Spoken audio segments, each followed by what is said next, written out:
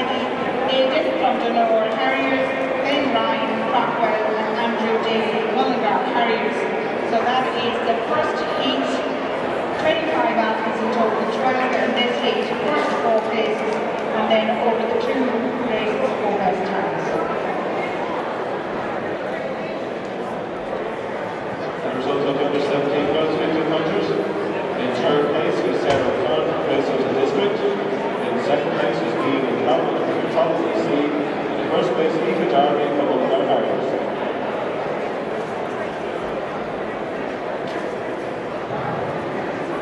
Qualifiers for the under 19 men 400 metres. Mark Clayton, James Holden,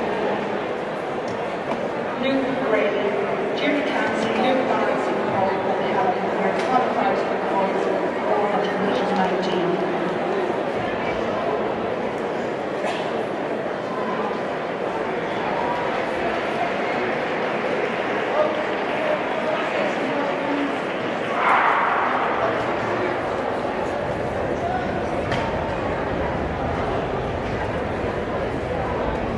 Now off we go, the first heat, we have Monaghan, Phoenix, Ballymena, Harriers, Kilkenny, City Harriers, Tralee, Galway, Dundrum, Dunmore, Ferry, Gatineau, Rockwell and Mullingar Harriers.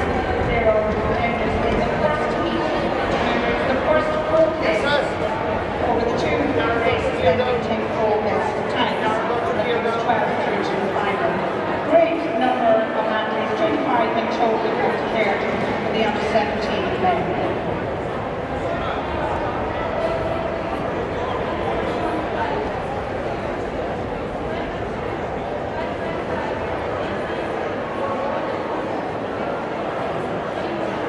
Tactical race here now. We have Dunor Harriers got the lady who was 4th in the cross country there before Christmas. With the full team behind him there, all running in first 4 places. Not going to expend a huge amount of energy if they can manage it to get through to the final later today.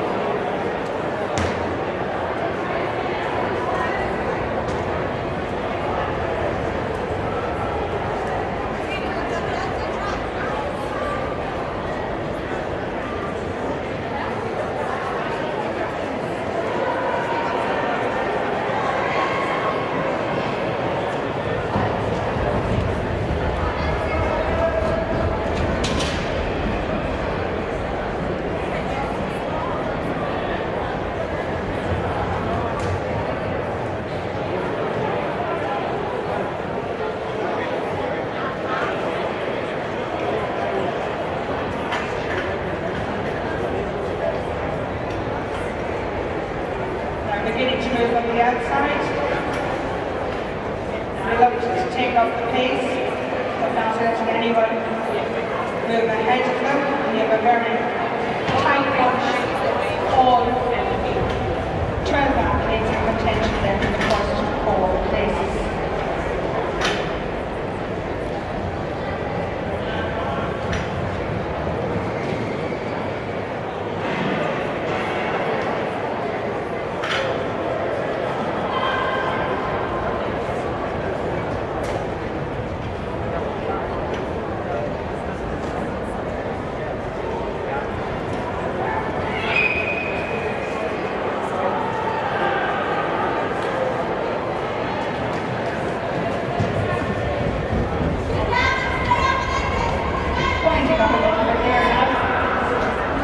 Dunor Harriers.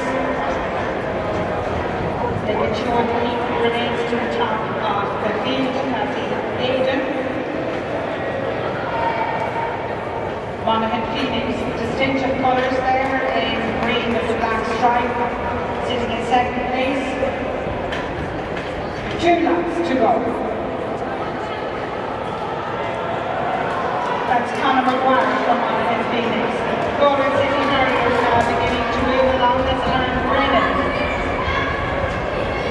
Again, a little bit more pace coming through. Monaghan Phoenix, Conor McGuire has decided he needs to stretch them out a little bit, and that he is doing successfully. First of all, get through to the final. So at the moment we have Monaghan Phoenix, Galway, Dunor and Mullingar Harriers with DST. So as we get to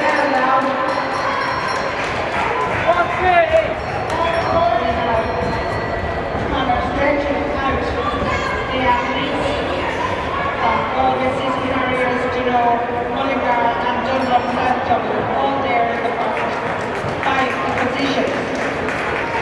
And as we said, this is your moment to shine as they come into the final straight. Put your hands together for exactly the race. Here they're coming through the speed of our athletes. Dundrum South Dublin just coming in there, Mullingar and great running, holding whatever was necessary to take that final take.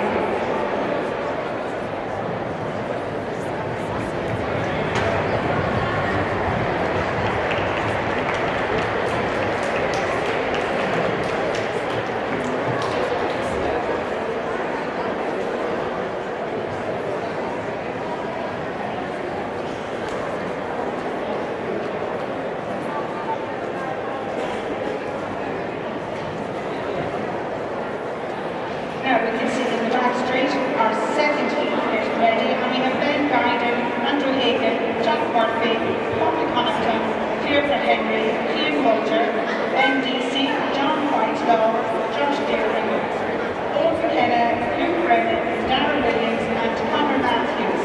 And these are all now in the second. There's 15 or 13 athletes in this heat for 4 places, and then we get the 4 best times.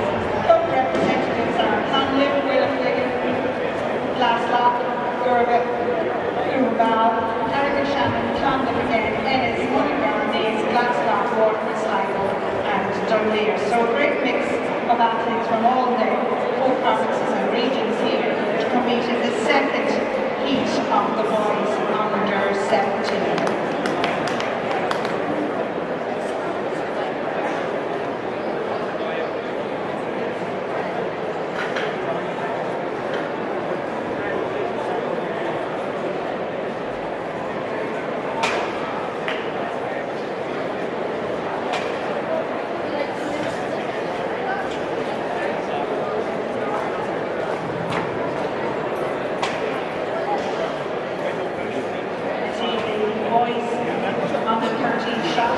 They're coming over now to the presentation area. So again, when you see them on the roster, as is your custom, appreciate all of their efforts there.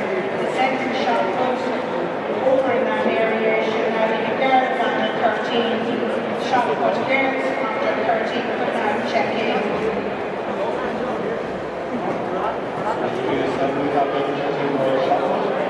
Third place is Bushy Johnson, Lake District Alex at the 12:15. In second place is being Shaw at 1AC at 12:07. The winner today is Carlos Premier from DRC at showing 13:49.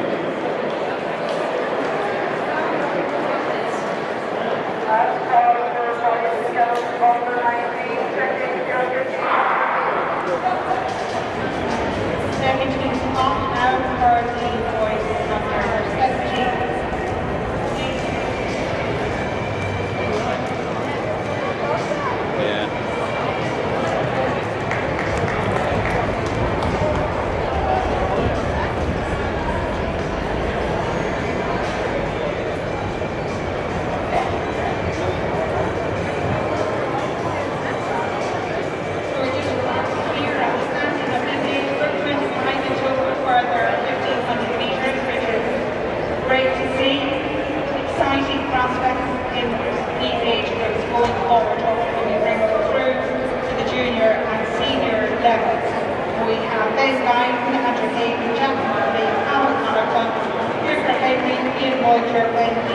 John Whitelaw, Ross Derry, Owen McKenna, Luke Brennan, Darren Williams and Conor Matthews.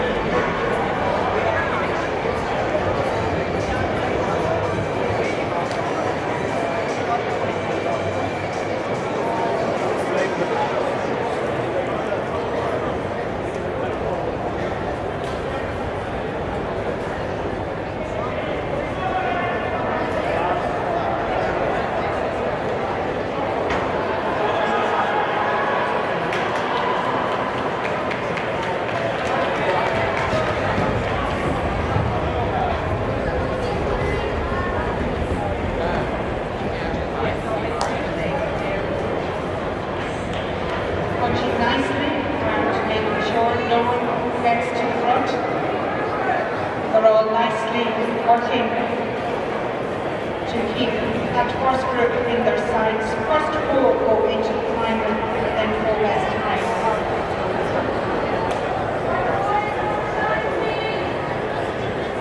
Sligo Athletic Club there is leading the round, which is Cara Williams from Sligo Athletic Club. John the Harriers very closely behind the Mulgar Harriers also.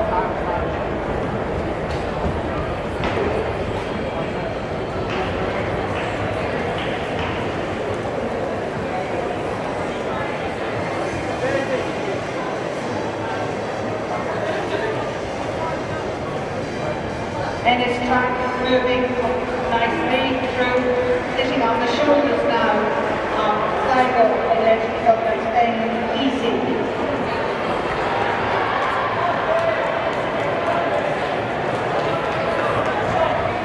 In that leading track also we've got Papa Connaughton for Juvenile.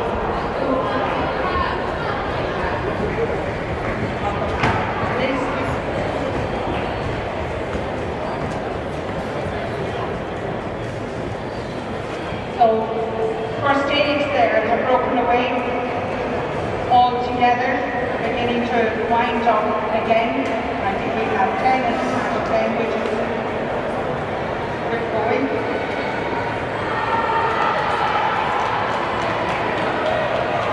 Ian Mulder has moved to the front. Ian is also no stranger as his indoor and outdoor second and third for the 800 metres. So here he is, taking off in the back straight. That's Ian Mulder from Hamlin Harriers, showing some turn of speed there in the back straight. One lap to go now as they're coming through. Here Brennan has made his way nicely through in this track with pace.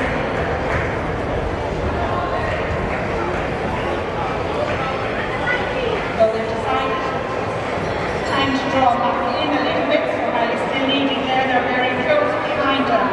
So Waterford, Luke Brennan has pulled to the chasing pack very tightly, and now they're lining up. Come on everybody. Holding out, we know there's only 4 places needed to go in here. Waterford, Conlon, Buckaval, Dennis, Nick.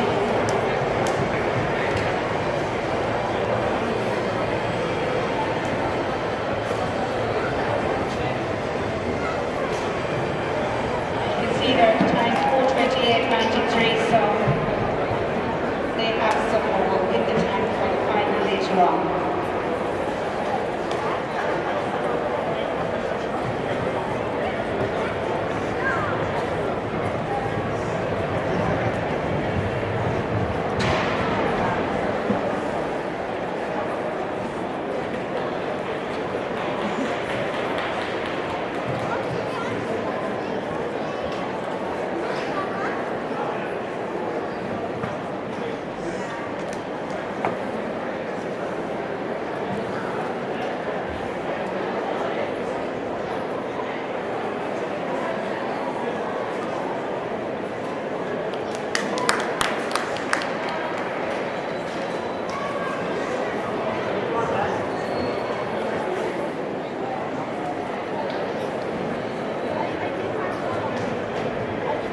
Under 18 girls will come back to the track. Catherine Jones belongs to Katrina Kennedy, Mullingar Harriers, Andrea Brady, Mullingar Harriers, by Warren Brothers Spears, Nick Adderley, Mullingar Harriers, Rachel Brown, Carmina Nantra, Eight girls across the line, Connie O'Farrell, Rye, 8 girls in the club, and middle girls, straight running with our leading this world.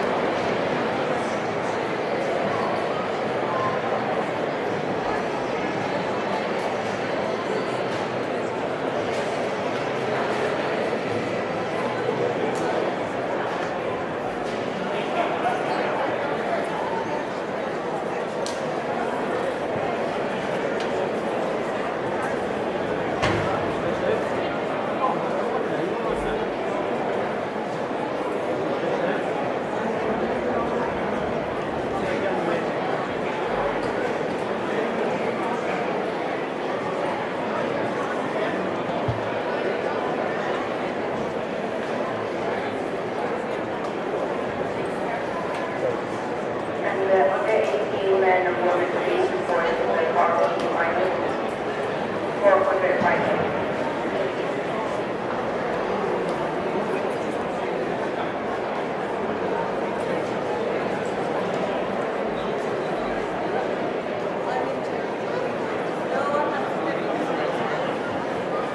Under 18, okay.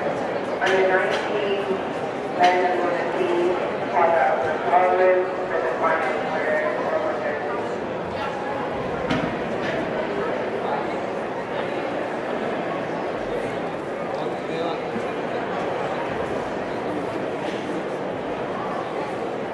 Girls under 13 are checking in for their shot put. Football boys is still underway here. We have two age groups, 15 and 16, and long jump going on behind with two high jump. Rules of interest.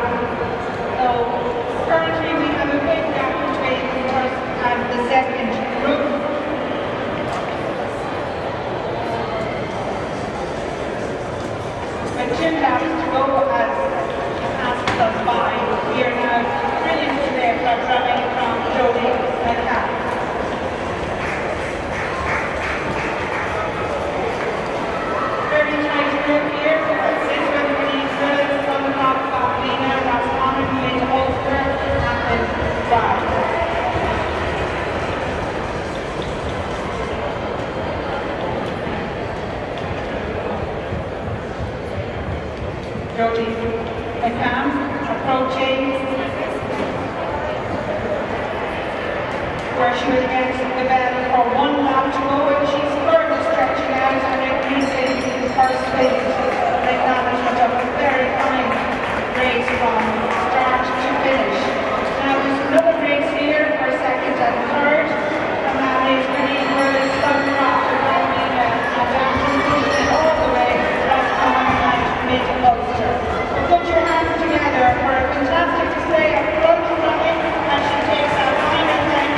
Jody McCann from south of Dublin, increasing her pace all the time, strong running right through to the end.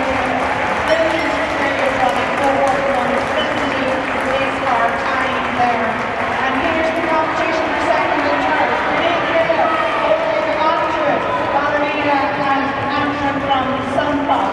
So we need another there. We have Shuna O'Ryan and Ballerina and Antrim Rachel Bryan with an extremely tight finish for fourth place. From Sunrock, Kate Nurse. Well done everybody. Just continue to appreciate the athletes as they finish their event.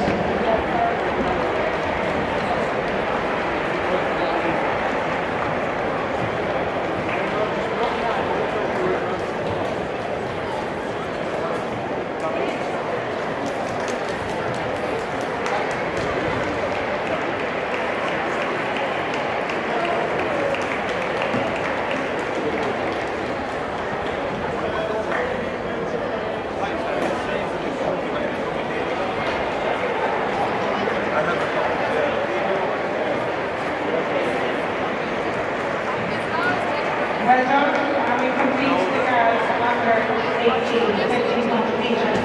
Boys under 18 warming up the last straight, and again we have 23 athletes, so we have two heats in the boys under 15. The first heat has 12 athletes in it.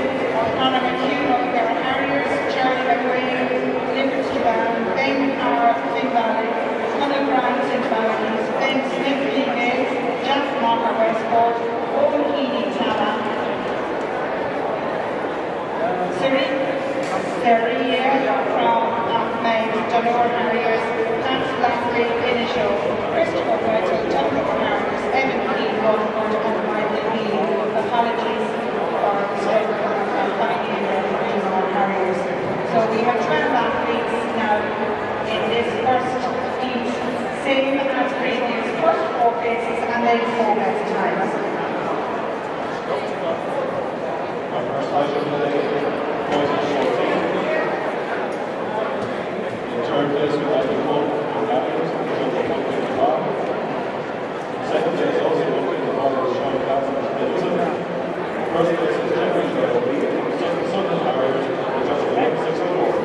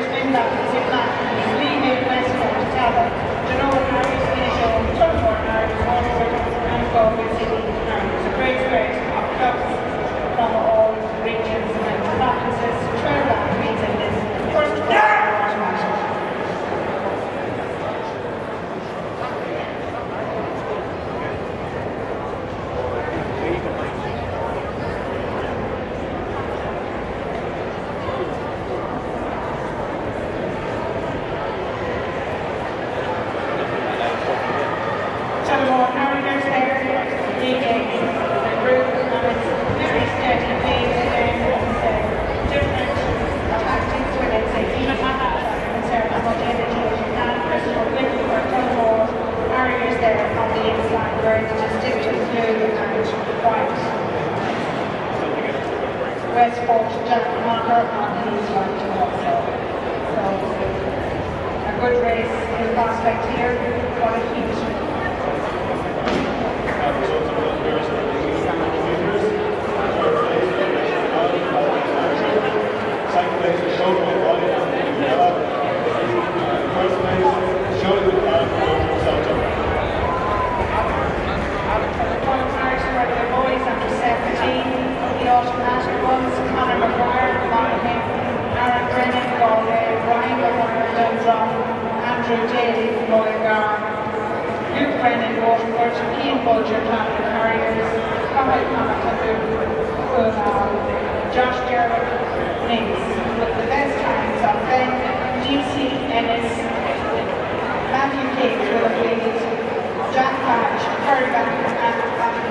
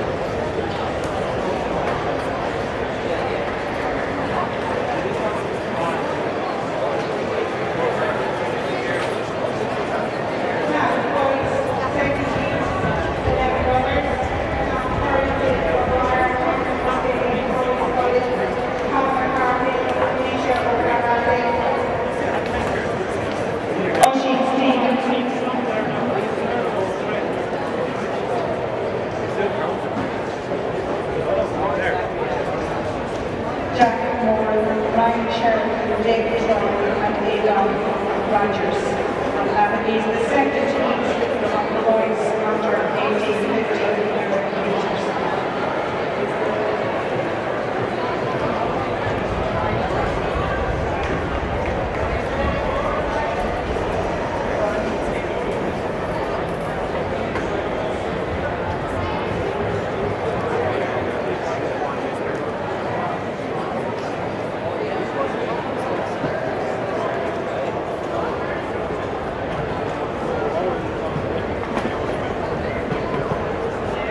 Second heat, club represented Owen Dundrum Galway, Greg Stones, Clonmel, Bantry, Roscommon, Mullingar, Wolverine, Metro Securities and United Stars.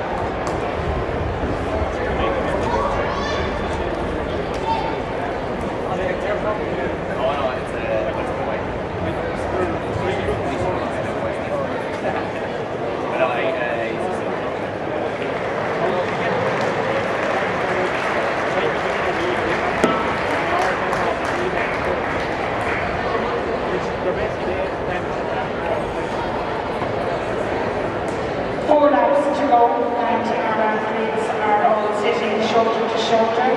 We have Bandon, Dundrum South, Dublin, all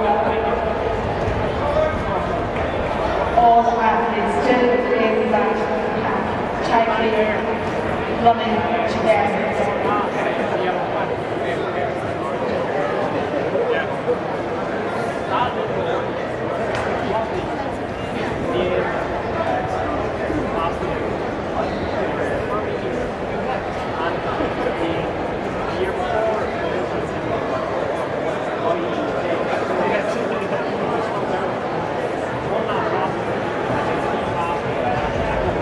Nisha O'Connor taken from Bandon there, just Mullingar, Harriers, as we can put around the bend, and Jack Moran taking over.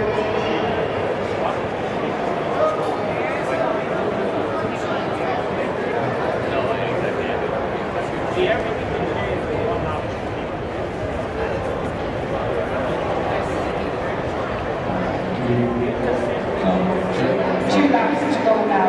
Dundrum side, Dublin is coming to the fore. Old Harriers, Mullingar Harriers, Galway Harriers.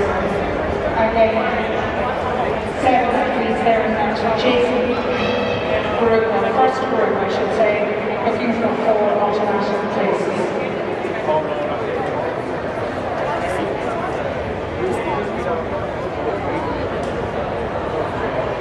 Winding up now as they get the bell on the last lap. James Maguire, Dundrum side, Dublin, taking the bell there in front of Harriers, Sean Curran. And third place, Jack Moran, looking composed, looking over his shoulders, Galway City Harriers. Harriers arrives directly behind him, which is Thomas Smith-Day. Closely on Thomas' shoulder is David Troy with Metro St. Bridget's. Come on folks, this is the finish passing the line. DSD, Owen, Mulligar, Greystones, Metro St. Bridget's, Overmead, Roscommon, United Striders. Great run.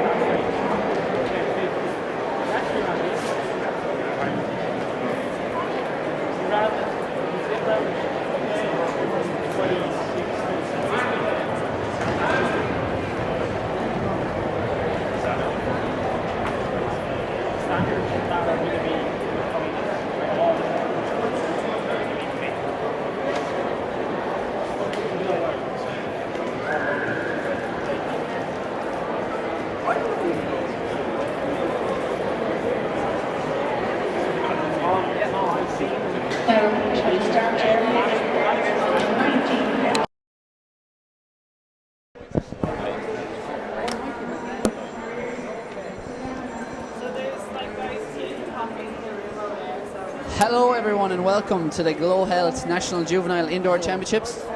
Sorry, Irish Life Health, that's the force of habit for the last 7 times. Anyway, bad start, but we'll cover from there. Get that blip out of the way nice and Anyway. early, and nobody's listening, so it's fine. Yeah, habit's a bad thing, Ger, as you well know. It is indeed. Irish Life Health National Juvenile Indoor Championships. We've got an absolute feast of athletics to come over the next 5 to 6 hours. Yes, hopefully. Certainly minimum 4 hours. Maybe longer. We're currently midway through, neck deep in the 1500 metre heats, and right now you'll see there on the far end, just beyond that shot put gauge, the girls under 19 1500 metre. This is going to be a straight final, and they are going to the line. As you can see, the athletes are staggered there, half the field on the inside, half the field out in lanes 4, 5 and 6. We have 10 athletes going to the line for this girls under 19 1500 metre final. The record 4:41.29 held by Carla Sweeney. Be surprised if we see that challenge today. But your lineup from the inside: Lauren Tinkler of Selbridge AC, Darren McCartan of Beachmount Harriers, Suzanne Masterson of Denora Harriers, Aoife Mahoney of Listowel, Aisling Kelly of St. John's, Shauna Dulkin. I'll refer to my foreign correspondent Ronan Duggan to pronunciation of Shauna Dulkin's name. Oh, I like that. Shauna Possibly- Dulkin. Possibly Dutch or Belgian in origin. No, Kinmare AC. She could be a local Kerry woman. Yeah, Jerry, Never you're know. very well seasoned with racing on the Belgian circuit. How would you pronounce Surely that? some sort of Western European, non-English speaking. Certainly. To continue the lineup, outside her is Aisling Murta. She's on the outside now in Rahini Shamrock. No, she's actually on the inside there in lane 2. Aoife O'Brien of Westport AC, Rachel Brown of Greystones and District, Laura Ward of Kilkenny City Harriers, and Eliza Nee. This is another difficult one. Nee Tierney. Is that Nee Tierney? It is indeed. A lot of letters in there. My word, You they just got to cut out the nonsense. The Irish spelling of Tierney is extremely difficult. It looks like Pig Harnig. Yeah, something like that. Could be Carney. Who knows? We're too long removed from leaving start, I believe. Anyway, they're well underway here. We're looking at around 45 seconds through 500 to 300. Yeah, they're just approaching 300 metres here. It looks like is that the Selbridge Athletic, just moving up there in the middle. St. John's, the yellow singlet, that's Aisling Kelly. And just inside her is number 39, that's Lauren Tinkler of Selbridge. These two have it at the moment. Back in third is Kilkenny City Harriers, Laura Ward. Yeah, it's, at this moment in time, it's still fairly easy going at the front, Cathal. The Selbridge AC athlete Lauren Tinkler still leading them out there, and not really setting much of a pace. But there's still a few athletes dropping off the back at the moment. But some of these athletes obviously would have been running the cross country over the last couple of weeks, so maybe not taken to the track as well. Still very, very slow. This is a final, so a championship race. Kilkenny City Harriers. Laura Ward there coming up on the outside, taking closer order. That is Rachel Brown of Greystones and District now has swept around to the outside in those very fashionable Nike Victory spikes, which are all the rage these days on the track. Top of the line spikes, and she is currently top of the line in this race as they pass through 600 metres. They're coming up to in about 152, so it's a healthy enough pace, but as we can see, it hasn't done too much damage. We've got 5, maybe 6 athletes still in contention for the medals right now up front, and it has been led by Rachel Brown of Greystones and District, the 18-year-old, one of only 2 18-year-olds in the field. And that looks like Aisling Kelly there from Westport AC, of St. John's AC, coming up there she's in 4th place at this moment in time, and the 4 of these athletes look like they're trying to get away from the field, but 2 more athletes just trying to get those names for you, coming up there into 5th and 6th. And it's Lauren Tinkler there as well on the outside in that white singlet, and Kilkenny City Harriers, that's Laura Ward as well. These 4 locked together at the front. It's been chopping and changing for much of the last 3 laps, but we're now about to enter the business end of the race. We're approaching 3 laps to go, 600 metres to run. Who's going to get it? It's about to wind up. Is that Rachel Brown out in front there from Greystones and District? And she looks like she's got plenty of running left to do, but the Aisling Kelly there from St. John's taking closer order to come up on her shoulder, and our lady from Kilkenny City Harriers, Laura Ward, then coming up on the outside. So these 4 look like they're going to be, particularly the first 3 at the moment, look like they're going to do more, but just as I said there, Lauren Tinkler does close that gap a little bit, and we're coming now with about 500 to go, Colin. Yep, 500 metres to go, and just with 3 laps to go there, you could see Kilkenny City Harriers Laura Ward getting trapped on the inside back and forth, and she was very alive to the threat of the move from Rachel Brown. She stepped back, she swung round, and she powered up to her shoulder. So these 2 athletes look to be, one of them looks ready to strike.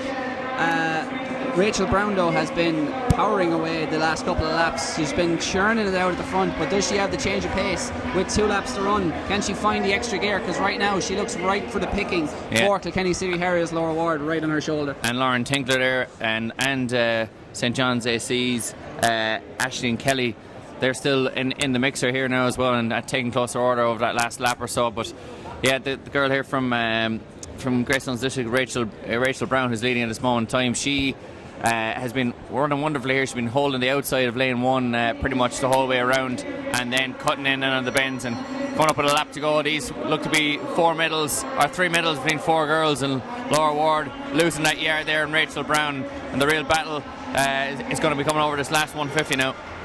Yeah, Rachel Brown has churned it out these last few laps, and she has torn this field apart. She's run them all off the back of her heels. Kilkenny City Harriers Laura Ward is doing her best to keep up, as is Celbridge's Lauren Tinkler, but they have nothing to offer against the relentless gallop being churned out here by Rachel Brown out front. This is a very impressive piece of running. She took over control of this race midway through, and she is well on her way to the gold medal. It's going to be a big very finish close here from for second. Aisling Kelly, Cahill, coming up there for 2nd place. So Rachel Brown the winner, and Aisling Kelly in 2nd, Lauren Tinkler in 3rd, and unfortunately Laura Ward just run out in 4th, and then coming across the line, that red singlet in 5th, that is Shauna Dilkin of Kenmare AC. Back in 6th, we have an athlete failing badly here at the top of the home straight, may end up losing 6th place. So that's Aisling Murtaugh from Raheny Shamrock coming in there to pass get 6th place. Dara McCartan of Beachmont is back in 7th. She failed quite a bit over the last lap. And then back in 8th, 415, I think that's Liz Stoles, Aoife Mahoney. And that's Donoghar Harriers there, Eliza Natierney coming in, as well as Westport AC's Aoife O'Brien. Yeah. And then we have Suzanne Masterson then coming in then to finish out this field. Oh, no, that's Eliza Natierney, I believe. All right, so Suzanne Masterson coming in a little bit earlier. So next up on track, Ger, he's been studying results there.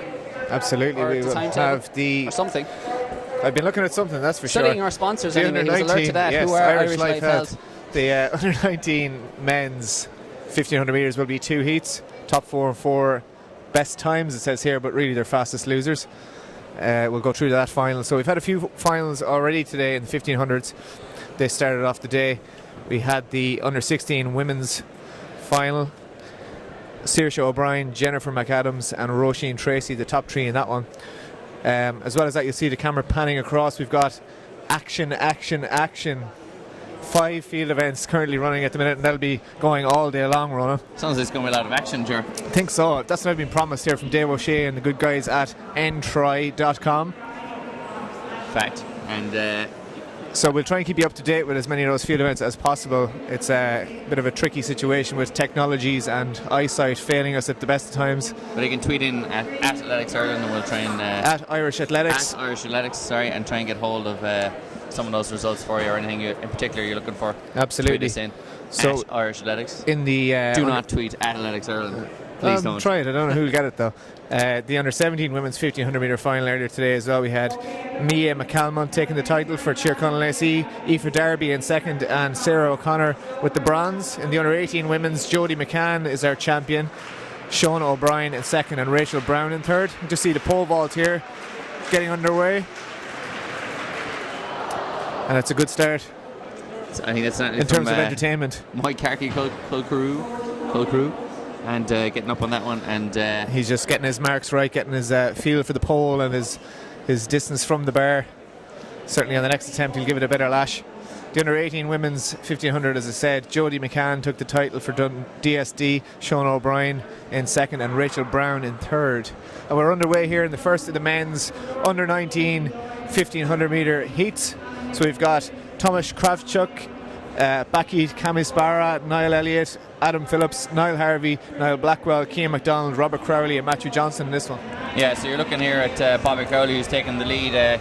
He was in a European final last summer. He's ran I think he's ran 3:53 off the top of my head, and also ran in the All-Ireland Schools cross country up in Belfast earlier this year. So a fine athlete and a good finisher as well.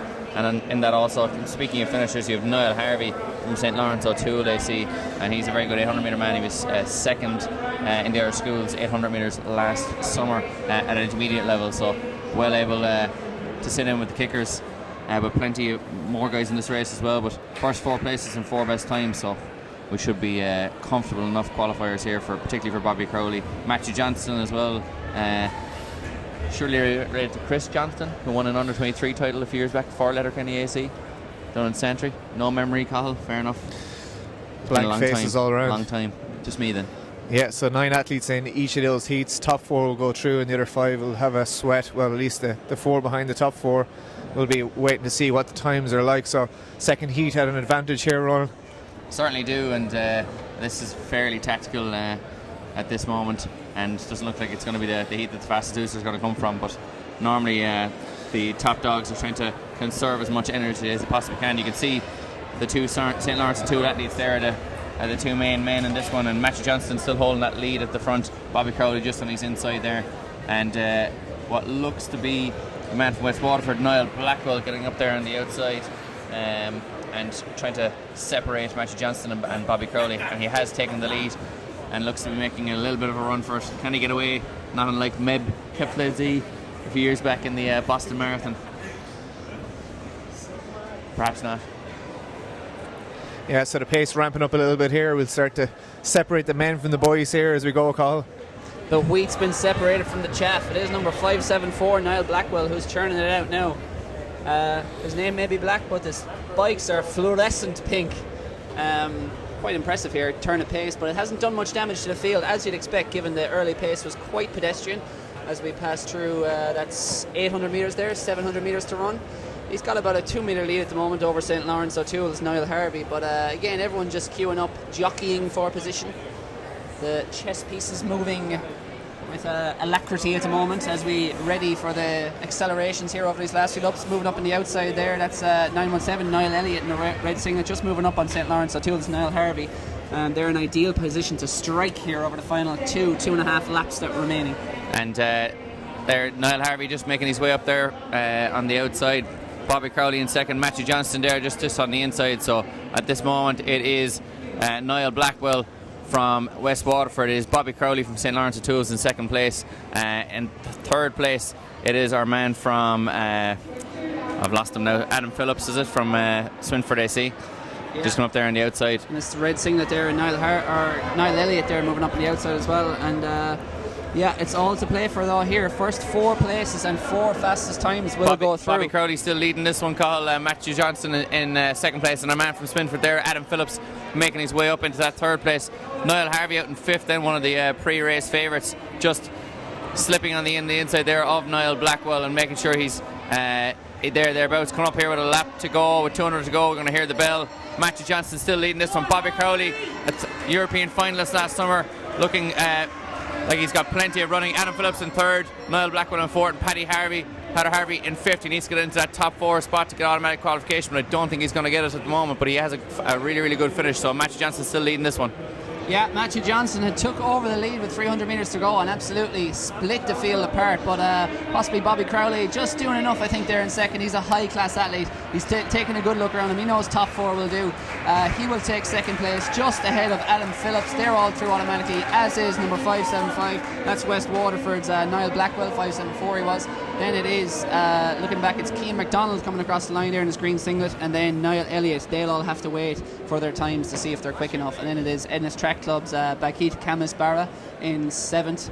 If his time is fast enough, he may also advance, but we'll have to wait for Heat 2 to find out. The big shot there now being Patter Harvey, who's a 156 man, getting run out of it there, and potentially having to wait a little bit of a sweat for the fastest finishers, but he did finish 5th, so giving himself a good shot for the final. But perhaps when he gets to the final, he doesn't look like he's sitting on track there now, so he might have been overexerted himself. But we'll see in the second race. I suspect these boys will move a little bit faster in the early laps. It would certainly make sense to, but sometimes, athletes don't do that. They don't want to be the sacrificial lamb, so to speak, and set it up for the others. So it's the classic prisoner dilemma, of people looking after their own interests and harming the overall interests and vice versa and stuff, Google it sometime. It's a good 5 minutes. Official result from the under-19 women's race, which you just seen there as we came on air, was Rochelle Brown, Greystones and District, took the title with 4:48.55. Aisling Kelly, St John's AC, 4:49.68 for the silver, and Lauren Tinkler of Selbridge with 4:49.81, snatching the bronze.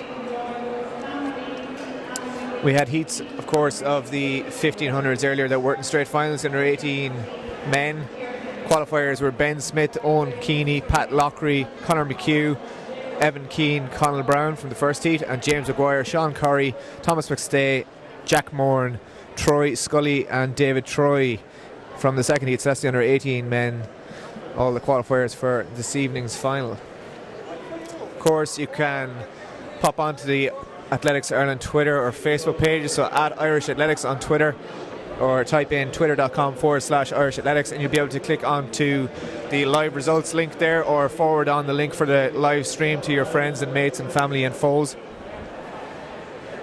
We all have foes. And you'll also be able to catch up on yesterday's results there, I believe on that. If you click on the day one, click on track or field or whichever takes your fancy. Hopefully we'll be able to keep some live results from the field events as well today if you click onto those links, and if not, give us a tweet, give us a message on the Facebook or Twitter, and we'll try and keep you posted. Talk to us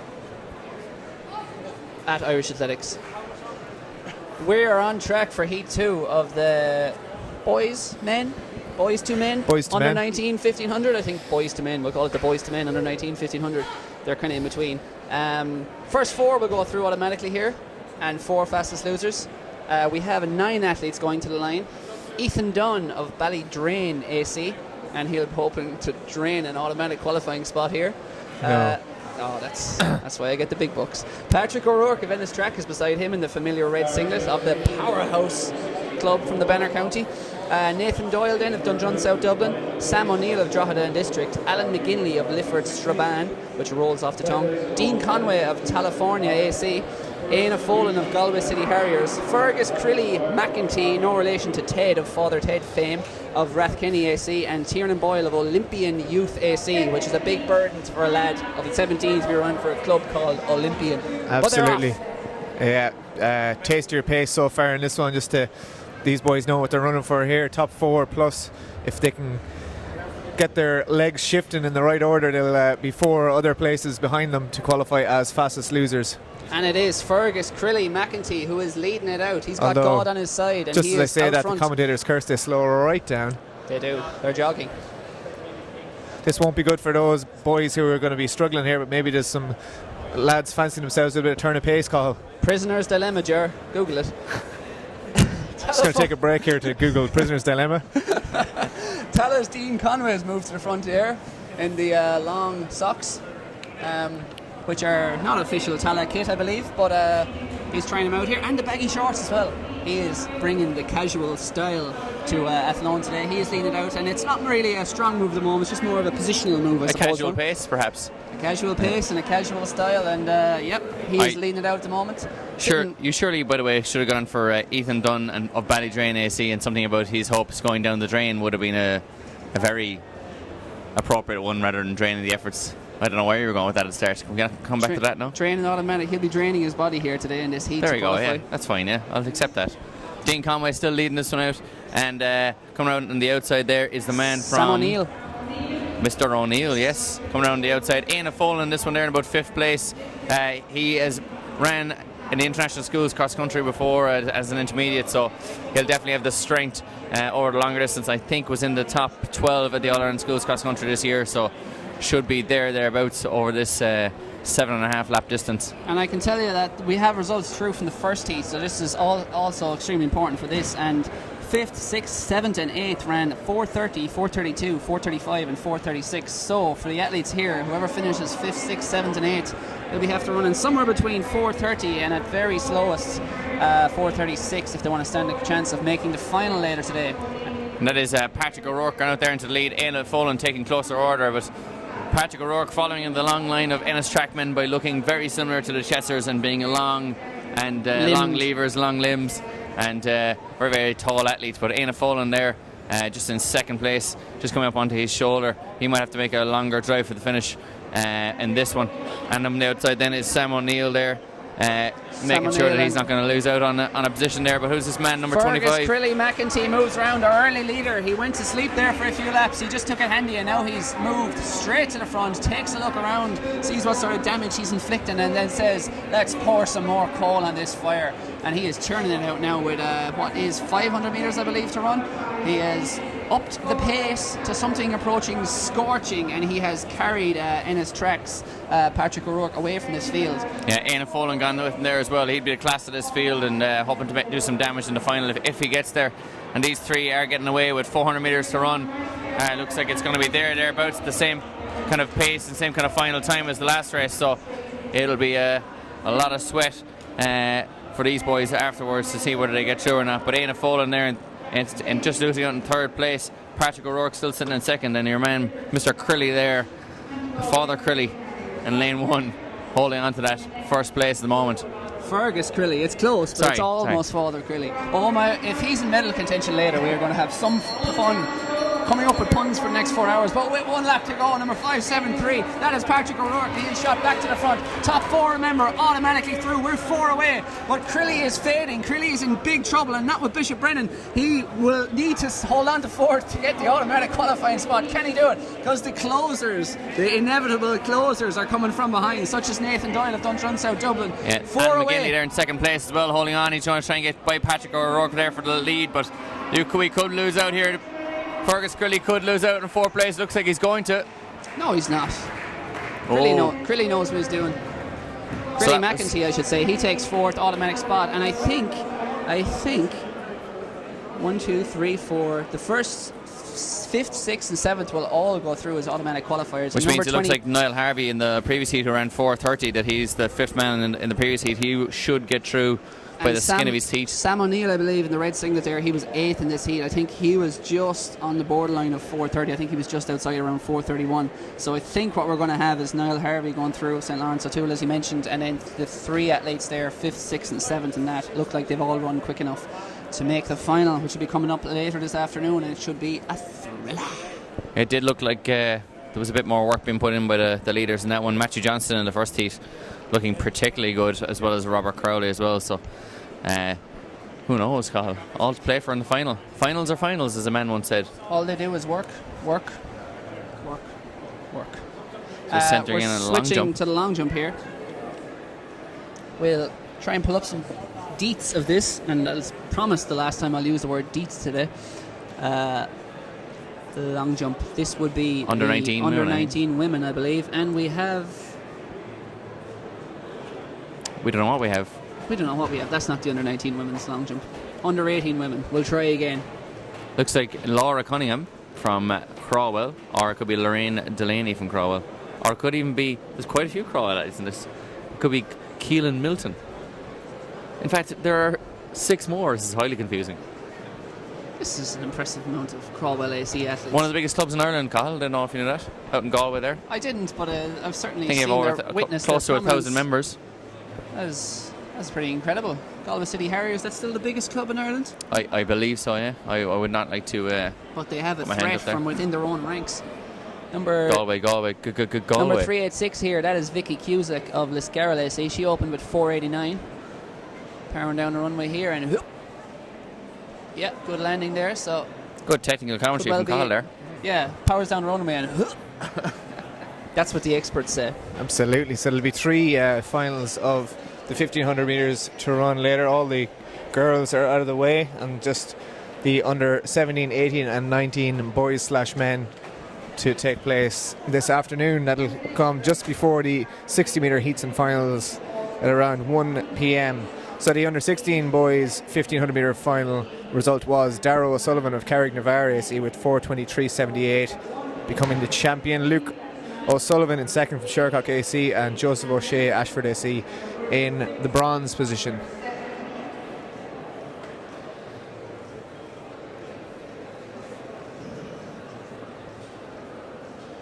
So we see the walkers touring the line here. Ronan Duggan just getting his ducks in a row to do some top-notch commentary as always on this one.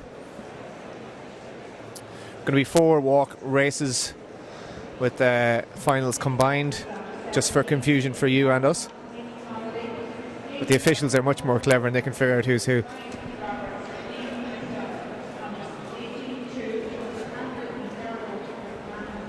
So we can just see that's Emily Forte of Lagan Valley there on the runway. She opened with a 4:25 effort. Spring heel as she bounced down the runway there. Will long jump be her forte? She left quite a little bit of ground there on the board. I don't think her front of her foot even connected with the board. And obviously, you're looking not to get on the plasticine there, Cahill, and she has made sure of that, but maybe he needs to get a little bit closer. Yeah, quite upright as well, the landing. I'm sure there's probably another foot or so there if she threw those legs out in front. And Yeah, easily. A metre even. 4 metres. Ivana Spanovic, she's coming for you. We are about to go to the line here. We are failing miserably in our attempt to get an idea who is These on things start line. take time. James Hannon is going, yeah. We've from got James Hannon. Tagman. He's under 16, but he has been in with the boys to men.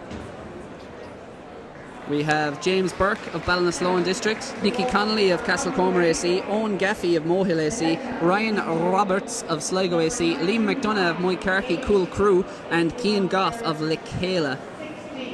So a man from Shannon And here, leading from the gun here. That's Garrod McMahon, straight to the front and powering away. And the man from Moycarkey Kilcaroo just in second place there. And get an eye on who is in third there at this moment in time. But Garrod McMahon leading this one out and looking to be the class of this field already. But we've seen many times in the walks, Cahill, that people have put themselves too far into the hurt locker in the early laps, particularly over the first 2 laps, and lost out. But it's only 1,500 metres of a stroll, almost a mile walk, the metric mile. Walkers live in hurt lockers. Walkers sleep in hurt lockers. And walkers go on holiday. They go on holiday to the Costa del Hurt Locker. This is their life. There's that great story called about Robert Heffernan and how a couple of the other walkers thought that he was always a really happy fella, that he was always smiling, and then Rob turned around and was like, I'm not smiling, I'm grimacing. They're all in the hurt locker. Garrod McMahon, though, is putting himself into the hurt locker and putting the rest of the field into the hurt locker, because he is fairly tanking it here after a lap and change, as they say. They do, Cahill. Well, I think you do, but I've never heard anyone else say it. Yeah. No, I'm just kidding. No, they do, yeah. But we have a pursuer, though. It's not a sole effort here. And our pursuer, I believe, is the under 19 athlete, Andrew Carroll of St. Lawrence. No, it is not, Cahill. It looks our to be, numbers are confusing us here. Looks to be a Selbridge AC top from here. We're down low, too slow on our... It is a Selbridge AC, who's not on our list. Yeah. Ger O'Donnell here is performing exceptional work. Yeah. But our leader is no doubt. Could be... yeah, Andrew Carroll. That's what I was saying of St. Lawrence O'Toole, but that is not a St. Lawrence O'Toole singlet. That is a Selbridge AC singlet.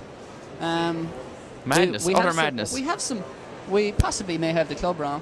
But anyway, Andrew Carroll, in second place, chasing Garrod McMahon, and it looks like these two are going to be the winners of their own events. But certainly the man from Westport AC here in third place as well is trying to close that gap, and the man from Moycarkey Culcarew unfortunately losing out. He's moved back into fourth place, but still Gerard McMahon working away, great technique, locking the knees out, and no issues here with any judges at this moment in time.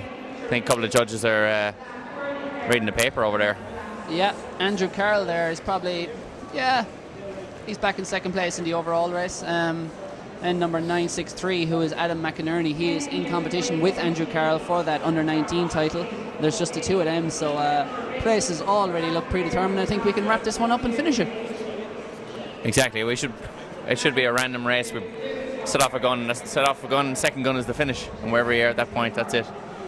I agree.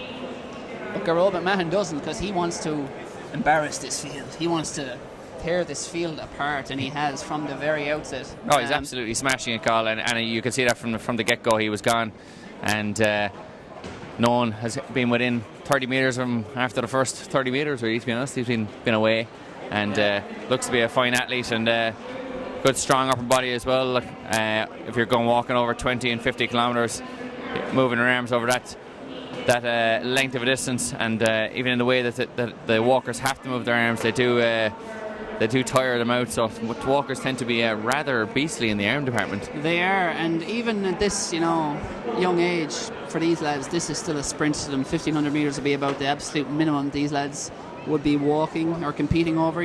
They'd be used to probably logging more miles than their running peers at their ages. These lads would probably be upwards of 40, 50 or even 60 miles a week. Possibly some of the talented juniors who'd be going to international events, and we just see a warning there for our leader. Gerard McMahon, yeah. Hopefully Gerard is not put off too much by that, but as you see, when you're pushing the pace at this, always a danger, and I'd say that was most likely for lifting, but of course you are technically allowed lift, but as the rule says, not to the visibility of the naked eye of the judges. So you can hop along, but as long as the judges can recognise that you're hopping along, it's okay. And I'd say, Carl, there must be with the indoor arena, when you're having to go around into lane 2, it must be a lot more difficult walking on that kind of uneven surface around the bends than it would be on a normal track. So on the overtaking, maybe there's a little bit of I suppose leeway given for lifting. Certainly. From my long and well publicised history of indoor race walking, which is exactly 0 races in my career, I can tell you that indoor tracks are very much built for runners and not for walkers, given the banking camber. They're built so that a 200 or 400 metre runner can rocket around them and use that sort of slingshot. But as we see, we're reaching the last lap here with Gerard McMahon, and he is very much navigating the indoor track here very well, and he is basically destroyed the field here. Yes. He's annihilated them, and he is the class of this field, and he has shown it from the outset. So he's on his way. He's not even the oldest athlete in the field. He's competing against under 18s, and he said, you know what, for a lovely Sunday afternoon I may as well beat the under 19s, the under 17s, the under 16s while I'm at it. Yeah, he wants to get out into that sun and wants to get this over and done with as fast as he possibly can, and he is absolutely storming on his home straight. Just going to watch the judge there, who's might be looking over him with an eagle eye just to make sure that he's not lifting, but he's got away with it up the home straight and looking to win this one. And he's just walked just short of a mile in 6:11, which is, let's be honest, pretty fast walking. A mile is probably about 6:40 there for a mile, which most people wouldn't even run. So outstanding work from Gerard McMahon. Andrew Carroll here coming up for second place as well, which will be a gold medal for Andrew Carroll of St. Lawrence or Selbridge AC, I should say. He has won. There was only 2 people in his actual category. No doubt he'll have having a look at Gerard McMahon and hoping to keep up with him, but Gerard McMahon was in a class of his own today, but he will nonetheless go home with a gold medal. And that's the man from Suncroft AC there, going up for second place in that race. That is 963, who is actually, I believe, an under 19 boy. He will get the silver medal there, the second of the 2 athletes. Sorry, there's a lot more than 2 athletes in that category. No, there was only 2. Forgive me. He got the silver medal there. Number 959 coming up here is. He's in the under 17 category.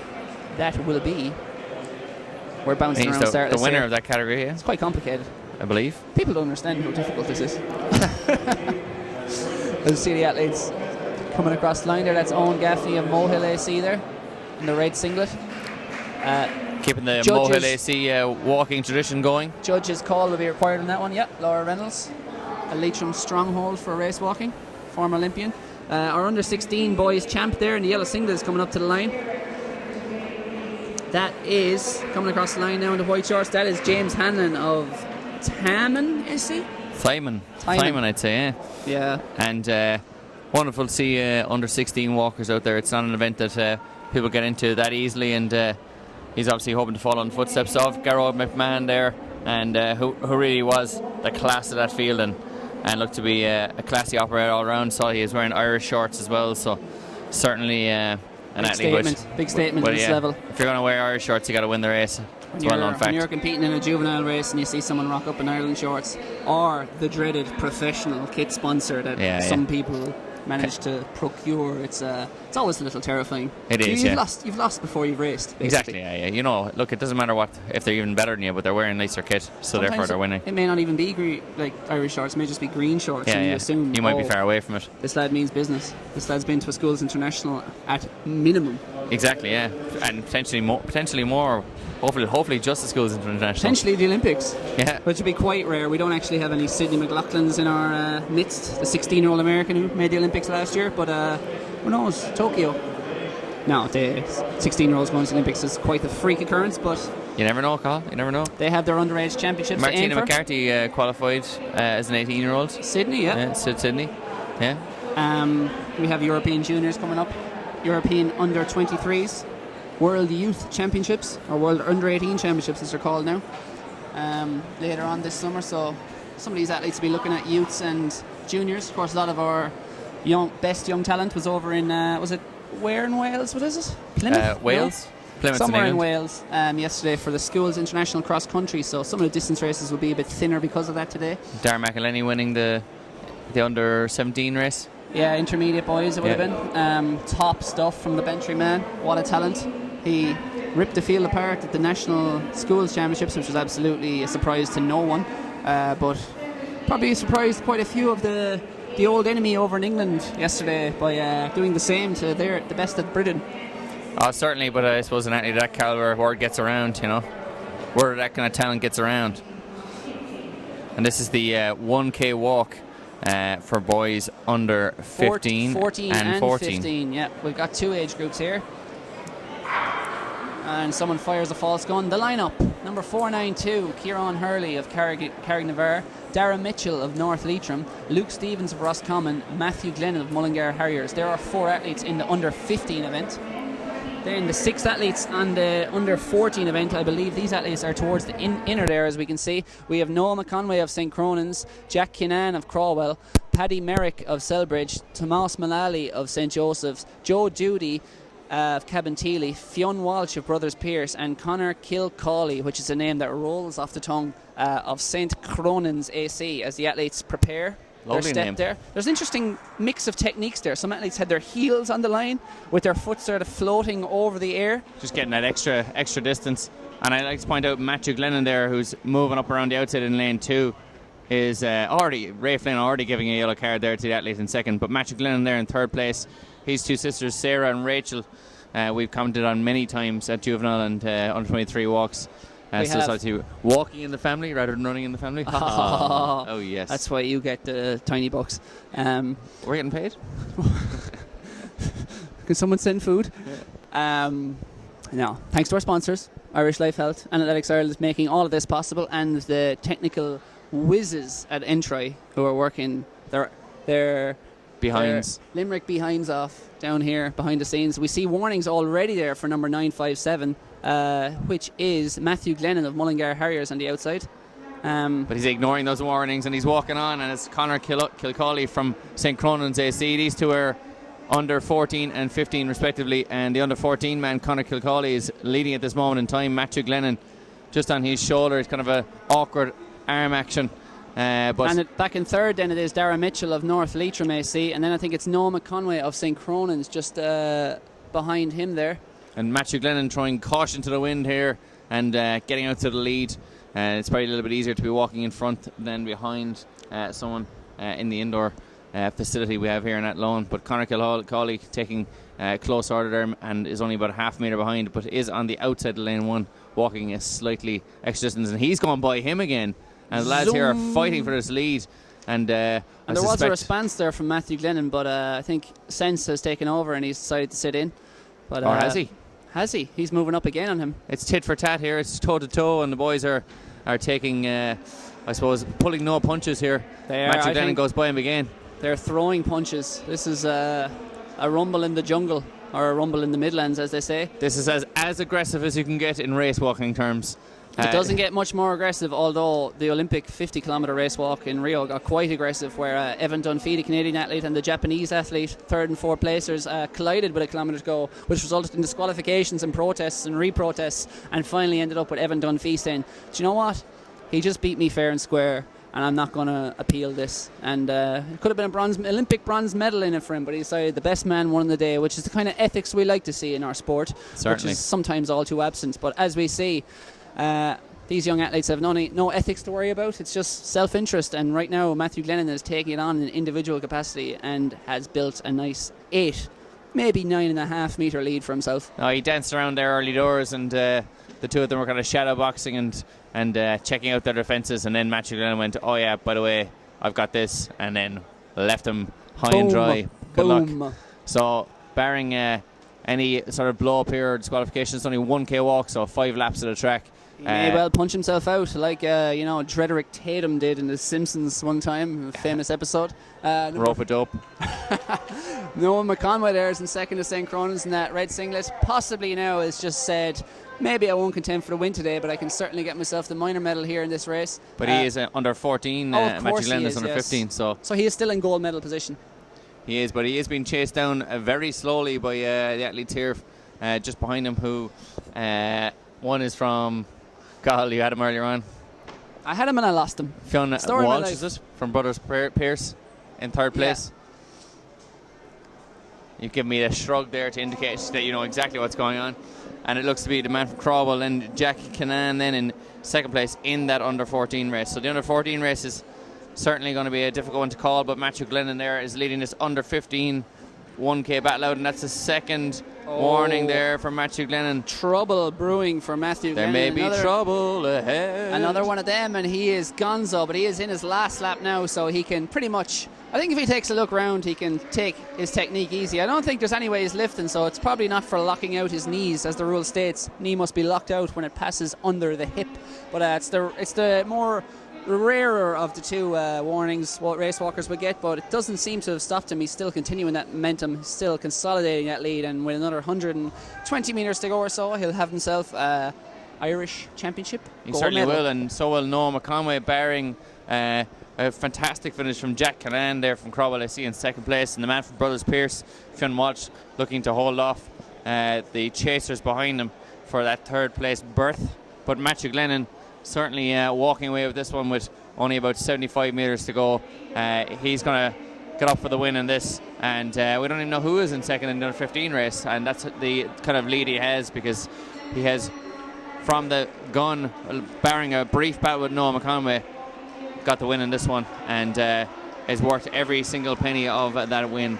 Yeah, it's Kieran Hurley there in third at the moment, but Noah McConway still will take the gold medal in the under 14 category, and then silver medal in the under 15 there will be Kieran Hurley coming across the line of Carrick Navarre. Then we have the fast, very fast, choppy technique. That's number 788, Dara Mitchell. He takes bronze under 15. So we're still waiting on our silver medalist under 14. And here he comes, I think. It's number 955, Thomas Mullally of St. Joseph's. He is across the line. Does he have a lap to go? It appears he does. We're still waiting our silver medalist in the under 14. Someone needs to get out there and hand out a silver medal quickly. And an athlete has also pulled off the track there as well. He doesn't race to get a lap to go. 956, that's Paddy Merrick of Celebrate SC, and he's looking around in absolute confusion going, am I done? Am I done? Where's my medal? Where's my medal, man? Give the man a medal. Give the man a medal. But he appears to have got second in the under 14 boys. And is this our bronze medalist? Number 135 coming across. That's Joe Doody of Cabinteely. He's finished. He's done. Even if he has a lap to go, he's done. Yeah, no, he's out of here. Enough. He wants the bronze medal. And that's Conor Killaley there, who's also finishing up from St. Cronins, I see. And there's the man from Brothers Pierce, Fionn Walsh, coming over that line. So starting to finish up here in this one. We've got an athlete from what looks to be a club I do not recognise. Way over in the back straight there, Carl. Is that Camantina AC's Joe Duty? You don't think no either? Haven't a clue, to tell you the truth. He's duking it out here. To the field. This could be a great finish here in the walk, though. Oh, it could. It could and it will. A truly momentous battle here. The two lads fighting it out for 789 is Luke Stevens of Roscommon. 759 is Jack Kinnan of Crawwell. Who's going to take it? It looks like Stevens. Luke is going to skywalk his way to the finish to defeat Crawwell's Jack Kinnan. A good battle They're done. No handshake as well. No love lost between these two. No. They'll take that one all the way back to next year's National Juvenile They'll be Indoors. pinning posters of each other on their bedroom walls and throwing darts at them nightly as they churn out press-ups and calf raises and whatnot and ready for battle at next year's championships. Fueled by pure hate. Fueled by hatred. Great thread on letsrun.com once. Can you run an 800 metres on pure hate? It went. And you read every page, Colin. Just 90%. Not that many. The answer, yes. Yes, you can. We have pole vault going on. We have long jump. We have fun for all the family here at the Irish Life Health National Juvenile Indoor Championships. Whether you are a walk man or a sprint man or a distance man or a field event man or a woman, we have everything to meet all your athletics interests today. As we cut to the long jump, we'll try and pull up what's happening here and find out some results and updates for you. That pole vaulter we seen earlier was in fact the champion of that age group. We'll get you those results shortly. And like we said, tweet in to @Irish Athletics. We just see one of the Crawwell athletes there on the runway in the long jump. Cahill will get me her name shortly. There's about 17 Crawwell athletes in that event, so we're going to struggle here. But we'll go down through the start list. We'll tell you who's leading at the moment. It looks to be... I think that was Lorraine Delaney there from Crawwell. Summer Leckie, who's an extremely talented jumper of many kinds of Finn Valley, is currently leading that event. She won the high jump yesterday with 175, I believe. There's also a number of championship best performances yesterday. We'll give you a run through of those shortly too. 5:46 for Summer Leckie. I'll be quite surprised if anyone breaches that mark. We have two other athletes though over 5 metres, which is a good standard for these girls. We have Emma Cheshire of Dunleer with 5:11 currently in second, and Denore Harriers Andy Maguire in third.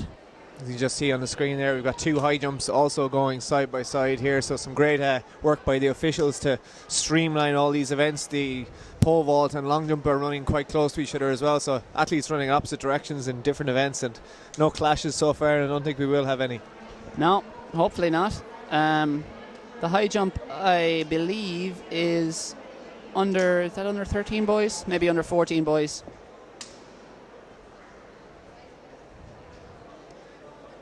There's also girls high jump going on, which I believe is under 13.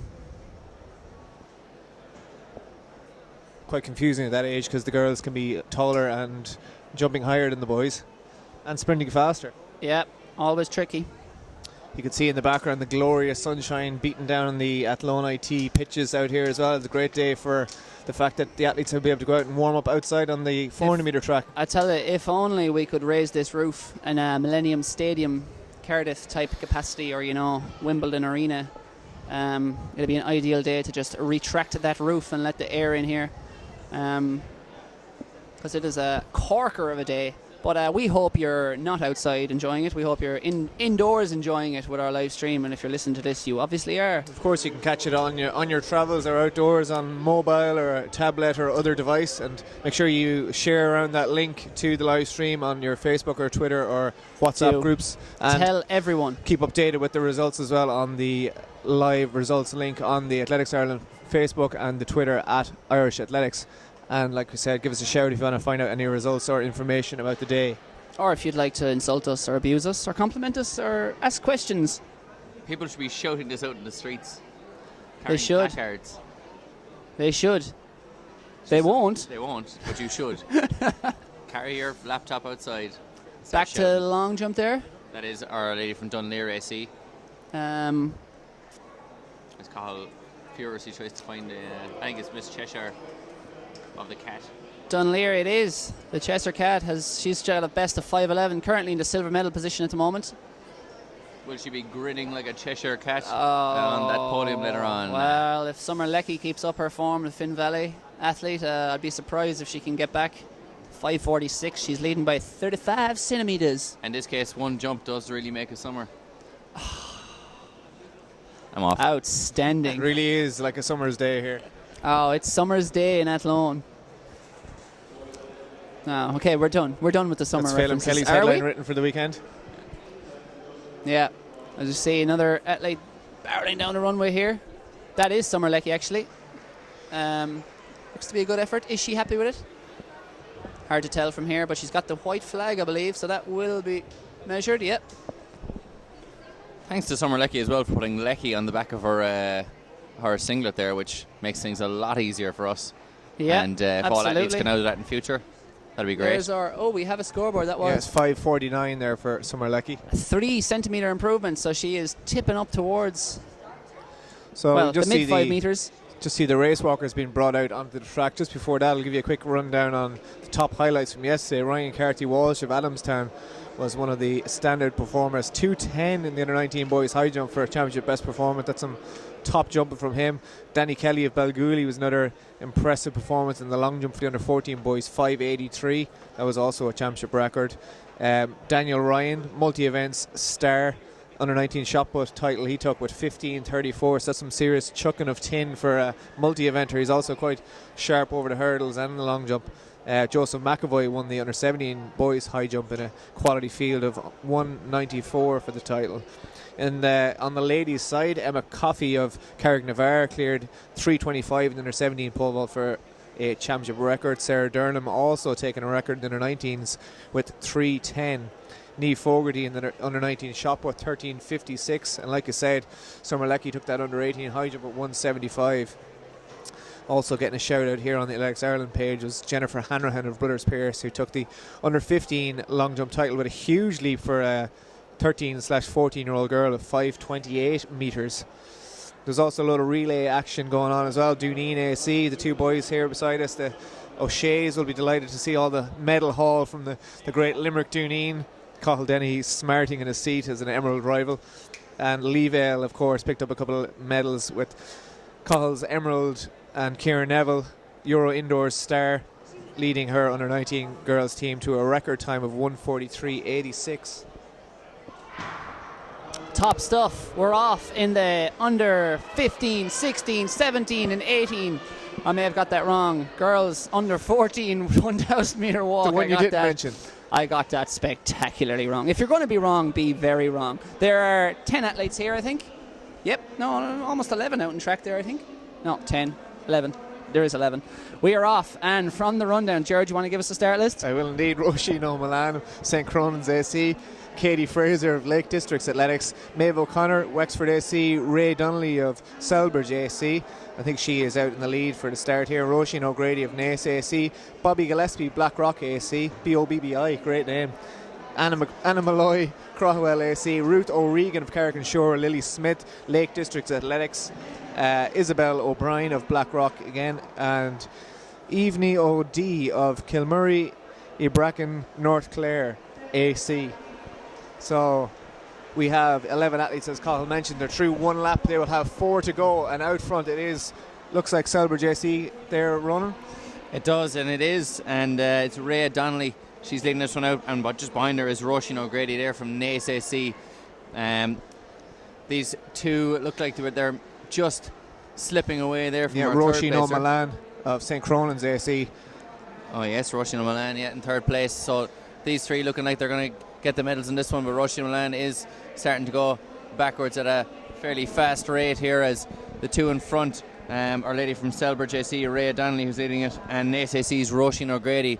They're actually one after the other on the start list, and will they be one after another on the finishing times as well? Yeah, quite a healthy pace to start it off. You see everyone was spread out into single file, or Indian file as they say, from after 150 into this 1k race. So certainly the pace may tell for some athletes like Roisin O'Malan in third there, but she may just be able to hold on and use that other athlete up on her shoulder now and sit in behind. She's actually been passed at this moment by Maeve O'Connor, a Waterford lady, hoping to maybe follow in the footsteps of Kate Veal, who obviously walked for West Waterford. Ray Donnelly still out in the lead in this one. Roisin O'Grady just in second place, but is moving onto her shoulder there quite regularly, just making her presence felt. Only 1 kilometre of this walk, so it's only 5 laps of this track. This is a good battle there for third place between St. Cronan's AC's Roisin O'Mullane and Maeve O'Connor from Waterford AC. And Maeve O'Connor has gone out to third place now and looking to hold off Roisin O'Mullane. Still in the lead is Ray Donnelly. Second place is Naas AC's Roisin O'Grady. And these two look to be duking it out here at the front. Absolutely, yeah. So no change there. Just keeping pace with each other. Tete a tete, as they say. A couple of laps to go, and nobody making any great moves yet. We might see that further down the line, but certainly this is the battle for gold and silver, barring disaster. And in bronze there, we see Maeve O'Connor has moved quite clear of Roisin O'Mullane, so Roisin will just have to try and dig in and hold on and keep that gap from opening any further. But the two girls out in front are storming away. Yeah, Ray Donnelly there has about a half metre lead, but they're pretty much inseparable at this moment in time. And Roisin O'Grady looking around there a little bit. Maybe she's looking to gather up a bit of energy to go by, and Ray Donnelly will have to try and hold her off here. These two will be coming to blows now down the back straight, and with about 500 metres to go here in this 1k walk. Ray Donnelly still leading this. Roisin O'Grady just losing maybe half a metre back into second place, but still very much in contention for the win. Absolutely, yeah. It looked like there was a bit of a gap opening there, but it's been closed immediately by Roisin O'Grady. Maybe just a little lapse in concentration, just to check her technique or something of the likes, but she's right there in contention now, right on the shoulder, and waiting to make her move. Still looking back, both athletes looking back now, maybe feeling the pain a little bit, but they have plenty of room, as Roisin O'Grady just gets a yellow there, just one warning at the moment. With 1 lap to go, she will have to risk it for the biscuit here and get up for the win. Ray Donnelly just using the sound of that bell to get a little bit more adrenaline to the veins and is kicking away now. But Roisin O'Grady, even though with that one warning, is starting to try and get around her outside and come down that back straight, but still down half a metre on Ray Donnelly, with Roisin O'Mullane coming through the bell there in third place. And a good Maeve third O'Connor place. coming through the bell there in the bronze position, that is. But yeah, Ray Donnelly is just opened that. She's probably doubled that gap that she had for the rest of the race, and she's look to hold on to that in the last 100 metres here. They just cross through that white line there. That is 100 metres to go. So it is Ray Donnelly holding that lead for Selbridge AC. Roisin O'Grady, can she make up those couple of metres? It seems to be stretching the gap, so it may be just silver for her today. But a brilliant race for these two girls as they storm into the home straight here. Yeah, it looks fairly unlikely that she's going to catch her here, and hopefully both can get over the line without any disqualifications as well. Roisin O'Grady looks like she's not going to make that last gasp effort. Ray Donnelly up for the win on this one for Selbridge AC. Roisin O'Grady there coming in second place for Naas AC, and that is Maeve O'Connor from Waterford AC rounding into the home straight now. And taking a look back over her shoulder, making sure that Roisin O'Mullane from St. Cronan's AC is not in contention to go up for that bronze medal. And Maeve O'Connor, Waterford AC, rounding out the medalists in this one, coming up for third place there. And 1 kilometre walked by the leader, by the way, in probably about 5 minutes, which is a fairly good shifting. So rounding out the athletes here, that is Blackrock AC's. There's 2 of them in it, so it's That's Bobby Gillespie there. Bobby Gillespie, yeah. Bobby with an eye. And here is the lady from Crawwell AC, who is Anna Malloy, getting up here for 6th place. And up behind her then is Avna O'D from Kilmurray, Ibracrane and North Clare AC. Getting up for the finish out that 1k walk. Some fantastic strong walking finishes here coming from the girls. They're really leaving everything on the track. 269 is Ruth O'Regan there, followed closely by Lily Smith. 746 is Katie Fraser there, Lake Districts Athletics. So where is the Lake District in Ireland? I believe it is up the north, but That'll I'm be open to Googled. correction. Googled heavily. Yeah, absolutely. So there was the under 14 girls race walk. Great performance there, and Ray Donnelly, Roisin O'Grady and Maeve O'Connor were your top 3. So you can see the long jump still taking place there for those under 18 girls. Another one of those Crockwell athletes just leaping into the pit.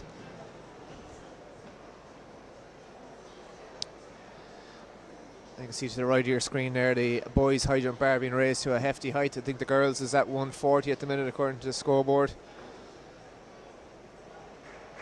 Boys looks to be around 150, 155 perhaps. You can just see the Kilkenny athlete going in the girls event there. And a failure for that. And a failure in the boys.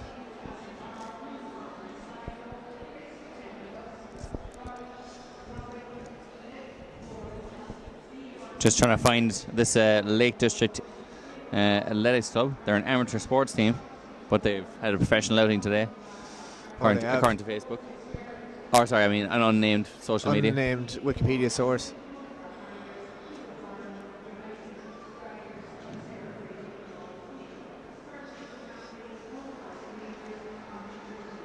So we've the under 15 girls walk coming up now shortly, as I'm still attempting to find out where this place is so from. another 1k walk. I'll give you a quick run through the lineup there. And we will have on the inside Laura Tunney of Castlebar AC, Ruth Monaghan Sligo AC. This is reading from right to left on your screen. Grace McKenna of Lusk AC, Robin Denif of Gowan AC, Leah Murphy Selbridge, Claire Caulfield of Waterford AC, Ava Ross Glasslock Harriers, Aisling O'Shaughnessy of Toker AC, Emer McColgan of Glasslock Harriers, Orla Fitzgerald of Shannon AC, Jane Walsh Smith of Mullingar AC in the maroon white t-shirt there, Eve Byrne of United Striders AC, that's a great club, never heard of that one before, and Sarah Brady, North Leitrim AC, Up Leitrim. Hello to John Shine, who's taken time out from building an empire down at Leavale AC to tweet Irish Athletics and say, look forward to watching Rhys Adamola at 3 o'clock in the under 15 high jump. He said, it reminds me of a young Sotomayor, of course, Absolutely. the Cuban world record holder. And Rhys Adamola has been breaking records left and right in recent years. He's broken national combined events indoor record this past winter. So he'll be one to watch later on in the under 15 boys high jump. John, I hope you're well. And I mean that.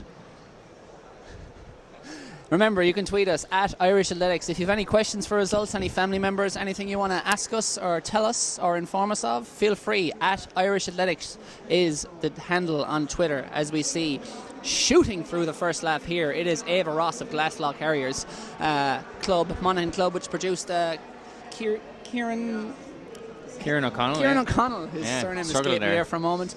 Former 800 metre champion. She has taken off like an 800 metre walker here, although it is in fact a 1k walk. So to her, this is a sprint. She has opened up a yawning advantage over the first lap. I'd like to confirm that Lake District Athletics are actually in Mayo, in Ballinrobe, Mayo, which is shocking that Jordan and Leitrim man didn't know that. Shocking. But we'll forgive him. But not forget. Yes, never forget. Yes, so you're saying to me, Cathal, that Ava Ross is leading this one. The 13-year-old Ava Ross storming away, opening up about a 30-metre lead there at this moment, and looking every inch the winner already. Casually just brushing her ponytail there off her shoulder. She's, you know an athlete is comfortable when they can take time to fix their hair and stop annoying them mid-race, because she's already got a 26.5 metre advantage here over number 773 is Ruth Monaghan of Sligo AC, comes through now. Back in third, that is Leah Murphy of Selbridge AC. Then we have Robin Denif of Goran. 325 is 326 is Aisling O'Shaughnessy of Toker AC. No, it's not. It is not. 325. I'm really struggling here with these start lists. That is Claire Caulfield of Waterford AC. In fact, I don't even see Toker AC. Oh no, Toker AC's athlete is here coming through the line at this moment. Yep. That's Laura Shaughnessy. They've never really produced any good walkers, have they, in Toker? I don't believe so, no. No one I can think of. No one that immediately springs to mind anyway. No. Not at all. So Ava Ross still leading this one out. Are you absolutely sure that's Ava Ross? You are sure, yes. I'm not sure of many things in life, in this confusing and terrifying life, but I'm sure that's Ava Ross. So Ava Ross, still leading this one out. Still has about a 30-metre lead, and come up to about halfway now as she rounds the bend. And Ruth Monaghan, who is not from Monaghan, she is from far away in Sligo, out west, is taking second place at the moment, but she has two pursuers hot on her tail. They are number 936, Leah Murphy of Selbridge, and Claire Caulfield of Waterford AC. Yeah, Just on her so shoulder. the dust up for silver is all to play for. It looks like gold is secured, which I hope I'm not tempting fate on Ava Ross's behalf to say that, but she has about a 40-metre advantage as she goes down the back straight. She'll just have about a lap. It's 2 laps to run, or to walk, I should say. Yeah, she made that lead early doors, and she's never relinquished any sort of yards to anyone else in the race, and barring any sort of mishaps over the remaining laps, she looks like she's going to be the winner in this one. So it's Ava Ross. Don't believe she's had any warnings yet, but she looks quite comfortable. The judges, of course, they're just out a picture to your left. They're keeping a hawk eye on the athletes' feet and knees and ankles and whatnot as they come through.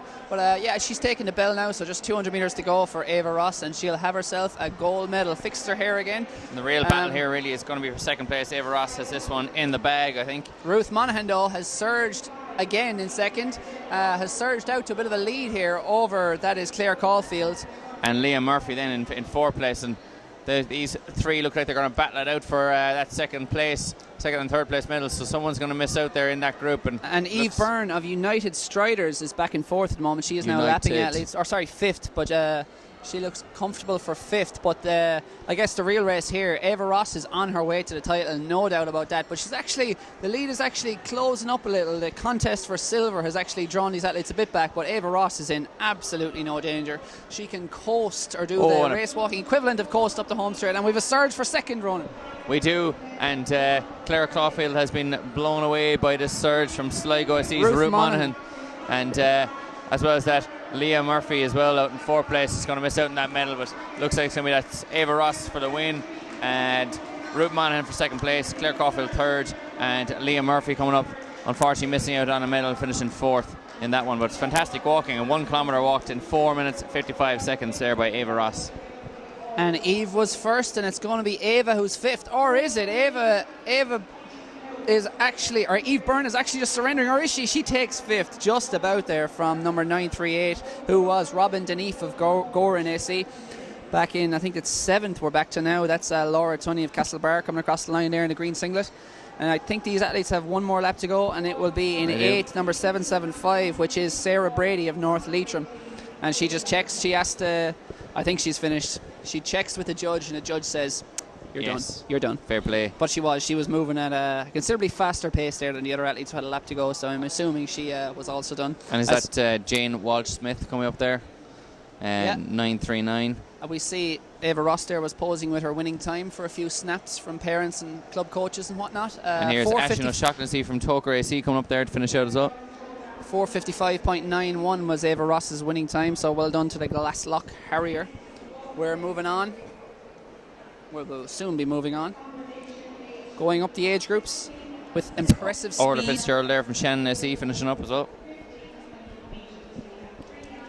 Oh, we have a tweet from Marie who says, Rhea is in the bird, Rhea. Yes, indeed, that is Rhea Donnelly of Selbridge SE. Our apologies for butchering your name. If it's any comfort, you're not the only one. We will butcher names across several events. Not the first and certainly not the last. Age groups today.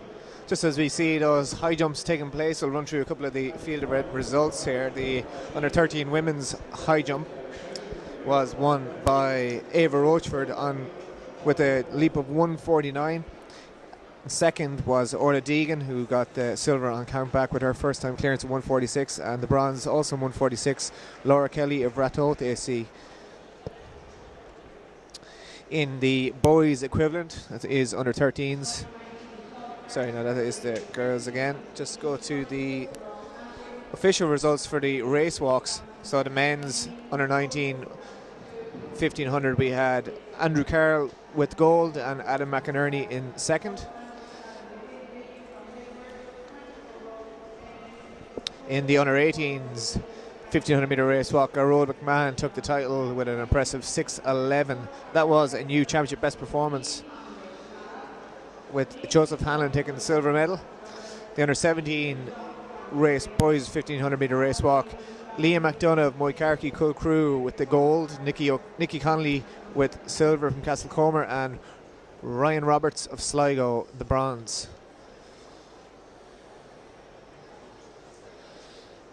The under 16 men's, as we see, we had one participant, James Hanlon, did the business in that one, took the gold, took the title. Can only beat who's there, and he bet everyone against him. The under-19 men's long jump. As we spoke earlier, Daniel Ryan took the title with a championship best shot put yesterday, and he takes the long jump today with 6.75, just winning by a centimetre from James Vance of Greystones and District AC, with Brendan Lynch getting the bronze on countback with 6.25 metre leap for Loughrea AC. Adam O'Dwyer was a champion in the under-16 men's pole vault from Moycarkey Cool Crew also. They're reeking in the goals, and they also took a championship best performance in that one with 3.25. Owen Jennings in second with 2.75, and Ryan McRae, West Waterford, 2.60 for the bronze. And in the under 15 men's pole vault, who got the gold? Moycarkey Cool Crew again. Dylan Ryan, surely a relation of Daniel, 2.71 in that one. Yes, Cathal? Nothing. Okay. And it's like reading the news here. And it is news. It's all big news here for these boys, girls, parents, coaches who are in the stadium. We just see the amalgamation of all the older girls 1500 metre race walk. I'll just run through this under 14 boys high jump before we get that one underway. We had Joey O'Regan, Jeffrey Joey O'Regan of Sunhill Harriers at 164. Big leap for, huge leap for an under 14 boy, just shy of Mark Rogers' record. Sean Kavanagh took silver, and Michael Coleman took the bronze on countback with 155. In fact, that was a shared bronze between Michael Coleman and Thomas Gannon. They're off in the under, now I can do this, under 16s, under 17s, under 18s and under 19s girls to women's 1500 metres race walk, and we have someone absolutely tearing off out the front, which is Mullingar Harriers' Sarah Glennon. The 16-year-old has shot to the front, set her stall out early and go, catch me if you can, ladies. Trying her best in second at the moment is Maria Flynn of Naas AC, 15-year-old. She is in the same age group, these two out front, so they are under 17. They have athletes 2 years older than them, and they have said, you know what, sometimes youth beats experience, and that is certainly the case so far. But have they gone off too fast? This is an extremely impressive first lap or so from Sarah Glennon and Mullingar Harriers. It is. Does she wants to be the second Glennon to win a title today, and great day out for the Glennon family down here to Athlone for the day. Absolutely, and just swinging around there into second at the moment is 940, who is another youngster. That is Emily McHugh of Naas AC, the walking stronghold in Kildare. She is powering around. She is currently up to third at the moment. That is, I think, Shifra O'D of Kilmurray Bricken, North Clare, alongside her at the moment. But right now, again, our leader from the start, who bolted out of the traps, that is 943. That is Sarah Glennon. Has she gone too hard? Because number 345 in the red top of Kilmurray Bricken, Shifra O'D, is stalking her, as is Emily McHugh. These two athletes, though, are in the under 16 women's walk, so they are technically not competing against Sarah Glennon out front. Sarah Glennon has this all to herself, the under 17 title, but the two athletes in second, the under 16s, they're, I suppose, locked in their own race for gold, but also locked in the credentials and the respect race of, you know, they're in a race and they want to beat her, despite the fact it won't make a difference to the podium positions. But these three athletes looking to test themselves against Sarah Glennon, who is probably one of the top young female walkers in the country, is Sarah Glennon, so they'll be looking to try and test themselves, and these will all be competing for junior internationals and that kind of stuff over the next couple of years. So. Yeah, Maria Flynn there is back in fourth at the moment. She is under 17. She is the second athlete in the under 17 event, and if you're not confused by now, we're going to now go into some algorithms and double dutch and explain how rockets are made to make it less confusing for you. Exactly, yeah. Sarah Glennon, though, out front, and she now, for the first time in the race, has a bit of company. She has Shifra O'D of Kilmurray Bricken right behind her, now swinging up onto her shoulder on the outside, the tallest athlete probably in the race. That is Emily McHugh of Naas AC. These three locked together at the front, and they are a yawning distance ahead of the fourth athlete, who at the moment is Maria Flynn of Naas AC, currently in the silver medal position, but in fourth overall. Very confusing. Who am I? That is Jennifer Fidgen there out in fifth place as well, just chasing down the Lady Marie Flynn from Naas AC. But as you said, Sarah Glennon finally has a little bit of company. Emily McHugh there from Naas AC, the very, very tall athlete, looks to be extremely comfortable at the moment. Sarah Glennon still tipping away at the front here, holding off all comers, and Emily McHugh and Seifra O'D are going to be trying to battle her over these last few laps. But just a quick look at the watch there from Emily McHugh. So she obviously is feeling pretty good. She's getting up on her shoulder here now and hoping to go by. It's very, very hard to go by on the corner, but she's going to try and get by in the straight. She's certainly thinking about it. She's been walking in lane 2 now for much of the last 300 metres or so, and I think she's thinking, will I go now? Will I go now? Nah, and here she goes. And there she goes. Moves smartly by before the turn, so she doesn't have to walk that longer tangent around the bend again. Again, she's not in direct competition with Sarah Glennon, but she is obviously, you know, for pride, wants to beat her here today. But her direct competitor in her age group is number 345, which is Seifra T there. Seifra O'D in third, who is now who is actually in second, but is in third. Does it make sense? Third overall, but second in her race. Does this make sense? In the age group that she's in, and she's 14, but she's under 15, under 16. Emily McHugh though checks the watch, and she is gone. See ya, sayonara, adios, auf Wiedersehen.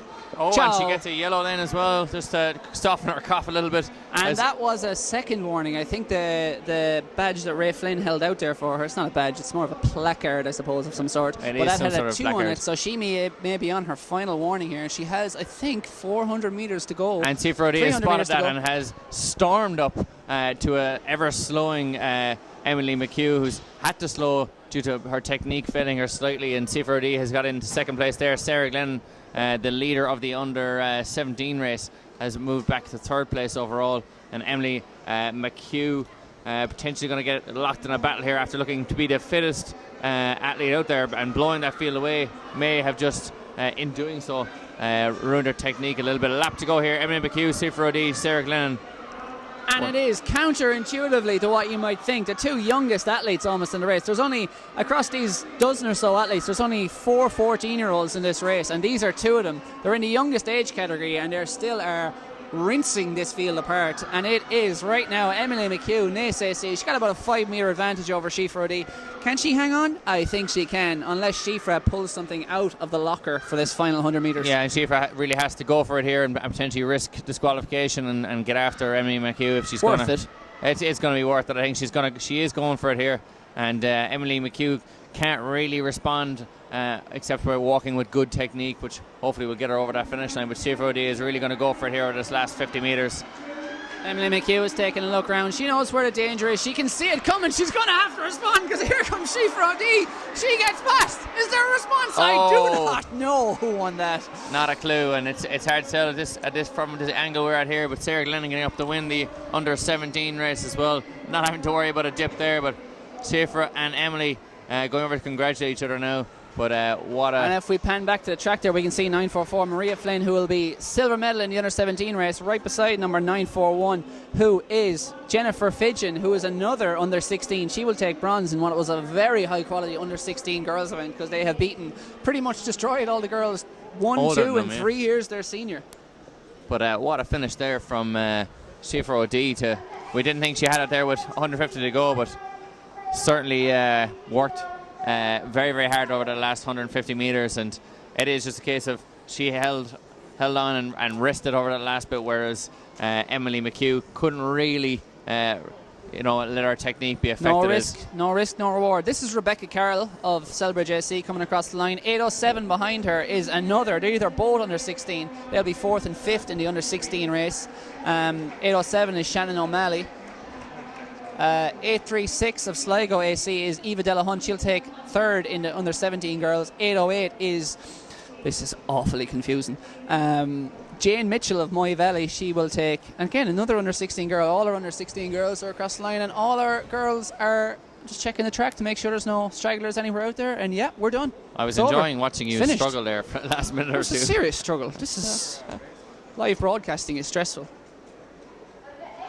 We do, however, have another race, which, do you know what? I think we didn't have the under 18 girls. No, I think we had, that was 16, only 17 and 19. So this will be the 18 and 19. Wouldn't be like us to get it wrong now. We don't get much wrong, but we got that very wrong. So here we are. Greg lining up. O'Shea's looking at us disapprovingly after he said to me a minute ago, I think they're doing another race. And I was like, no, they're throwing them all in together. He's not angry, he's disappointed. Yeah, exactly. That's Ger O'Shea, just for the correction. Sorry, yeah. Ger, sorry, not Greg. Greg Craig. O'Shea being a wonderful rugby player. Ger O'Shea, not. Ger So- O'Shea is a wonderful tag rugby player on it. Yeah. Different codes. So the record here in both the under 19 and under 18 races is held by, of course, our former world champion, and that's not a record I can say safely that'll go today. 607.67 by Kate Field in the under 18. She is, of course, the 6:12. current national champion as well, Colin, from the indoors. Yeah, made a warmly received welcome return to the sport last year, and it was brilliant to see her back because she is an all too rare talent in our ranks. Very much poised and has the talent to step in the absolutely huge shoes to fill from our race walking greats, some of whom are entering the autumn, possibly / winter of their careers in the coming years. So good to have that level of talent back in the sport.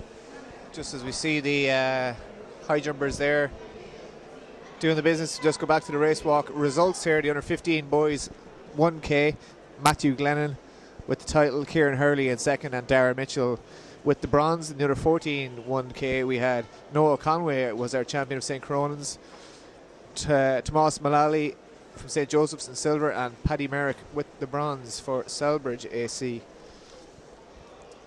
So tweet us in at Irish Athletics, or send a message to the Facebook, or leave a comment under the live stream links there with any results, updates, timetable issues, or Commentary details, issues, commentary problems with Ronan Duggan. personal Shuffle- issues with us. filling his face with biscuits.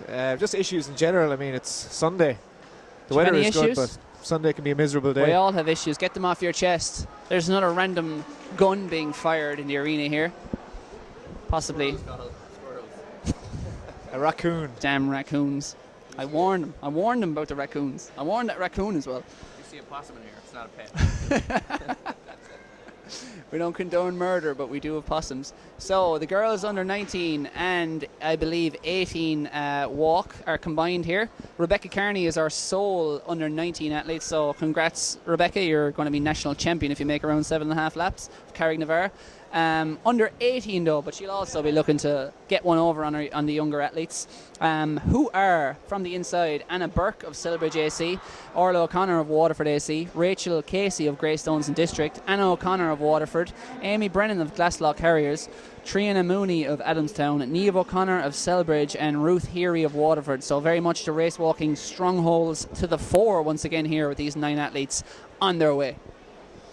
Yes, indeed. So number 426 will be the athlete to look out for in the under 19 women's race. She is the sole participant, and all the others will be duking out for those elusive medals in And- the under 18s. And number 400 there, Orla O'Connor, is actually kind of laughing at the moment. She went to the lead there and kind of looked around the Waterford AC athlete in the blue singlet and kind of went, "What's the story here, girls?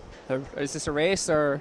Now, to be fair, you missed out that the winner of the previous race, or potential winner of the previous race, Mrs. McHugh there, was actually clapping and roaring at her from the infield, and that she looked at her and gave her a smile, as opposed to a look of derision at her No, competitors. it was a look of derision. I know derision when I see it, and that was derisive.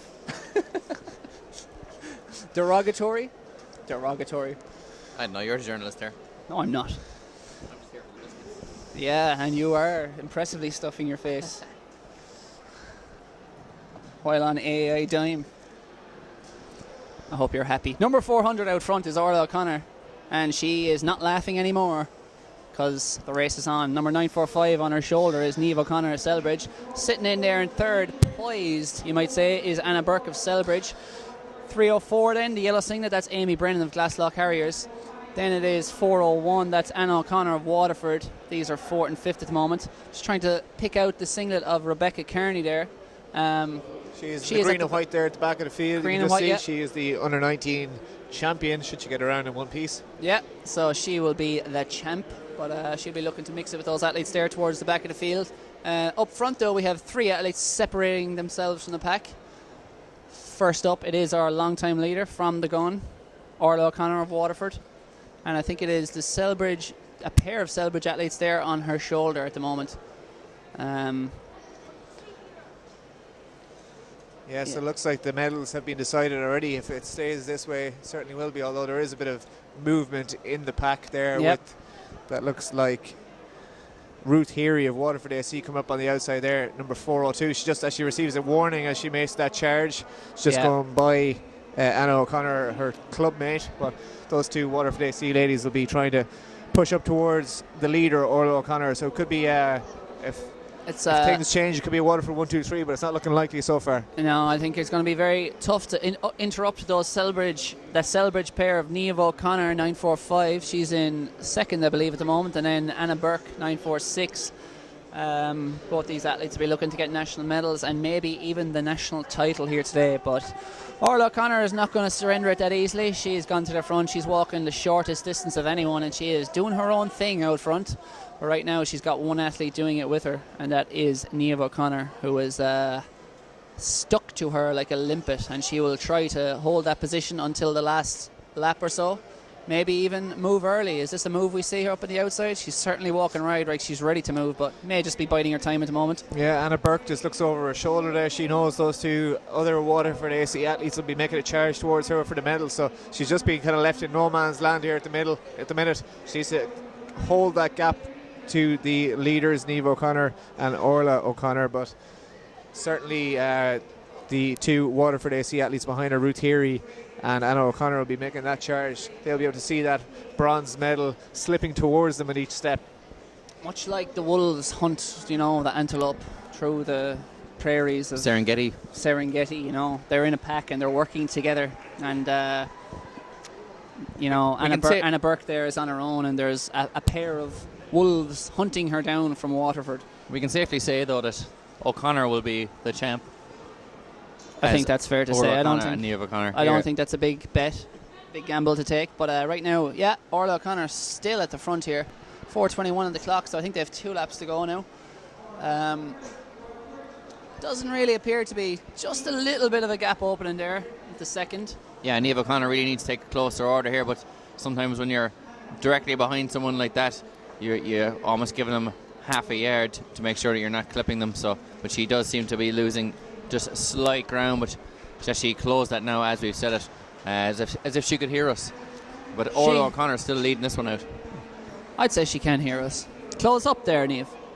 And she is. She's up, still the 2 metre advantage or so, probably the ideal place to be walking, given she was walking wide for a good bit there. I think she's just decided to sit in and kind of get a little bit of a drafting effect here and maybe switch off mentally for a few laps and try and launch an attack closer to the finish, as we see so Anna Burke still in third place as well, with the 2 other Waterford AC athletes, Anna O'Connor and Ruth Heary, chasing them down. So quite a lot of O'Connors in this race. Yeah, Orla O'Connor walks up now, and she kind of just, as athletes fatigue, they have their own little personal tics and whatnot, and she kind of started looking towards the sky there as she came up the home straight, almost like, are you up there, Jesus? Send help, because this hurts. But she has strolled away here and has created quite a large gap on Niamh O'Connor from Selbridge AC. Yeah, she's got about 8 metres now, and it looks to be on her way to gold, barring an upset, and she'll be coming through now to take the sound the athletes love most. Dread most. I'll have to go. Bell. Yeah. Here comes the pain. It's when the hurt is at its worst, but it's also a signal that it's nearly over. You can see Orla O'Connor come up around Rebecca Carney here now, who is actually our leader of the under 19 race from Carrick-Navarre AC. Yeah, so here she is, takes the bell, and she is a little grimace. It's almost like a smile, but as we know from Rob Heffernan, a grimace can often look like a smile, and I can assure you that is most definitely a grimace, because she has had to put a lot of work in here over the previous 7 laps to finally break this field, and one by one they've dropped like bowling pins, and now she is on course for a strike at gold. You can see as she went by Ray Flynn there, he gave a nod of approval to say that the technique is fairly clear cut, and should be no issues as she comes up this home straight. Niamh O'Connor still battling hard to try and catch her, and just in case there's any cracks, as we saw in the national 10k this year, where Mark Christie looked like he had his son up with 50 metres to go, and Brandon Hargreaves kept working for it. But Orla O'Connor here with about 30 metres left to walk, still working away, trying to make sure she gets a good time. Niamh O'Connor coming up for second place, and it could be a good battle on here for third place. Champion across the line. Orla O'Connor, well done to her. Niamh O'Connor, as expected, takes second. And then It we've looks to be Anna O'Connor, I think, has got up for third place ahead of Anna Burke from Selbridge AC. So it'll be Waterford, Selbridge, Waterford, Selbridge. yeah, in the Battle of the O'Connors, it was. And it's not over yet. It's not over yet, because here comes Anna Burke with a finish, but doesn't look like she's going to get there. Anna O'Connor gets it, so Waterford wins both contests, I suppose, there between the mini contests, the races within races. So we can make the assumption, Cathal, that there was two sisters there, first and third. Yeah, Ruth Heary coming across the line there, another Waterford athlete. Comes in to congratulate her teammates, saying, that looks good like job, Trina ladies. Mooney from, or is it Trina Mooney? It's It is Rachel Casey, I from believe. Greystones District. And that is 9:47 there. I think she might have a lap to go as Trina Mooney. As we see a strong finish down the outside there from Amy Brennan of Glasslock Harriers. Oh no, they're both finished. Oh, almost a stumble there. It's still quite a distance. 1,500 metres of walking is tough stuff as Rebecca Kearney comes up here to win the under 19 women's walk. Still walking on strong at this stage. Good technique and getting over the line for the win. Gold in under 19 for Carrignamara. Cork on top again. Pure Cork. Pure Cork winning everything. Sorry, it's tough with all this expectation. I think there'll be a slight break on the track now before we have the 60 metres heats. But we will keep you posted, and as you can see, long jump at the bottom of the screen, high jump at the top. There is pole vault going to the left of your screen. There's shot putters down in that cage at the bottom of the stadium here. And here I am stuck in the middle with you. And just to clarify, they're in a cage that they are let out of that cage. They're not in there full time. They throw into the cage rather than throwing out, so to speak. Putting into the cage. Stop the lights. We have a record. I believe it's the boys under 14 high jump. And that to me... Oh, sorry. It was the under 13 high jump. And that was Kyle Eto from Leevale AC. Just jumped 157, and he definitely has the best haircut here in Athlone today. Style and substance. 157 for an under 13 boy. Top stuff from him. And you know what? There looks like there's plenty more there, and the officials just getting the official measurement here going, is that a record? Yeah, that's a record. And then we're going, and then Kyle has gone, you know what? Raise the bar. I've got more in me. So we'll look out for the next jump from the Leevale AC athlete. He'll probably be popping that up to maybe 159 or even 161. I think that is Katie Nolke just went clear of 157 in the under 14 girls high jump there for Ferrybank AC as well. But it just missed it off the camera, but you can see the record holder there going for 160, the Leevale man. He looks like he might get that on the next attempt. He certainly has the talent, the spring, the ability. Yeah, quite long legs there as well. Very much built like a high back jumper. arch.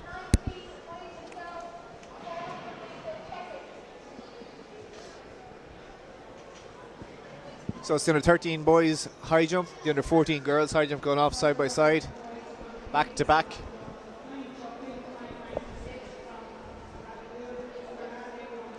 Kyle there just having a word with his coach, which I'm assuming is his coach. Just giving him a few run-throughs, going, good man, jump higher, and such other detailed technical advice. Absolutely. Don't hit the bar, but go over the bar is usually the good advice you give. Higher. Something to do with hold your curve. The likes of Barry Pender and Co will be able to give us a bit more technical advice than that, but we'll make do with what we can. So here he is again, going for another new record. 160 the bar is at. Kyle Eto up, and he's over. Oh, What a he's jump. way clear of that. He'll get another chunk off that record. I think that's at 160 already. He already had the record at 157, so I'd imagine he could go towards 163, 165 with his next attempt. As you can see as he walks away there, the bar is above the height of his head. It's a very, very impressive jump, and I think Stephen Holm has the record for the highest jump over his own height, or at Certainly, least equalled it anyway. 241 I think is his personal best, and And he's he's a less than 5'11" athlete, or 5'10". And just think now that 185 is thereabouts. That's 6 foot. So these guys, he's getting towards jumping over your 6 footer in the house. Absolutely. Stephen Holm, of course, you have the Fosbury flop named after Dick Fosbury, who turned 70 this year. But Stephen Holm also has a claim to fame with something named after himself. He has the home hurdles. I'm sure you've all seen the video of the 6 foot high yellow hurdles that he used to leap over as part of training.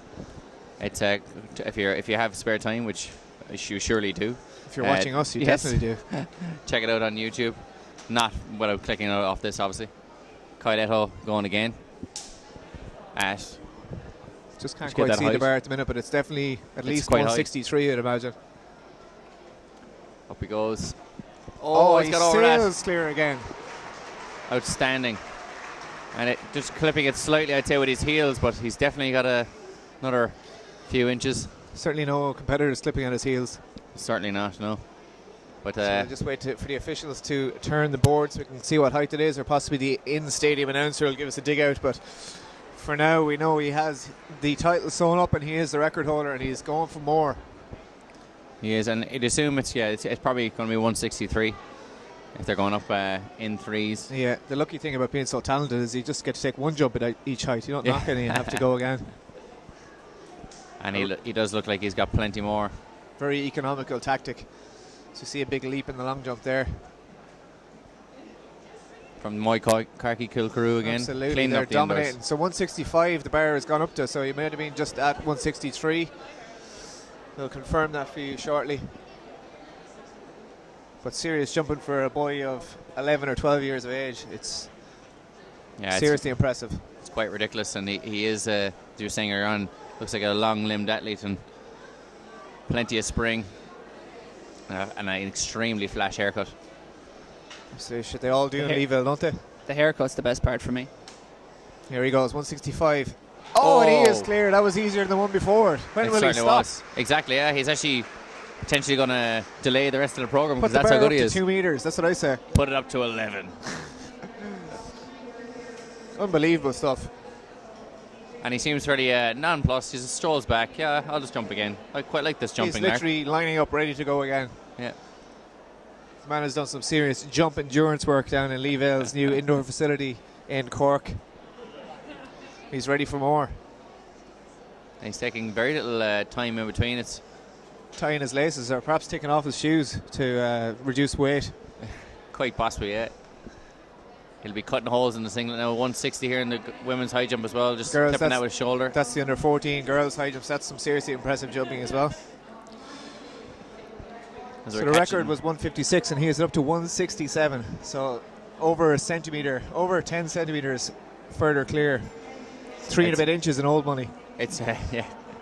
And pounds and sixpence. Tuppence. And I'm sure he doesn't look like he's going to stop anytime soon either. A little bit of world cross is also on today, I believe. For those of you who are... he's slipped out his shoulders. And you can sense a disappointment in the stadium, even though the young man has chopped 11 centimetres. Yeah, he still has 2 more attempts as well. He did clip it with his shoulder, perhaps getting a little bit too close to the bar. In my limited high jump expertise. Absolutely. As he gets older, or even in his next competition, he'll be able to come in at this height. He could have come in at 160 today and taken 3 jumps and been, or taken 1 jump and been a champion, but taken 3 jumps and taken this chunks off this record. But Katie Nolk is in the Ferrybank AC singlet for the girls under 14 high jump. She has gone clear at 157 already, so that's some serious jumping there too. And she'll be looking to push towards records as well, with 160 the bar currently at. So we've got long jumping going on as well. We'll try and pull up a few results of that if we can, or live updates. Of course, if you want to follow it more closely, you can follow the live results link, which is up on the Athletics Ireland, linked on the Athletics Ireland Facebook and Twitter pages. I think that's the under 19 men's. As we see Kyle going once again. This is 167, I think. No, just with his lower back there brushing that. But that should come in time. Next on track will be the 400 metres, by the way. That, I think, though, not coming up until about 2 p.m. So if you're only tuning in for the track events, now would be a good time to grab some lunch, or tune in maybe to the World Cross Country, which is on the BBC Red button. as well. If you're interested in the field events, though, this is the place to be because we've got a feast of them over the next half hour. And they're going wild in Kampala for their World Cross Country. The Ugandans are currently, I believe, leading the men's race with an individual, which is Kiplimo. So they will be dancing in the streets of Uganda tonight if he manages to hold off the might of Kenya and Ethiopia and take the world's hardest race. As we see girls high jump there. That is Katie Nolka of Ferrybank. I think that's her third. She's over now, I think, after that.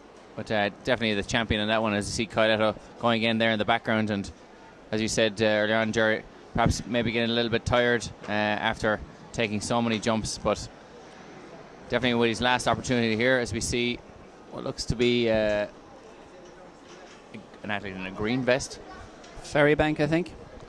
Yeah, perhaps the naivety of youth. He would have come in at a height that he was certainly more than capable of jumping, but wanted to make sure that he got a clear run and got his marks right and his technique honed down before we get up towards these high heights of records. So here he goes. Final attempt at 1.67 m. Oh. And it's a failure, but by no means a failure of the day. It's the problem with the high jump. It always ends on a failure. But unbelievable performance there by the young man from Leavale with a huge new championship best performance. It'll be a while before that's beaten, I'd imagine. Yeah, so just while we have the high jumps apparently concluded there, we'll just go to it. We have a brief lull in the programme, so we'll just get a quick ad in from our sponsors today, and we'll join you in a few moments. Life. It's what we all have in common. And whatever you choose to do with it, your life is your priority. And as Ireland's newest health insurer, Irish Life Health is here to help you keep it that way. Because as part of the Irish Life Group, already trusted to look after 1 million people in Ireland, we believe that all our customers, wherever they may be in life, should get the health insurance that's right for them and the future they deserve. We know Irish Life. We are Irish Life Health. Life. It's what we all have in common. And whatever you choose to do with it, your life is your priority. And as Ireland's newest health insurer, Irish Life Health is here to help you keep it that way. Because as part of the Irish Life Group, already trusted to look after 1 million people in Ireland, we believe that all our customers, wherever they may be in life, should get the health insurance that's right for them and the future they deserve. We know Irish Life. We are Irish Life Health. We're back as the 400 metre boys get ready, get set the blocks up on track, and Yes, thanks to Irish Life Health there, as you see in those ads. They are putting the whole show on the road here today. Irish Life Health, Irish Athletics and Entry.com doing all the fancy digital bits for us. We just have to speak. And I tell you what, if you're at home and you want something to do, just in that brief pause we took time out to have a look in on the World Cross Country, turn on your red button if you have Sky or load up a stream, because the Ugandans are going absolutely bonkers on the course for Jacob Kiplimo, who's on his way to victory in the world's most difficult race, the Senior Men's World Cross Country Championship. He's 20 minutes in, so he's probably got about 2 to 3k left to go. But it's tremendous banter, and it's the sport at its finest. It's they're running around the course going nuts for him. As we see the lineup for, I think this is the boys under, we'll just pull up this start list 400 here. metres, believe.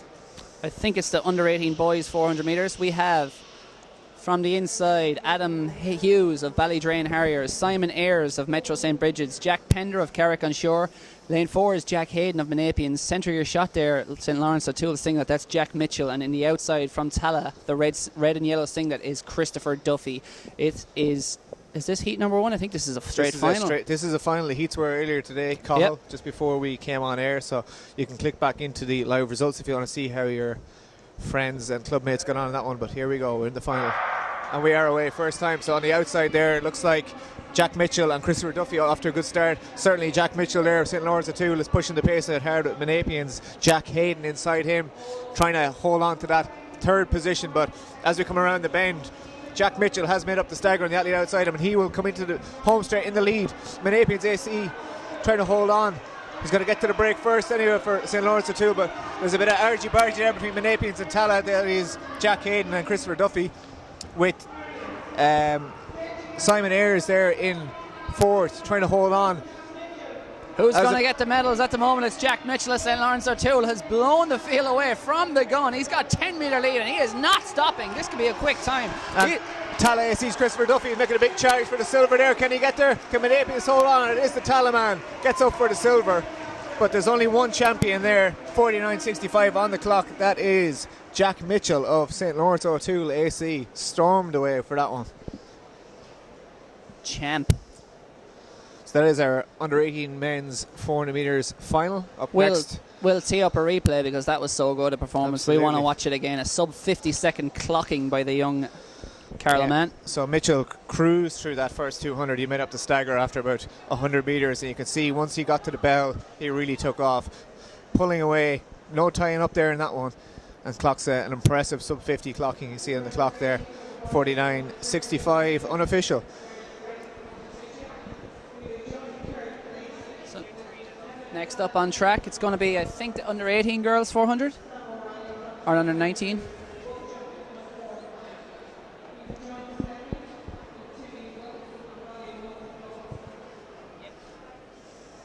Yeah, it'll be the under 18s up next.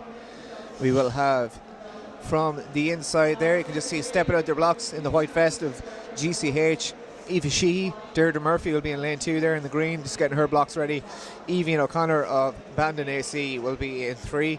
Laura Crossan in 4 from Finn Valley. Ciara Deely in 5 from KCH. I believe she was in the national senior final this year, so she'll be certainly one to watch, as will Davicia Patterson of Beachmount Harriers. She's had a great indoor season too, so it's a long time since the National Indoor Championships, so these girls will have to see how their training is holding on, but I'm sure they're strong enough to get around these 2 laps in style. Yeah, should be a cracker, and it's this is final, yep. So could be quite the dust up. Yeah, the 2 girls on the outside were part of that National Senior Championship race. So we'll expect lanes 5 and 6 to challenge here, primarily. Always a bit of an advantage to be in the outer lanes. Tight tangent indoors is never much of a help. We do appear to be missing lane 3, which is Even O'Connor of Bandon. Familiar green singlet is absent at the moment unless she's going to show up. She may have tweaked something in the heat and not taken her place in the final. She may have got carried away watching that boys' high jump. She might have. So here we are. Athletes behind their blocks, just jumping around, jittery final few moments. Always a time of high tension.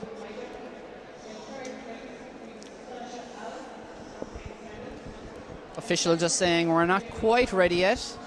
Possibly waiting on one more athlete, but I doubt it. I imagine the call room procedure would have established that Evan O'Connor from Bandon is not actually competing. So we have 5 athletes. Once again from the inside, Galway City Harriers, Aoife Sheehy.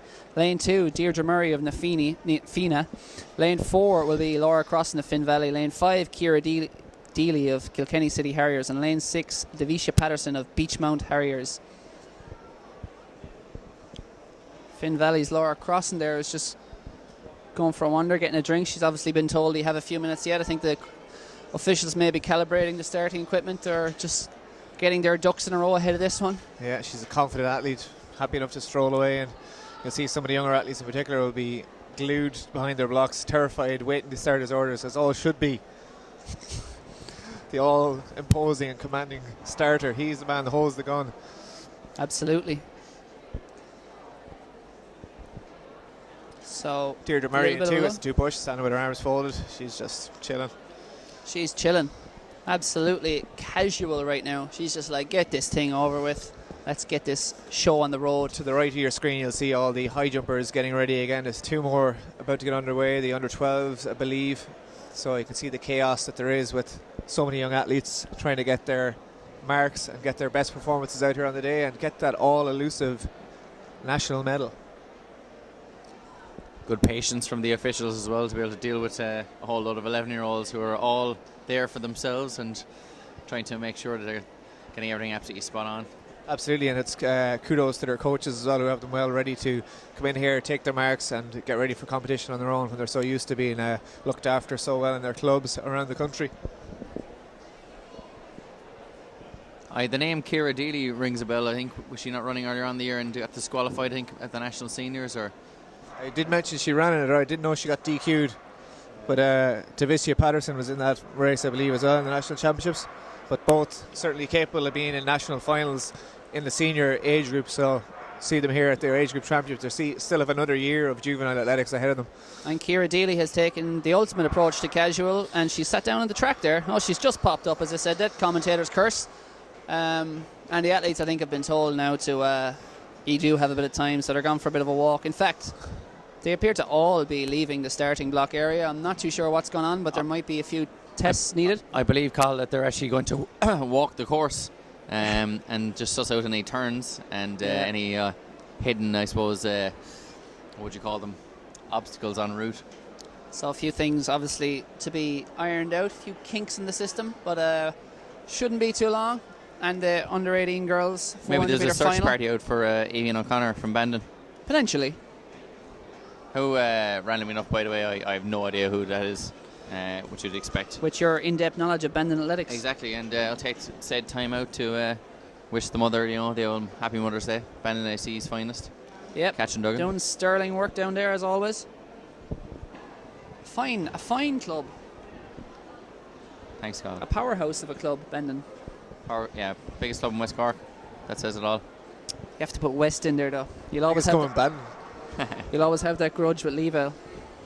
The grudge match. What grudge? Yeah, what grudge? Never said a bad word about Leavell in my life. Oh no? Okay, I'm lying. A bit of hate is always good in sport. Look, we've got once you know a it's man from kept in check. Templemore AC here now, getting himself ready, psyching himself up. Lee Halfpenny style, getting himself ready with a few shakes. And he looks like he's playing the tin whistle there, but he's ready to go. Absolutely storming down here, very upright, powering off. That's Adam Dooley of Templemore. He opened with a 5.65. Looks to be relatively happy with that one. He's currently in 8th position. That's being led by David Ryan of Mike Carkey Cool Crew, who opened with a cracking 6.51. And he is comfortably in front right now of James Murphy of Waterford AC, who did 6.07 in his open round, fouled a second. We're still in the second round here. No, this is actually the third round has commenced now. Adam Dooley's fouling that one there now as well. Back in third there is Colada Abiodun of Dunor Harriers. He's a best of 5.96, so we should have, probably our medalists should all be over 6 metres here. Number 680 just taking to the runway now. That is Connor Fall of Olympian Youth. 5.13 his best. He's down in 13. See if he can improve. Comes down the runway. Throws the legs out. Doesn't look best pleased with it. Exhales a bit, but see if he can bump himself up from 13th place. And it looks like Avian O'Connor has been found and is getting herself ready there on the track. Yes, it's now all explained. Avian O'Connor is out on the track setting up her blocks, and now she is the one going like, where were you? What's going on? I'm ready. Why aren't you ready? And all the other ladies are sitting to our right here in the mini call room, I suppose, in the inner part of the 60-metre sprint track. She's just doing a few practice runs with the blocks and whatnot, so she has been located. The Bandon search party has succeeded. Yeah. Maybe she's really trying to get in their heads and the ultimate psych out. I'm going to miss the race. Almost miss the race and then rock up and be ready to go.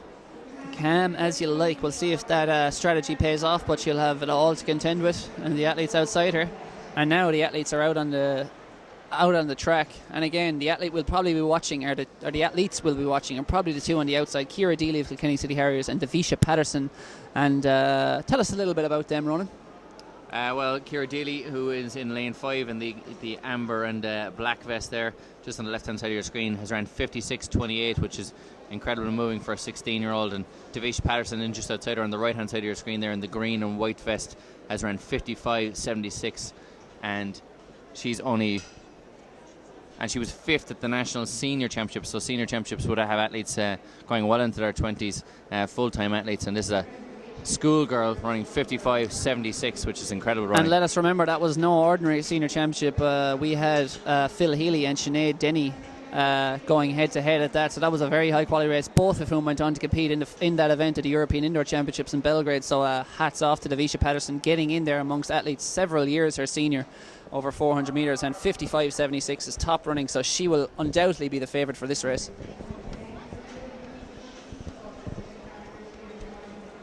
Yeah, so full lineup here, as we did find Evan O'Connor after that technical glitch. So we've got from lane 1, Eva Sheehy of GCH, Deirdre Murray, Nafina, Evan O'Connor of Bandon, Laura Cross and Finn Valley, Ciara Deely of KCH, and Davisha Patterson of Beachmount Harrier. So those two girls in 5 and 6 will be the ones to watch. And we're away cleanly first time. A good start there for Ciara Deely. She powers up on towards the shoulder of Davisha Patterson, but we'll see as the stagger unwinds, and she has gone out very hard, so she'll be hoping to get to that break first as they come around the second bend here. Yeah, she's gone out very hard. Is it too hard? But it looks like she'll take the lead as they come down off the bend. But here comes Davisha Patterson. She's a slightly taller, but she's a much longer stride, so she'll use that to good effect here. Can she get by before a turn? Ciara Deely has it as they enter the back straight. Can she hold on? And we can see Laura Crossan of Finn Valley is coming around in that bronze medal position at the minute, but into the back straight. Ciara Deely is holding on hard. Davisha Patterson up on her shoulder. Now is not a good time to pass. She'll wait until the final straight. They go around the bend. They've got 75 metres to go, and Patterson is making a move. Can Deely hold on? Oh, Davisha there's a little Patterson. stumble there for Deely. Deely Patterson stumbles. comes around. Can she recover her momentum? No, she can't. It is Patterson the favourite. Delivers as expected. The national champion, Ciara Deely second. Back in third, it's Finn Valley's Laura Crossan. And that is a new championship best performance, subject to ratification. 55.53 on the clock, a new PB, and an unbelievable championship record there for Davisha Patterson of What a Beachmount talent. Harriers. Unbelievable stuff. She played it cool. It's always a very tough battle for the lead in an indoor 400 metre running. That can often be the difference between gold and silver. And perhaps Ciara Deely went out too hard, but in truth, that stumble off the last bend, probably at a time she was fatiguing, may just have cost her, Ger. Yeah, she certainly made it an honest race anyway and set up the pace, but you can see here on the replay with 100 metres to go, she was holding on to that lead, Ciara Deely. She went out very hard, got to the break straight first. Patterson sat in behind her and just let her do the work, but she took a little stumble here, which may have affected her, stepped off the track. We'll have to see what the judges make of that one, but in terms of sheer power class, Patterson just knew she had it there when it came around the final bend. But hopefully Ciara Deely will be rewarded with a big personal best there if all goes well in her And her the silver camp. medal, because I think I'm not actually sure of the rule, whether I think it might be more than 1 foot in the inner track that leads to disqualification. But it probably would be a little harsh on her if just the 1 foot, because she didn't appear to gain any advantage out of that. But fingers crossed she holds on for a silver, because it was a run that deserved at the very least a silver medal. In most years I would go as far as saying she would definitely win gold, but found one I'd too say good today. She was close enough to being inside that championship best performance herself, so some way to round out the indoor season for those two girls, and we will be looking forward to see what they produce outdoors. They'll certainly be charging for the medals at the National Senior Outdoor Final this year. So earlier on in the under-19 women's 400, we had 2 heats, automatic qualifiers. The first one was Niamh Malone and Katie McGee. Niamh Malone ahead there. She will represent Monaghan Phoenix here in this final. She was the fastest qualifier. The other heat was won by Ellie O'Toole of Newbridge in 61.44. So again, those athletes more than likely just doing enough. We should hopefully see a sub 60 second here in the final. We'll just pull up the start list for you. And Niamh Malone, actually coached by Brian Peppard, who used to hold the Raheny Shamrock club record for the 800 metres. He's a 147 man, I think. Top stuff. So 6 athletes to the line here to give you the lineup in full. We may pan across maybe there. We might be able to catch lane 1 and whatnot.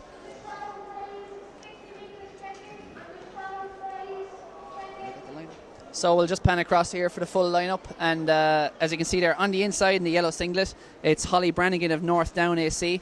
Outside her in the white there, that's Raheny Shamrock's Avon McGoldrick. Lane 3 is Quiva Lynham of Celtic DCH. I always get that wrong. Celtic. Celtic. Celtic. Lane 4 is Katie McGee of Dundrum South Dublin. Lane 5 is Niamh Malone of Monaghan Phoenix. And on the outside, the familiar green and white colours of Newbridge AC is Ellie O'Toole. Niamh Malone was the quickest qualifier, Monaghan Phoenix athlete in the green there. Green, white and black, yeah. In lane 5, and she's got out pretty heartily there in lane 5. Has Ellie O'Toole out in lane 6 as well, hoping to use that stagger to her advantage. But Niamh Malone has got out pretty hard here and is hoping to blow by her before even getting to the first turn. Niamh Malone has gone out hard. She looks like she'll hold the lead, but has Ellie O'Toole kept something up her sleeve for the latter part of this first half? She'll fire off this bend now, down the hill off the bend, and try and get by Niamh Malone. But Niamh Malone looks like she's got this one sewn up as we come to the bell here. They pass through the bell. They're under 28 seconds. Good running from Niamh Malone. She's taken control of this race and struck out to the lead. And Ellie O'Toole is trying to ease around that turn and close that gap now coming up the back straight. And they two look to be first and second and look to be well assured of those places. It's Katie McGee of Dundrum South Dublin in third, but it's not.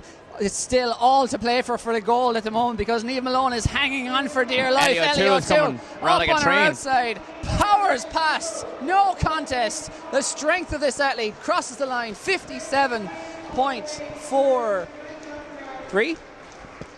57.43 for Ellie O'Toole, the champ. Niamh Malone took control in the first lap but surrendered it in the last 100 metres, gets second, and I believe, was it Dundrum South Dublin's Katie McGee in third.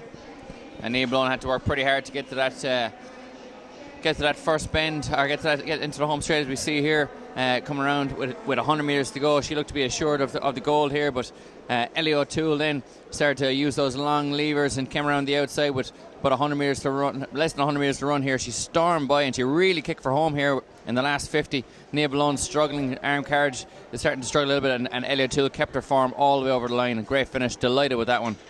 And again, I think she was as delighted when she saw 57.43 as she was about the gold medal, because it was that clock where she really celebrated. Yeah, Holly Brannigan getting up for the bronze there for North Down AC as well. Just the official result of the men's 400 metre under 18.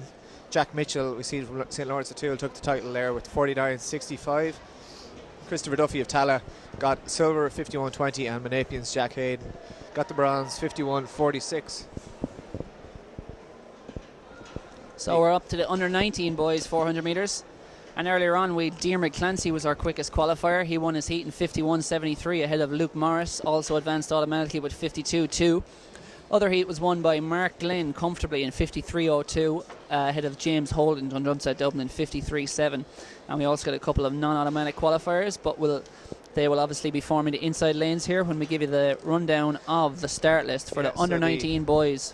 Lane assignment is as follows. The first of the 3 DSD athletes will be on the inside. Paul O'Callaghan, outside him Luke Gray, his clubmate. Luke Morris in 3 from Newbridge AC. The third DSD athlete James Holden will be in 4. Diarmuid Clancy of Abbey Striders goes in 5, and Mark Lynn, Newbridge AC, is out in lane 6. And Diarmuid Clancy out there in lane 5, very good 400 metre hurdler as well. Got quite sick last summer, I believe, and suffered from glandular fever and missed a little bit of the track season, but has represented Ireland in the 400 metre hurdles at the international schools. She's just there directly in the middle of your screen there in the yellow vest of Abbey Striders. We'll have to have a look at the results, but you'd hope that DSD could have wrangled some of their club mates or friends out to do a relay yesterday.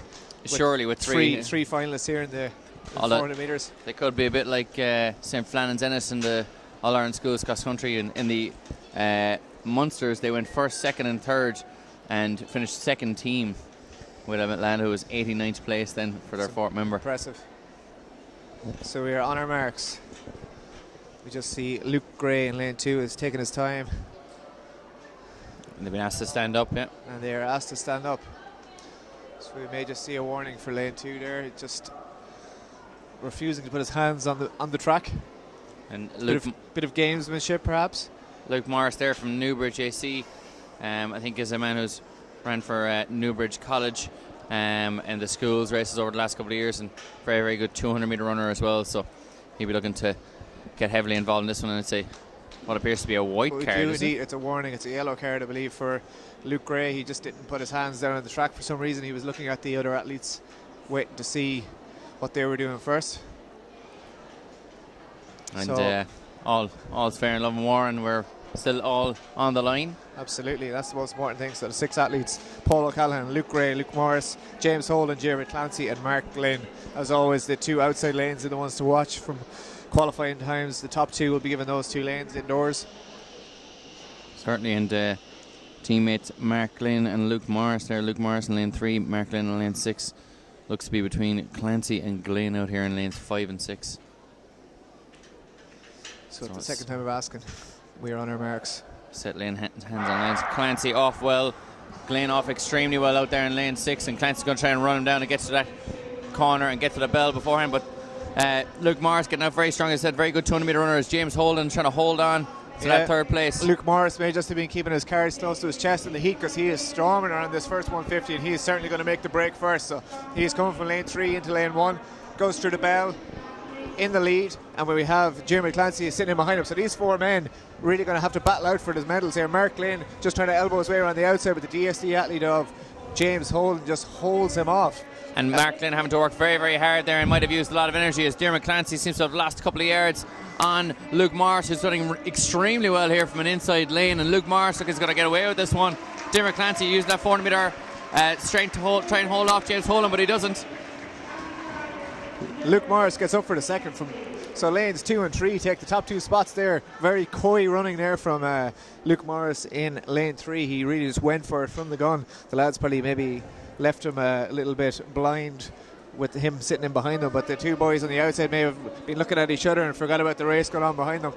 Certainly, and Luke Morris using that good 200 metre speed, getting out fairly hard, as you can see here on the replay. Luke Morris just had that speed, towering away from what looked to be Derek Clancy going to come on strong with that 400 metre hurdles strength, but unfortunately Mark Glynn out of it really after James Holden held them off. But Holden working really hard up the home straight here. Dermot Clancy working a little bit too hard almost, but Luke Morris ever assured of that win. Absolutely. So Luke Morris and James Holden and Jeremy Clancy are your top 3 with Mark Glynn just from lane 6. He just ran a tactically naive race and got argy-bargy knocked out of it.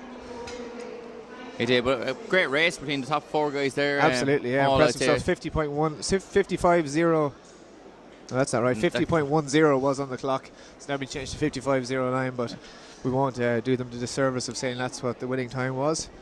But 4 very, very even athletes, and I suspect when they get outdoors again, perhaps in the under 20 championships, and add a few more athletes, and there'll be some fantastic running. 50.11 for there. If you ran that race again in an hour's time, it could go complete opposite way. So that rounds out the 400 metre action for today. Up next, we will have the 60 metre heats, all the true speed merchants, starting from under 12s up. Yeah, and we'll have plenty of heats in those. Everyone thinks they're a sprinter. Absolutely. And then they realise they're a distance runner.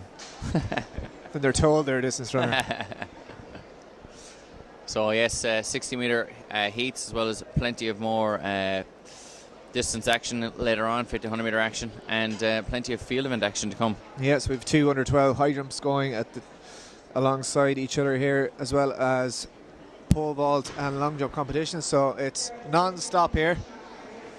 A real buzz about the stadium here in Athlone, and of course when you're looking at that glorious sunshine, it's hard not to be pumped up for your event. Exactly, yeah, it's one of the biggest crowds I've seen in Athlone in a long time, and plenty going on. It's going to be hard to keep a full scope of what is happening in all these events, but any events in particular you're looking for, just tweet us in at Irish Athletics. With a bit of pole vault action here and there. As you can see, it's gotten up to about 3 metres at this moment. So I had got an athlete from St. Lawrence O'Toole's getting ready here. Pole in the air. Getting his leg ready. That's Tyg Ryan. Good speed all the way down. And it's in fact Jonathan McKenna who flew over that one. Not a problem.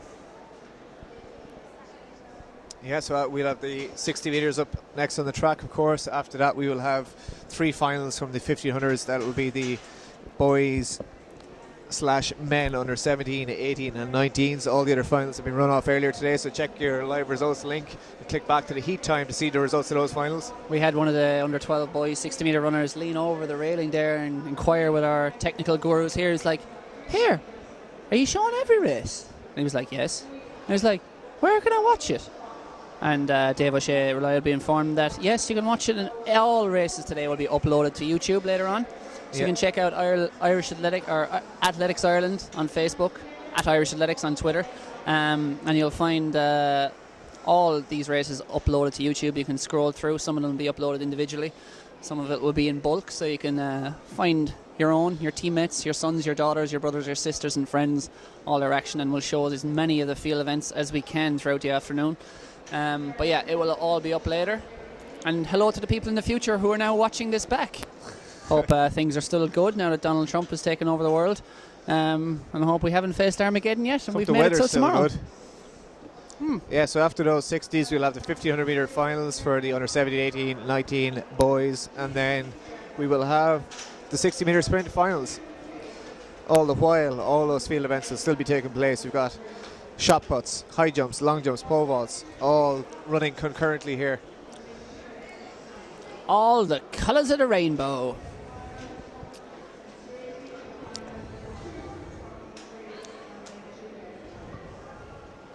And remember, if you're looking around going, is there a World Cross Country on? Because obviously there's no Irish athletes there this year. It is on, and it's on right now. And I said I think I made a mistake of saying that was the senior men's race. It was the junior men's race was won by Uganda and the phenom that is Jacob Kiplimo. But the senior women's race is on right now. Of course, it's quite the throwback, Uganda, given the whole setup there. It looks kind of very similar to the stifling heat of Mombasa back in 2007, where Fionnuala Britton, as she was then, now McCormack, finished 14th in the senior women's race. So top stuff from her. Senior men's race to be to come. Kenya took down the mixed relay, helped up by former Olympic champion Asbel Kiprop, dominating over 2K. Former double junior world cross champion as well, Asbel Kiprop. Yeah. That man has pedigree. But anyway, senior women are on now, so they're only just underway, so you can catch that on the BBC Red Button. There's also highlights at 5 p.m. today. Just see the mass of 10, 11-year-olds there on the infield getting ready for the high jump competitions. Dear so Lord. That is the under 12 boys to your left, and the under 12 girls will be jumping into the mats on the right. It's like a game of musical chairs there or something. Someone's going to have to sit up and lose their spot. Someone always has to stand up. There's not enough. Quite crowded, but these athletes all showing their technique over the high jump. Of course, this age, it's expected that many of them would have ragged technique, but that'll come in their later teen years as they're well coached by many of our technical wizards around the country who see the talent and spot their elasticity and power and whatnot, and then hone it into the Deirdre Ryans and stuff of this world that we've had in times past in Irish athletics. Certainly, and you can tell fairly soon if the athlete has that natural spring and you're looking to mould them into an even better technical athlete, as we see an athlete here on the long jump run up. Good technique and well held in the end. Possibly a gymnast there with that almost a gymnastic-esque performance in the end. That was Thomas Thornton from Dunboyne AC, whose biggest jump today has been 5.67. He's 7th in that competition. But currently being led by David Ryan and Mike Carthy, Cruel Crew. Still that opening jump of 6.51 has not been defeated, as we see number 1133, who is Ryan Nixon Stewart at the moment, is he is currently in 6th position with a best of 5.87. So see if he can improve on that. Challenge that 6 metre barrier. All red everything as he lines up, and he's off. Long strides, familiar long jump technique to bound down. Plants the board, looks like a foul to me. Gets the white flag. So is what I know. He was all over that plasticine. Very, very fast athlete, but not a huge amount of upward motion there. Very flat along the long jump pit. I believe that's not good, but I can't be certain. Who Great knows? work over with those athletes that are sitting down on the for the under 12 high jump. They're actually in order from first to last, and will get up and shuffle along the bench. Colade Abiodun of Dunor Harriers is out on the runway here. He's a best of 5.96, currently down in 5th position. Can he spring himself into the medals here as he takes off? Down the runway, good long leap, and he's taking a fall there, but it's white flag. No surrender, but just means he has managed to get the correct mark there and not put his foot on the plasticine and cause himself to be disqualified for that jump. He's actually managed to get that jump recorded. So hoping to beat 5:96 is Colode. And now for these last jumps, of course, I think they'll be jumping in reverse order. So next up will be Samuel Delaney, who's in 4th place. And they are in reverse order, as is the practice. So Delaney to the lane train, hoping to tower down that, roll down that runway and make sure he gets off the right stop. 5:79 there for Abby Odin the last time, so no improvement for him. Stays in 5th. Here comes Delaney. Comes down, good speed, plants, good elevation. Probably a little bit more on the landing there if he threw the feet out, but see what he's measured at. Doesn't look overly thrilled, but again, no one's overly thrilled to be in 4th place, so he'll be hoping the St. Paul's AC athlete, if he can boost himself up to bronze, he'll need 6:07 or better. In fact, he'll need better, because James Murphy, who's in 3rd at the moment, has a 6:06 to back it up, so he'll want a 6:08 or nothing. And here is James Murphy just on the runway now. As you see the 60 metres getting ready in the background, but we'll get to that. James Murphy, Waterford AC, lining himself up now, trying to protect that 3rd place position and trying to almost improve on that to get 2nd or 1st. And good technique, it's a red flag, so he won't have helped his cause there, but still in 3rd position. He is the incumbent and hoping to hold on to that for the moment, but just missing out there. She's showing him that he's only barely missed out and just hit the plasticine, so I think we'll get one more jump in before we switch to the 60s. We just might. This will be Tremore's Shane Monagle, who is in 2nd place with a 6:31, which he jumped in the 3rd round, so moved up. He opened with a foul, then a 5:62, and went, here's a 6:25, and then that's not enough, here's a 6:31. So what can he do here in the 5th round, I think it is? And rather brilliantly, he's actually drawn his number on, it looks like. It is, he could be anyone. Exactly. Like they say to kids, you can be anyone you want to be. Well, Shane Monagle is whoever he wants to be. Hits the board, great elevation there from Monagle. Yeah, what? Very much spring heeled off that board, gets the white flag, so we'll let you know what that is. He wasn't actually, it didn't look that fast down the runway, but once he hit it, a lot of power through those legs. Cool. We're just going to have a quick ad. We'll have a quick ad and then we'll be back on track. We'll catch up with David Rhines, who's the leader of the long jump, and then we'll be on track for the girls under 12 60 metre heats. See you soon.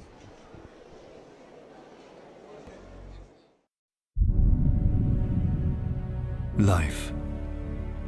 It's what we all have in common. And whatever you choose to do with it, your life is your priority. And as Ireland's newest health insurer, Irish Life Health is here to help you keep it that way. Because as part of the Irish Life Group, already trusted to look after 1 million people in Ireland, we believe that all our customers, wherever they may be in life, should get the health insurance that's right for them and the future they deserve. We know Irish Life. We are Irish Life Health. Life. It's what we all have in common. And whatever you choose to do with it, your life is your priority. And as Ireland's newest health insurer, Irish Life Health is here to help you keep it that way. Because as part of the Irish Life Group, already trusted to look after 1 million people in Ireland, we believe that all our customers, wherever they may be in life, should get the health insurance that's right for them and the future they deserve. We know Irish Life. We are Irish Life Health. Welcome back to the Irish Life Health National Juvenile Indoor Championships in association, run by Athletics Ireland. Thanks to Irish Life Health for making all this possible. There's generous sponsorship as always, keeping things on flow, keeping the wolf from the door. And Entry, our technical gurus here behind the screens and the cameras and the laptops. We are on track for the start of the 60 metres. So this is the first of 3 heats. I believe yes, it'll be the top under 12 girls leading the charge, top 2, and the 2 best times after that. So 3 heats. First one we will have from your right to left on your screen there, Holly Kilroe of Roscommon AC, Libby O'Gorman of Blackrock, Caoimhe Kilkenny of Ballinasloe District, and Musa Fatimo of Leevale AC, Amy Jo Kearns of Oriel AC, Abby Doyle, Bree AC, and Emily Crawford of Ballymena and Antrim AC. So only the top 2 guaranteed their place in the final here. Those finals will take place after the 1500 metre heats.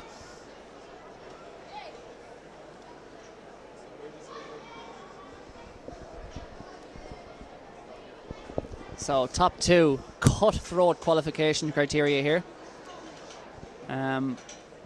This under 12 girls 60 metres. Athletes just getting ready to go to the line. Looks like none of them are using starting blocks. Oh, one is, 2 are in lanes 7 and 8. Abby Doyle and Emily Crawford there have elected to use them. The others say, you know what, we don't need starting blocks. We'll start flat. Top 2 to go through. One to match.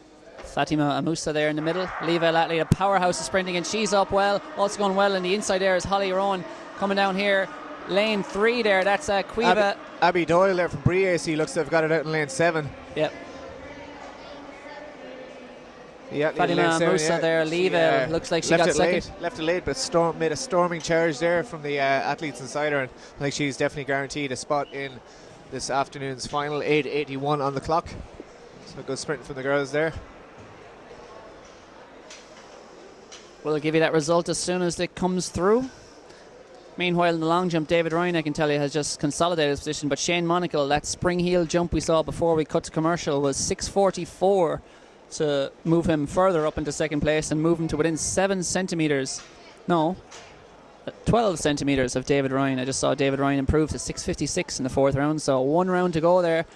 And we have 8 athletes in reverse order. We're now with the 8th athlete, or 7th placed athlete. That's Thomas Thornton of Dunboyne.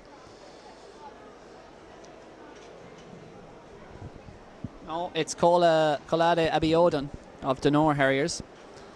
And it's a red flag. He's in 5th position at the minute. So yeah, he will be finishing in 5th position.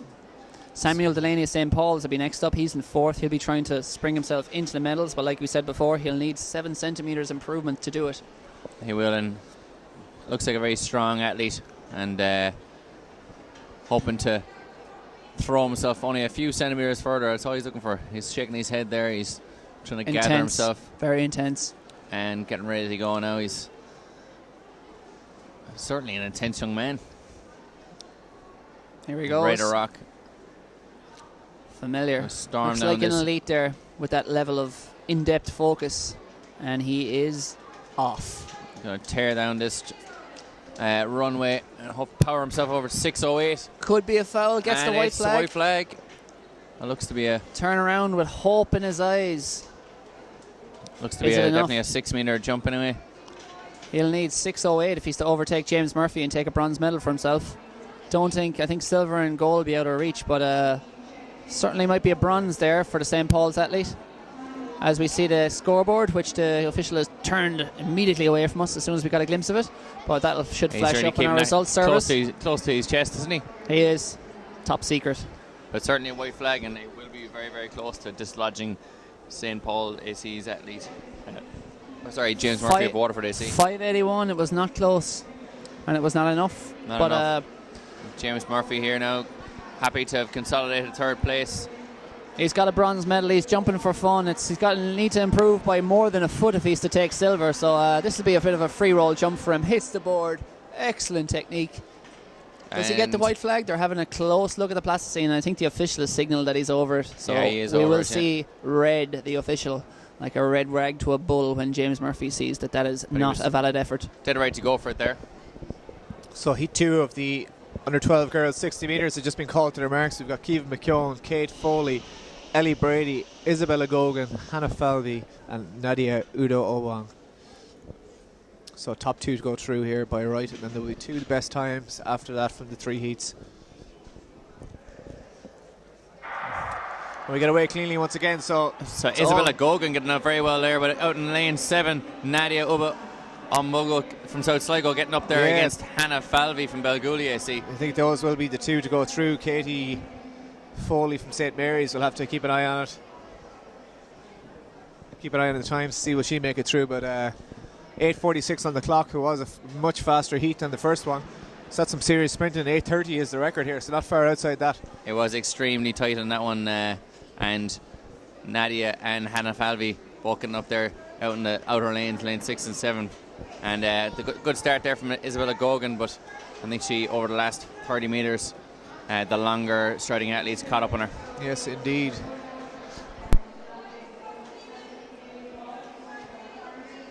So one more heat to go in the under 12 girls. They will be on to the boys.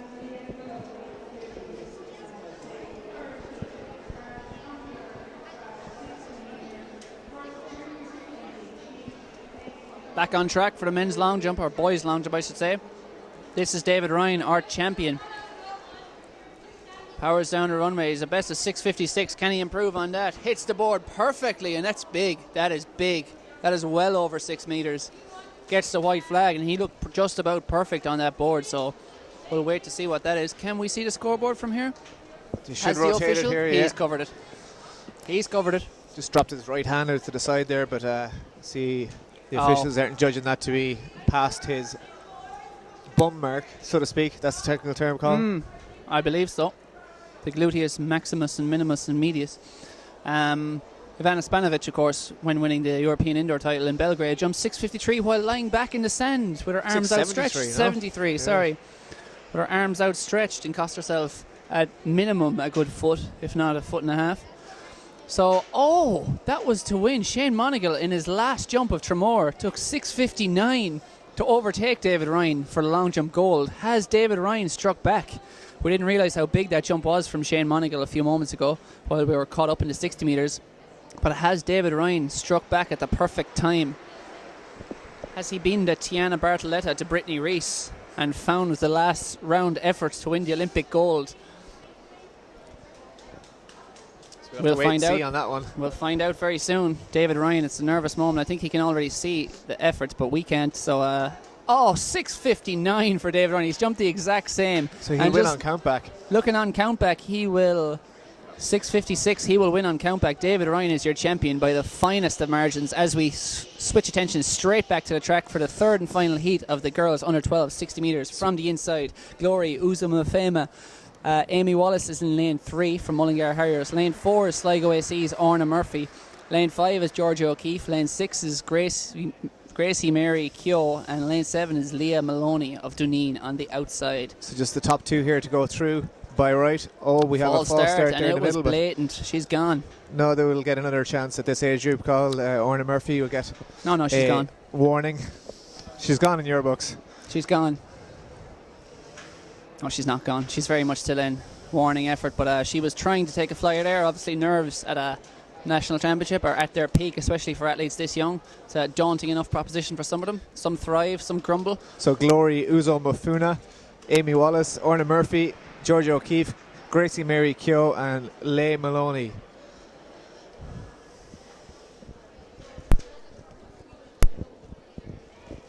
Settling into their blocks. Fingers crossed for a clean start this time.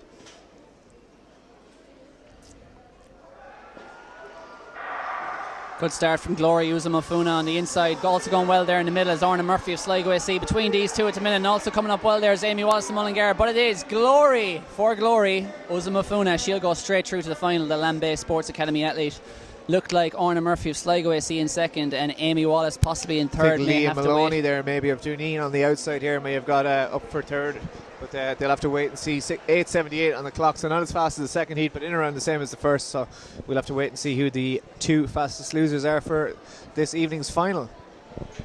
Just on a completely unrelated note, Gloria Ozufumi from Lambay Sports Academy. Lambay Sports Academy is based in Portrane and Donabate, and looks out upon Lambay Island, which, Cathal, you did not believe me yesterday when I told you that there are marsupials out there. There's a colony of wallabies on Lambay Island. Just thought I'd let everyone know that. And there are no wallabies in this country. I'll put money on it. There is a Wallaby Woods in Donadee Park there down in Kildare also, yeah? I don't know about that. Lies. But I am correct in my Lambay Island assertions, and Cathal will put money on it. Donadee Park, where Sonia O'Sullivan famously went for a walk there a few weeks back. We all think we're correct. Shaquille O'Neal and famed basketballer from the Cleveland Cavaliers, Kyrie Irving, who won the NBA championship last year, they both have recently stated they believe the world is flat, and they have seen no evidence to the contrary to disprove their theory that the world is flat. So we all think we're correct, Duggan, in our assumptions and our beliefs, but we're not. You don't get to say who's correct. I do. No. No, that's You're you in your told. place. Go on, get out of here, leave. No, I'm going to what all people go to at this stage. I'm going to Wikipedia to prove. You're going to see the, Wikipedia. You're going to use very biased search terms. Wallabies in Ireland. You're going to be. the boys under 12 high jump here on the screen. Just a failure there at that height. Looks to be 135.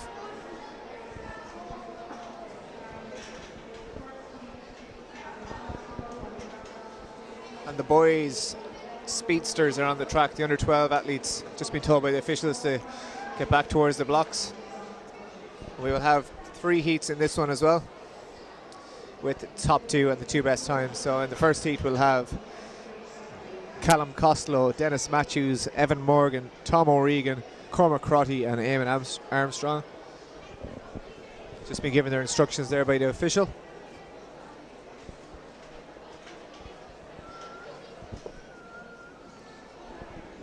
So, just on that note, Cahill has been shown not only articles but photographs of said wallabies on said island, but is still just like his good friend Shaquille O'Neal. Anyone can Photoshop these days. But in this one, at 60 metres, you got Callum Costello, Mullingar Harriers, Dennis Matthews, Evan Moran, Tom O'Regan, Cormac Crotty, and Eamon Armstrong from Cushenstown AC. So 2 to go through in this one, and Cormac Crotty from Annalee AC has got out very well, but the Dunedin AC athlete Dennis Matthews getting up for the win in this one, just holding off Cormac Crotty from Annalee AC there in second place. And awful to see as well, especially for an athlete so young. But Evan Moran there, Crawwell, the white and green singlet, appears to have pulled a hamstring or something. He came out of the blocks, immediately stumbled. It pretty much cost him his race. And isn't it great to see the 2 athletes either side of him picking him up off the ground? Looks to be having a bit of pain there in his left thigh. So he absolutely stumbled out of the blocks, and perhaps it was the injury itself, or perhaps it was trying to recover from that start that caused it. But that was the end of his race. Thankfully, the medics on hand here are tending to him extremely quickly. Within 30 seconds of crossing the line, he has a medical attention, top class service from them. Yes, just the top 2 there going through, and that one the rest of the boys will have to wait it out and see will they be part of the top 2 fastest losers. 8:56 on the clock for the win in that one for Dennis Matthews of Dunedin. So Heat 2 will be on track next. We'll have another 6 athletes going to the line there. Top 2 will go through as we see a bit of the pole vault, and Heat's been run off with military precision here. Yeah, St. Albans AC athlete there with a failure in that one.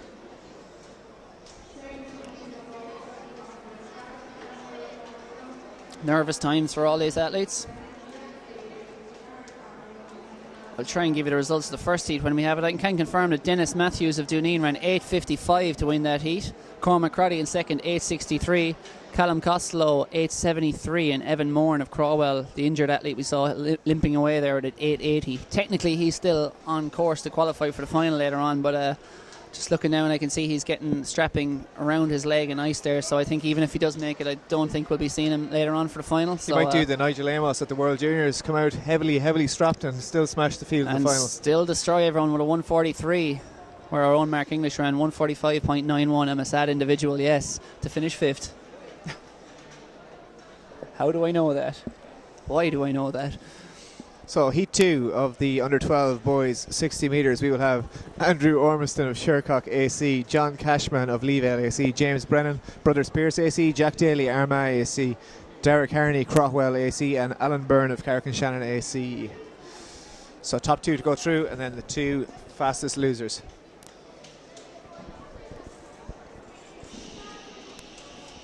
Surly and Andrew Ormiston just getting sent down to his marks there a little bit later than everyone else. John Cashman, no cash, no dash. Absolutely not. In the 60 metre dash here. No mun, no run, as you would say. No mun, no fun. Then the boys just been told to stand up there, maybe just a distraction of the clap from the pole vault. It's the St. Albans AC athlete getting ready in the pole vault here, powering down the runway. And just clipping that one on the way over. So he's happy enough to end his day there anyway. We'll just try and get you the result of that one as follows, but I think that is the end of his day in the pole vault competition. Back to the 60 metres here again, just the Shercock AC athlete being given some instruction as to how to go down. All athletes must go down at this age group. Don't have to use the blocks until age 14, I believe. I believe so, yeah, until secondary school age, really. So that will be Andrew Ormiston there of Shercock AC giving some instruction. Beside him, John Cashman, James Brennan, Jack Daly, Derek Carney and Alan Byrne. So all these athletes here participating in a national final, or national finals, it being the National Juvenile Championships, having to qualify for this out of Indeed. their provinces. So here we are, ready to go. And Andrew Ormiston, John Cashman, James Brennan, Jack Daly, Derek Carney and Alan Byrne. And we are away. A good away start well by Andrew Ormiston there. The man just learned how to go down. Alan Byrne on the outside of Carrick Shannon going well too. But John Cashman will leave it, storming away with it. He's going to take the win. And beside him, Brother Spears, James Brennan. So I think it'll be those two will go through automatically. 8:60 on the clock. A little bit faster in the first heat. So possibly a chance for the athletes in third and fourth there to get through as fast as losers. A fine running there from John Cashman from Leaville SC, the winner. Certainly he took a little bit of a stumble there coming out of the blocks at the first maybe 10 metres, but recovered well and got up for the win. And Cash is king. Cash is king, yeah, looking for prize money, I'd say, after that one. Absolutely, deserves it too.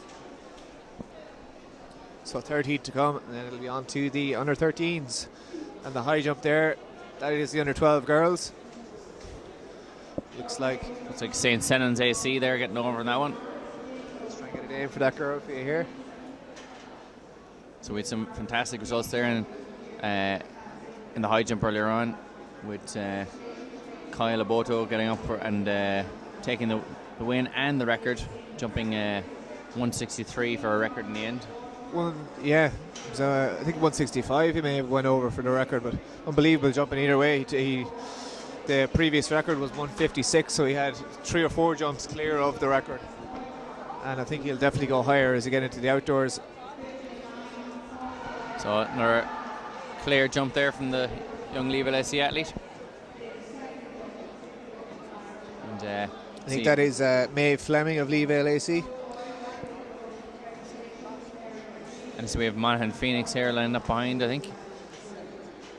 990 it looks to be from here. That's Cushing Town's Isabella Gogan, who's in the 60 metres earlier on. Flying over that one on. Just a bit close to the clipping bar it. on takeoff, but I'd say she might have it on a second attempt. So often if the athlete is clipping it on the way up, they're jumping too close, and clipping it on the way down, they're not close enough. Certainly, it's a fine balance, an art to it. I've never seen this singlet before. I think it's a Brie AC singlet according to our it list. is. It's on the back there, Brie AC, and she's Yeah, cleared it's that very quite funky easily. flames.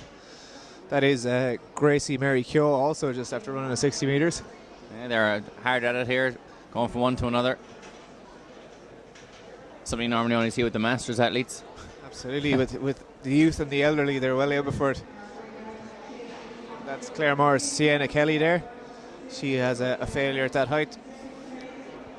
One of the few athletes coming in from the left-hand side as well. Which of course means she's jumping off her right foot. Ashley McCardle here. Oh, she's well clear for Lifford Strabane AC, so she'll be given another round at the next height. She'll have a bit of time to wait for all the other girls to take their second attempts. She's going to the shops, I think. Certainly. Not much speed coming in there and just No. clipping that barrier. With the final Bit heat of here. a tentative effort there from Quiva McKeown. It is, but falling on that high jump bar is a lot more upsetting than you'd expect. But in this It one is. Here we have Kia McNellis, Killian Power, Matthew Finn, Jed Collins, Jaden Carmody, Killian Ekator and Daniel Coleman. Watch out for Agator Jaden up well Carmody there here. from Jaden Carmody from Dunedin SC out very well, but Carrickenshire's Killian Power putting paid to him there, and Killian Arbiter up sorry, Jaden Carmody up for well. Yeah, this is alongside the athlete who's Killian. been heavily tipped earlier today in my ear by his father of all people.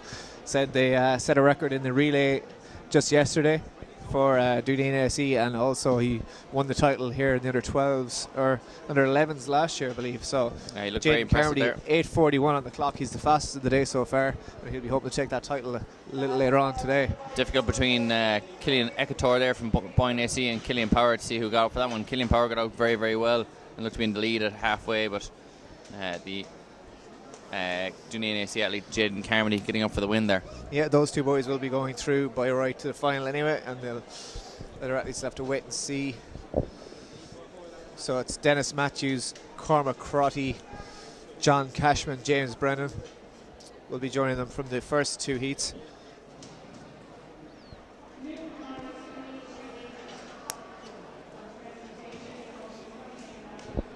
Back to that girls' high jump there. See another clearance.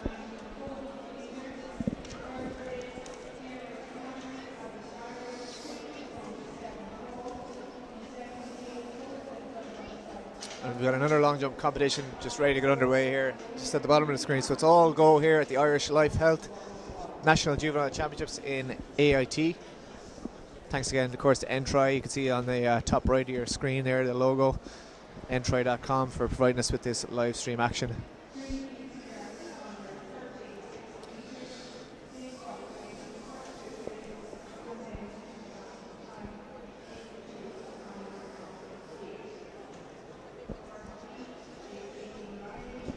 So obviously all these athletes having to qualify out of their own provincial championships, so all very much deserving of their place here. Whether Connacht, Munster, Ulster or Leinster, they've had to duke it out with their fellow competitors to get here, and these really are the cream of the crop. I'll rise to the top. Old So school. the 13 girls are out on track for their 60-metre heats. Just get you a quick rundown of the start list there. We've got Aideen Riley of Dunboyne AC in lane 2, Grace Rooney in 3 from Youghal, Leah McMonigal of Finn Valley in 4. In 5, Christy Lungaga of Lucan Harriers, Laura Bolster, Cushinstown, is in 6, and Ava McKeown of GCH in lane 7, just settling into her blocks. And they'll be going Gaga for Christophe in Lucan Harriers if she takes this down there in lane 5. But the Manx in the house will be cheering for Rooney in lane 3. First 2 to go through on 13 girls, 60 metres. Away to a good start there, and the inside is Aileen Riley, but coming through there in the green singlet, that is Laura Bolster of Cushinstown AC. Looks to be taking this one comfortably. Second is Youghal AC's Grace Rooney. Back in third is Finn Valley's Leah McMonigal. 8:17 on the clock, that is rapid. So 8:17 there for Laura Bolster in the heat of this under 13 girls 60 metres. She will be a comfortable qualifier for the final. And that'll bolster her confidence ahead of the final later on. Certainly will. The record in You this missed that one, Ronan. is 8:02. Ronan is eating biscuits as usual. He's distracted from my outstanding puns. I said it'll bolster her confidence for the final. Yeah, I've given it a thumbs up, a hesitant thumbs up, but a thumbs up nonetheless. A disapproving, a grudging respect. No oral confirmation due to the mouth full of said biscuits. Yes. Custard creams as well, not exactly high quality. Back on the pole vault runway, St. Lawrence O'Toole. And a failure with the feet. I'd like to confirm that Laura Bolster from Cushinstown AC, and the pun related to her name, bolstering her confidence, was fantastic. I'd like to conclude in saying that as she's a Cushinstown AC athlete, even if things don't go her way in the final, that win in the heats will cushion the blow. We could be here all day. And Ronan is now celebrating with arms aloft behind us here in the commentary booth. He has stood up. He's that excited about the cushion the blow from the Cushinstown AC athlete. Heat 2, they're just getting their blocks set up as we see a bit of high jump action. But the action comes thick and fast. Key word being fast on the track here. Between these heats as they run them off, all these athletes, of course, will be back. Well, the best athletes among them will be back in action later. And I see Debbie Lowell there from Juvenile AC in lane 2, and I believe, I can't remember the brother's first name, but he raced about 55 races down below at the National Juveniles about 2 summers ago. He was in every race going and performed to a very, very high level, making many a final. And his sister now, Debbie Lowell, running for Juvenile AC as well in lane 2 here. Aoife McGee in lane 3, Maria Talabi in lane 4, Leanna Buckley in lane 5. Say the full name, Ronan. Maria Talabi. I know foreign names challenge you. Come on. It's Maria Talabi Olafun Mileo. Oh yeah, too easy. Leanna Buckley in lane 5, Orla Byrne. I know Irish names challenge you, so they do. You struggle on foreign names as much as I struggle on Irish names. And Club and name. Anna Burns, I know, in lane 7 there from Lakela AC. So it's getting down into their blocks now, or in some cases just onto the I track. see Debbie Lawal doing the familiar pink on the inside there, doing the familiar one step, side step, one step block formation that will be familiar to all athletes who ran at this age group and hadn't graduated to using blocks by that point. That should be one to watch here, the Dunedin AC athlete. Maria Talabi there in the blue of Longford getting up very, very well, but Orla Byrne out in lane 7 running well as well, but it looks like it's Maria Talabi and Debbie Lawal getting up for first and second, with Orla Byrne out there in lane 7 having to maybe wait for the fastest qualifiers. She'll have to wait. From the first heat, by the way, Laura Bolster powered her way down the track with the boosters to 8:16. Grace Rooney did 8:38 in second for automatically qualified, and Leah McMonagle of Finn Valley 8:66. She is currently the fastest time qualifier, along with Aideen Riley 8:80. So the third and fourth placed athletes there. Finn Valley's was it Finn Valley? It was Finn Valley, yes. It was Finn Valley. And in this one, then you had it was Orla Byrne Third was the place. third place athlete. Yes, that's it. Of Slieve Wida. That's probably butchered as well. No, it's not bad, yeah. Sleeve with it. Sliab Buhidu. Rovers. That's how it's said, isn't it? I believe so. And we see here we have what looks to be a Brothers Pierce athlete, or could be a Longford AC athlete. They're very similar tops. Going for this one here. Looks to be about 130, and just clipping that one on the way over. Needs to pop the hips as she goes over.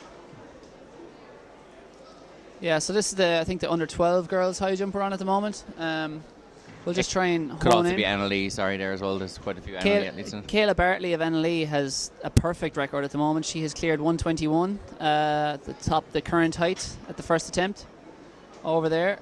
That looked like that's number 131, which is Ella Carey Cabinteely, who took 3 attempts to clear 115 and has failed on her first attempt there. This right here in your shot is number 234. She's Hannah Falvey, is it? From Balgully Hannah AC. Falvey it is.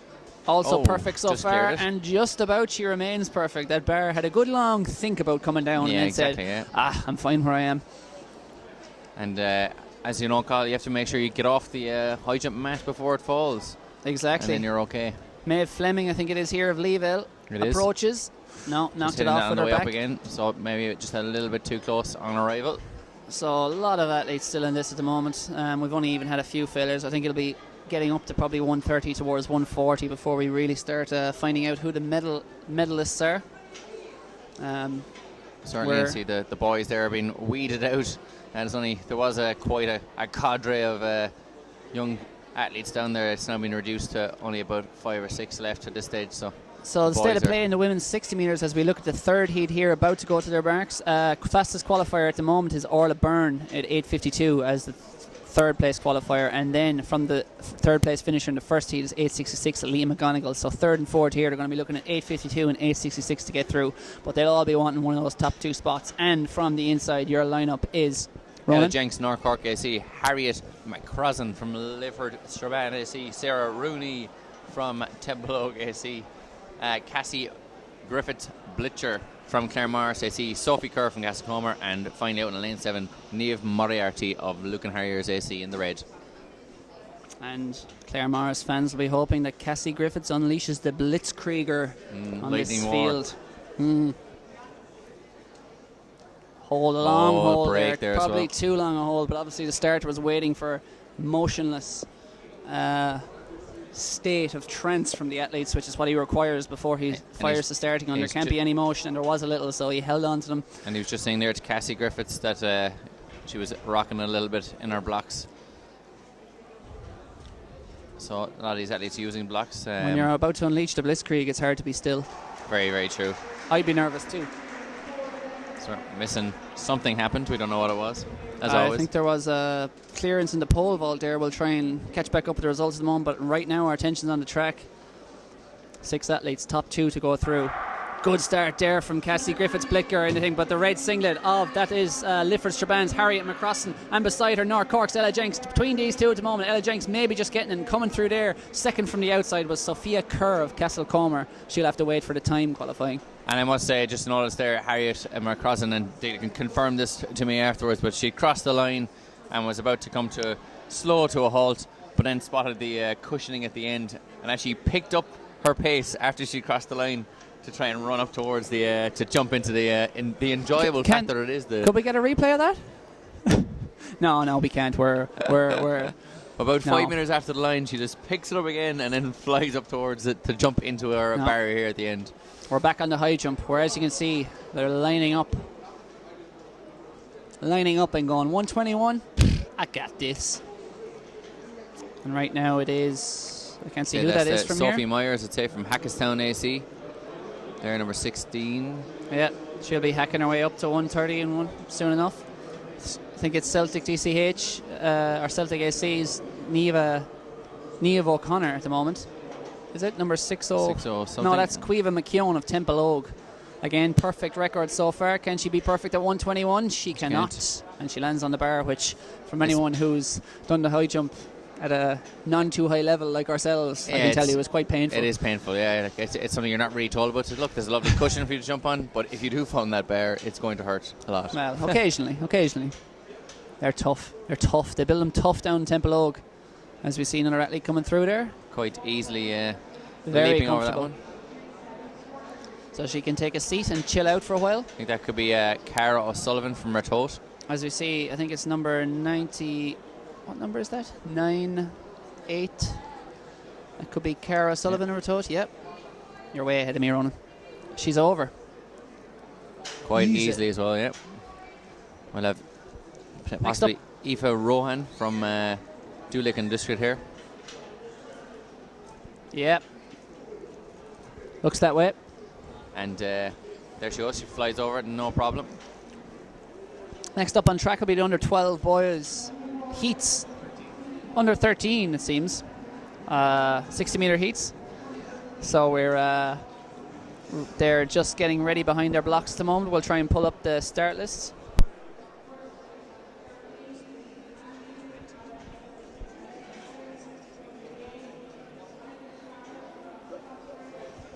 So just 22 more races before we get to the under 17s. Yeah, absolutely.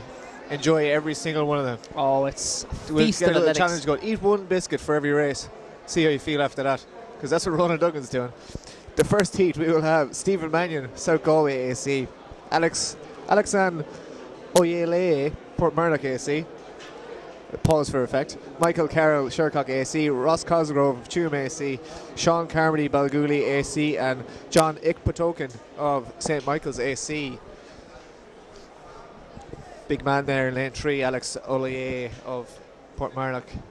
Steps back to get on his marks. A lot of times at this level it's about who's developed the most, and certainly physically there's no doubt that Alex Oyele has very much the physicality here, edge over his rivals, but will he have the edge when it comes to the only thing that matters in a 60 metres, purebred speed.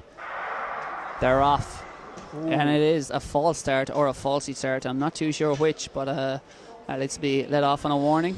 Either way, all athletes will get a second chance, second bite at the apple, so to speak here. Speaking of physically developed young lads, Cahill, I was just looking through the records here, and Cedric Kibabu has a record from DSD AC, one of not sure if Ronan Duggan ever encountered him, but certainly a man who dominated the community games in Mosney for many years against myself and the likes. Anyone who's around the juvenile athletic circuit circa the year 1999 and 2000 will remember the unbelievable speed and power of Cedric Kibabu, Clare man.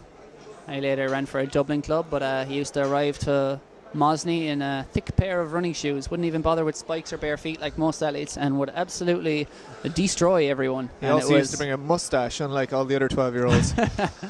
Cedric was some athlete. Pity he never stayed with the sport, because quite the talent. But also seen a young Owen Hannon has the 300 metre record here with a hand time 35 second. Impressive. From the inside once more. He certainly wouldn't do that now. No. From the inside, lane 2, Stephen Mannion. Lane 3, Alex Oyele.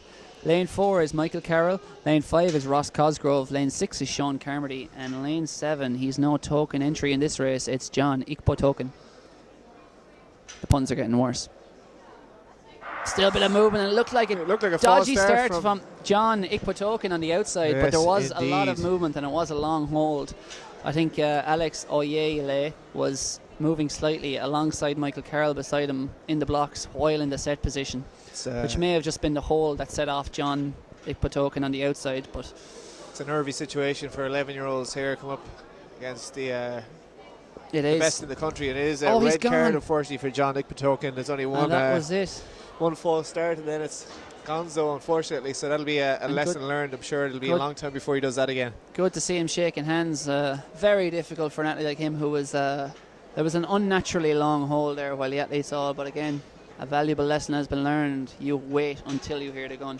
As we said, it's such a busy arena today. There's a lot of different action going on all over the track. It's hard for both the starter and the athletes to get everything down to a T, so the athletes just need to be patient on the track, which is tough obviously for 11-year-old boys, keep their concentration for that long. But Snapchat, Instagram, it's ruined a lot of them. Attention spans ruined. Oh, we just see a narrow failure there in the pole vault. It looked like it was going to be a very impressive clearance.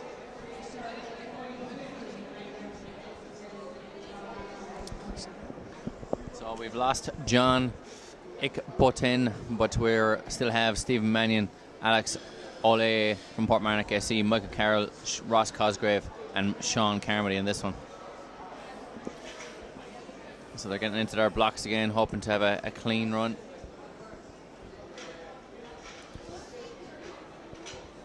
So all eyes here on Alex Ole from Portmarnock SC. It's top two to go through by right, so just got a little bit easier with one disqualification. Long hold again, and they're off. This time we're away cleanly. It looks like Alex Oyele got out well, but beside him Stephen Mannion is flying down the track. Shercock AC fading a little bit in the middle, and Sean Carmody there in the green t-shirt. Balgooley AC may have just taken the win. Very tight there to see who got those top two spaces. Very equal race. Certainly was, and the pocket rocket was Sean Carmody there from Balgooley SE. In fact, it wasn't Sean Carmody, it's Ross Cosgrave. It was indeed. Just inside him there from Tume SE. He went choom. 8:36 on the clock. That deserved more now. He went choom. He did, yeah. Again, nothing out of Joe here. Absolutely not. So Ross Cosgrave takes that one. Have to wait and see who gets the other qualification spot with him. 2 more heats to go in the under 13 boys. Certainly, and said top 2 and then the 2 fastest.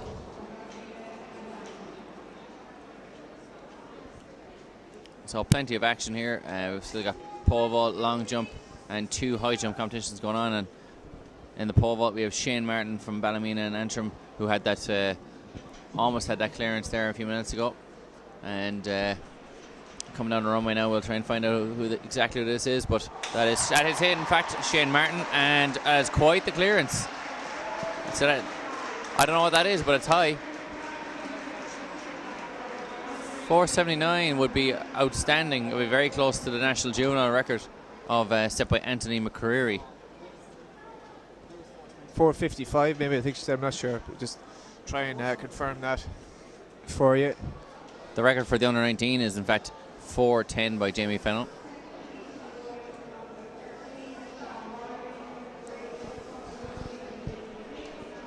So that was quite the leap there. Now, anyway, we're very impressed by that. Cathal is shaking his head here and saying that it wasn't Anthony McCreary. Don't think he holds the national juvenile record anymore. Could be right. Owen Hannon, though, does hold the long jump record for the under 19 men at 7:09. So that wasn't under any threat from Daniel Ryan, who jumped 6:75. Luckily for Owen, still has something to hold on to. Something to live for. Like I said, Daniel Ryan won the shot put with a championship best performance yesterday, so, and he has, I think, seen 3 or 4 hurdles records in the books from Juvenile, so he's a serious talent. And was that his younger brother then coming through in the... I'd have to imagine so. Very similar look. One of the assumptions that we always make. Yeah, 100%. They have the same name. It's Ireland. And they're the same club. Yeah, surely. Sure. So here we are, Heat 2 of the under 13 boys, 60 metres. From right to left, we have Sean Rowley of Bree AC, Conal Mooney of Annalee AC, David Mannion, South Galway AC, Daniel Chuckwu of Rathfarnham, Kilkenny City Harriers, Harry Boyle and Bobby Byrne out on the outside, the very left in lane 7 for Tralee. So they'll have seen all the disqualification and long holes and restarts in that first heat, so they'll be more than prepared here, I hope. Yeah, they'll be watching that and they'll know that they need to sit in the blocks a little bit and then just trust their speed from there on out. Absolutely. Tralee Harriers there on the outside, Bobby Byrne and Tralee Harriers doing some great work there. They were 2 teams, went first and second in the intermediate schools relay last summer, which it's strange to even have 2 teams from the same province, never mind the same town, doing so well. So plenty of good speed work going on down there. We have a stumble. false start there again. Looks like KCH's Harry Boyle just kind of fell out of his blocks a little bit, but it'll be hopefully a yellow card or a warning. Yeah, tension's really coming to a boiling point here at the start line. Yes. Yep. I'm here all day. The jokes work well for when the start list are in front of you, but I think for the listeners. Sorry, yes. So it is a yellow card. Harry Boyle. Oh, it's for lane 5, in fact. Daniel Chukwu. Give me a joke on that. I got nothing. So it's a yellow card all around. So the next, any error in the next heat or next time on their marks, then it will be a DQ, unfortunately, but hopefully we won't get to that situation. Sorry, nothing. It could be any of these men now. It's top 2 to get through, and then the 2 best times overall from the rest of the races. So we'll try and get an idea. We're standing up again. So right to left there we have Rowley, Mooney, Mannion, Chukwu, Boyle, Byrne. Very stylish top there underneath his vest for Sean Rowley. Certainly, yeah. It's very bright, and yet the other arm seems to be a completely different colour. Contrast. He's losing his little number there on the side of his leg, which when he becomes a more seasoned athlete, he'll know that doesn't make a difference. Possibly one of the most pointless things in Irish athletics, or world athletics. A needless expense. This time we are away, and the man on the inside does get a flying start there with that aluminum sleeve. Also, Daniel Chukwu going well, but beside him, David Mannion may just come through to get the win in this heat. Fantastic. So I think that there, was Daniel South Galway's David Mannion. Maybe Sean Rowley there with the alumina sleeve taking the second. Him and Daniel Chukwu will have a nervous wait to see who got that second place. So only the top 2 go through, and then they will be followed by 2 fastest losers. 8:26, so it was faster than the first heat. It was, and David Mannion looking very, very good there, and fantastic finish there as well. Absolutely, he yeah. threw himself over the line. 2 boys either side of him got out to great starts, but he just trusted his technique and came through very strongly. Good techers, as David Mannion might say. Absolutely. Or may not say, I don't know. He possibly wouldn't. Maybe just trust the process. Yeah, he goes, trust the process is his favourite. It's on his Twitter profile. It is. But plenty more action to come. We still have the high jump rolling there, but that's Ratote AC's athletes flying over that, and we're up to 125 now at this stage. The other 12 boys, high jump has wrapped up, as you can see there on the left of your screen. Those are not 11-year-old boys. That is the next group of jumpers getting ready to go. They will be the under 15 boys. And we'll definitely see an improvement in technique as we move up through the age groups, and as coaching becomes more evident, we're not just relying on the natural spring of the athlete. Absolutely. Certainly towards the pointy end, towards the medalists, they'll have done a lot of training for this, a lot of technique work. That's where those vital centimetres can be made up with a bit of sharp technique. We've got pole vaults going again here. This is our man from Ballymena and Antrim, Shane Martin, striding down the runway and powering over, and he's just missed that one there now. It was very unfortunate. He's actually broken the pole as well. Well, if you're gonna knock it, you might as well break it. Exactly. Do it right. He'll obviously be charged for that as well. Certainly. Any poles that are broken. His entry fee next year will be very expensive. Yeah. But, on a side note, do you want to know how Kenya swept the world in the women's senior race, the World Cross Country? They didn't just come first, didn't just come second, didn't just come third, didn't just come fourth, didn't just come fifth. 1, 2, 3, 4, 5, 6, baby. And Ruth Jebet, the world record holder in the steeplechase and Olympic champion, could offer no more than 7th for Bahrain. And people say the World Cross Country is nonsense. Or is that just me? No, that's just ignorant sprinters. Those 6 European countries over there, hopefully they're going well. Spain leading finisher in 19th place, Trijas Gebre. So it would have been, I believe Fionnuala McCormack dusted her before Christmas, so it would have been interesting to see. Ola Amu here surely would have been top 15. From Suncroft in lane 2, Jack Kelly, Tala in 3, Jared Murta of Carrick and Shannon AC in 4, Matthew O'Donnell in 5, Port Marnock, 6, Joel Joseph Middleton, and in 7, Finn O'Neill from City of Derry AC Spartans. And we get away cleanly this time. Joseph Joel going well there, as is in the middle Jared Murta from Carrick and Shannon AC. They look to be pulling away. Tala AC's Jack Kelly and Ola Amo, they'll be the 3rd and 4th, but it is Jared Murta, I think, of Carrick and Shannon, 8:38 on the clock. Himself and Joel Joseph should be the automatic qualifiers for this evening's final. So that is the 3rd of the under 13 boys 60 metres. We'll try and get you confirmation of all qualifiers as soon as we get them. We're moving on to the under 14 girls up next.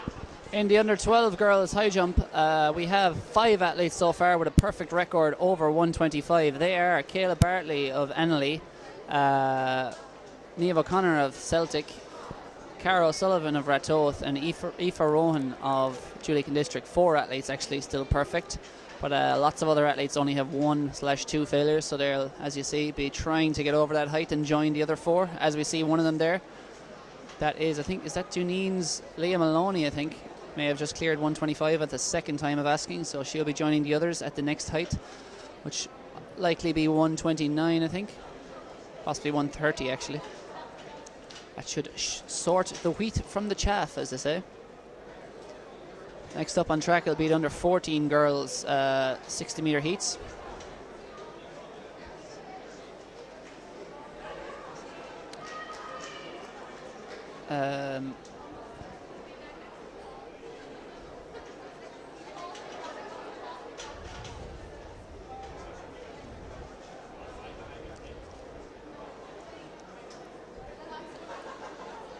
Yes, so the under 15 boys, they're getting their marks, getting their warm-ups done for their high jump on the left mat, while that under 12 girls competition continues on the right. Reese Adamola, remember, we won to watch there. Strikingly similar to our other Leavelle athlete earlier. Very similar haircut, in fact, so he's been in record-breaking form over combined events and is a spring-heeled man from Leavelle. So as we see number 234 there, that is Hannah Falvey, who has gone over at the 3rd and final attempt, so she'll be joining the others at 125. So down to the 60 metres once again, the under 14 girls. First of all, we'll see this Shane Martin going for the pole vault once again. This will be his final attempt. Oh, unlucky. He has the height certainly, but just a little adjustment in his run up perhaps, and he'll certainly clear that height.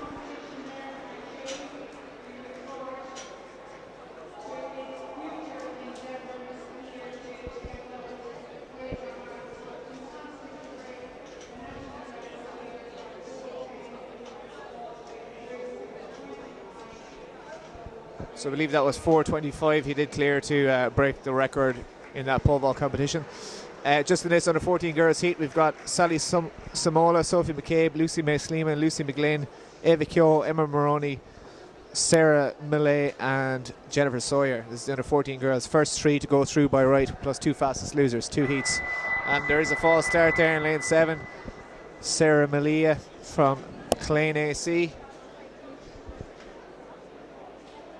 So a nervous wait for her to see how the judges view that one.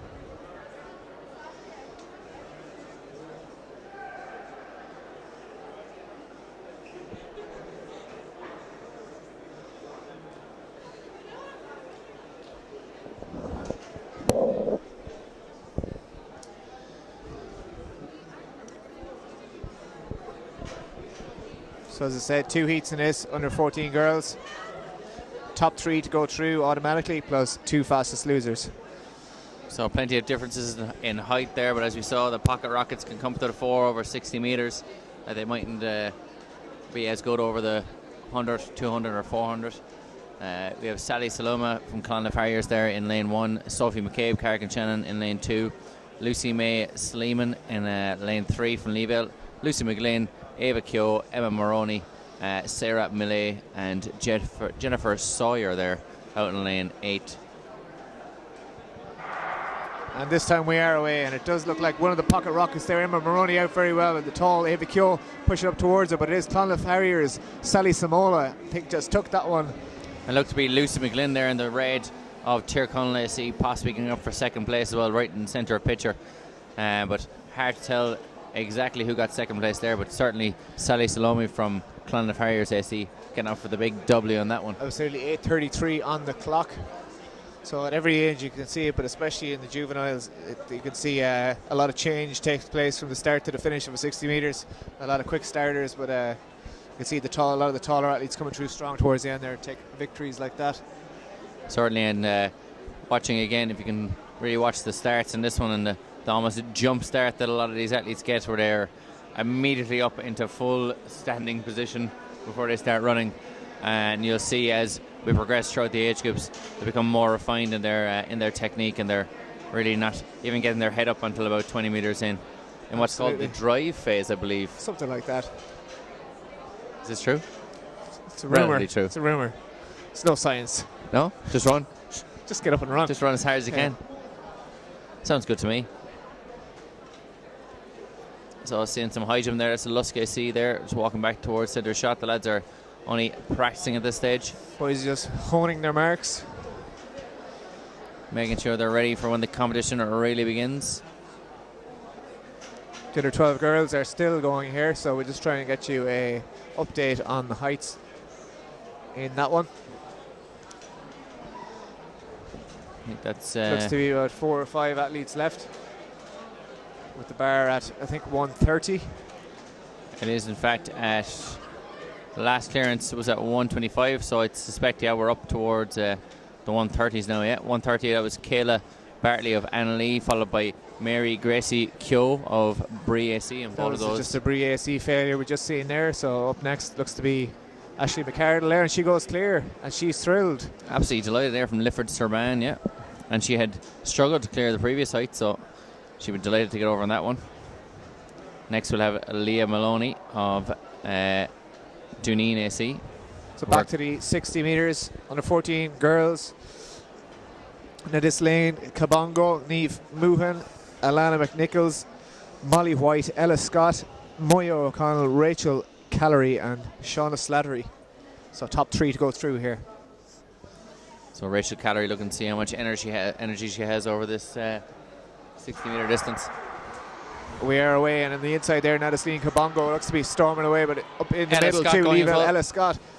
So contrasting figures here, but those are the 2 to go through, as well as Rachel Callery making a big charge there at the end, so she'll have to wait and see, but I don't think she might have got there for second. 8:19 on the clock, so it is faster than that first heat, so she's done herself serious hopes of qualifying for that final. Only 2 spots to get there. Although if she was in third, she'll get through.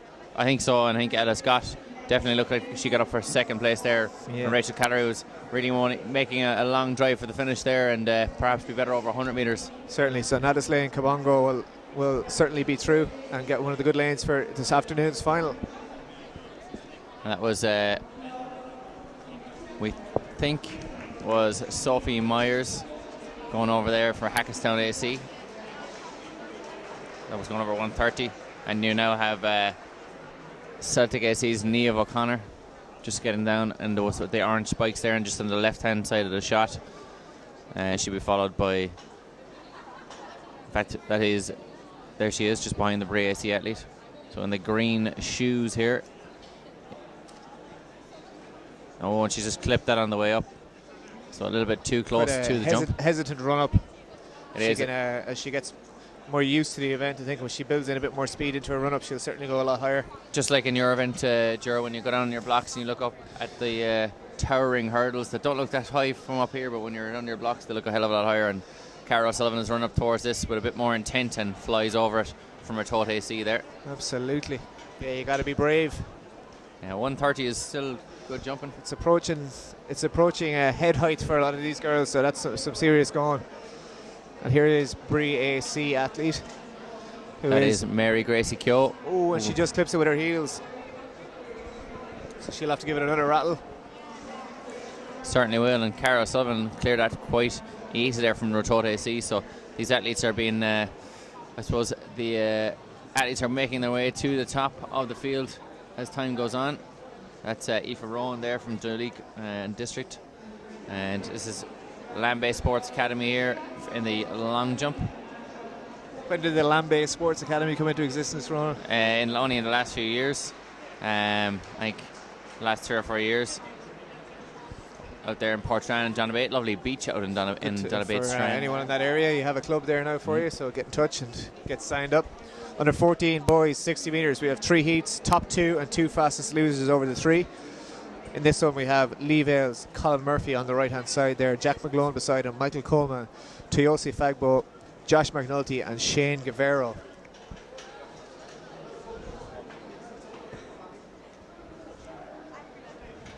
Oh, and we have a false start again, so that was lane 6. Josh McNulty just stumbling out of the blocks there for Corn AC. So hopefully just a warning card there, and we will get another chance to see all 6 athletes. And that was Molly Howerhan there.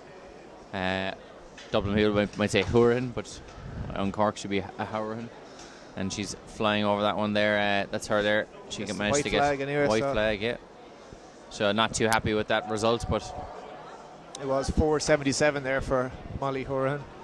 So we have Colin Murphy, Jack McGlone, Michael Coleman, Toyosi Fagbo, Josh McNulty and Shane Guevara. quite an international field there. Second time of asking.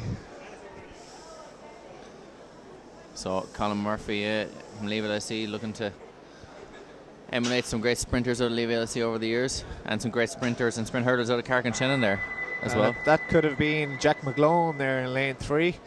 We'll have to wait and see. The man from Greystones District. Clucknaliha, Greystones. Oh yeah? Yeah. Happy days. That is a DQ there for Jack McGlone, unfortunately. The second one we've seen of the day. He'll be going stone mad now after that one. He will. But athletes still left in this one. So that was Jack McClone there in lane 3 is gone. Colin Murphy all on his own there now in lane 2. No one either side of him. So will Toyosi Fagbo do Carrick-on-Shannon proud here? He is the Connacht champ. 8:04, I believe you're on there that day to take the title. Oh, so yeah. he's a nifty mover. Maybe he'll go sub 8. And we are away at the third time of asking there. Leavale athlete Colin Murphy has gone out well. Toyosi Fagbo, but right on the outside here, Shane Guevara storming to victory. Wow. 7:63. That will equal the championship best performance and cruising in his heat. Yeah, very, very impressive there. Unbelievable. The man with the Mexican name wearing the green of Mexico. And Cabinteely AC storms to victory there. He had a huge lead over the rest of the field. It did, and it didn't look like he was under too much pressure either. So absolutely not. Some outstanding running for a 13-year-old. Unbelievable. In fact, he is. Yeah, you know, he is 13. Yeah, yeah 13-year-old boy to run 7:63 is. He's equaled Matthew Buckley's championship best performance there. So that is some serious running in the heats of this under 14 boys 60 metres. Certainly looking forward to seeing him in the final. Certainly, yeah, it was a very impressive performance. Looked to be fairly fluid as well. Good running. Very smooth. Those boys behind him weren't running too slow either. You'd imagine No. they were possibly sub 8 at the same time, but they were made to look very average there by Shane Guevara. So the top 2 were only guaranteed to go through in that one. This is Sophie Meredith here from St Mary's in Limerick, just on the runway. Looking to judge her own merit here over the long jump. See what she's worth.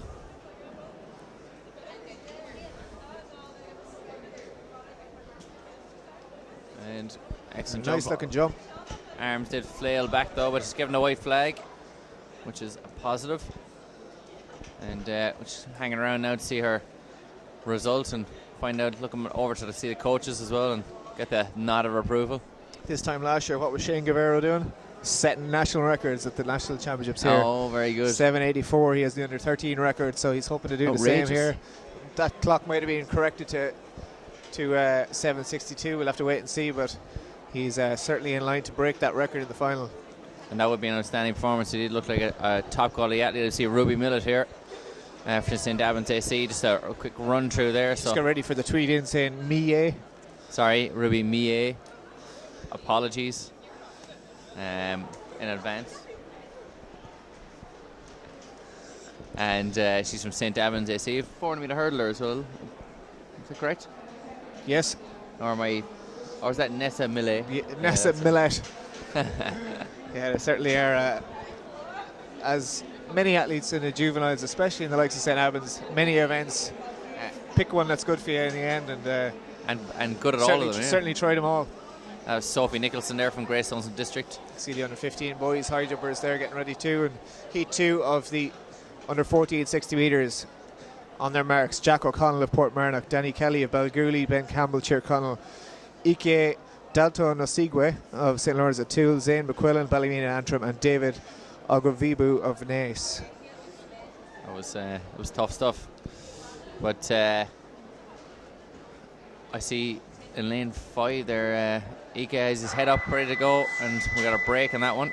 Don't know who that was. Lots of nerves here in these 60 metres. The boys are on edge.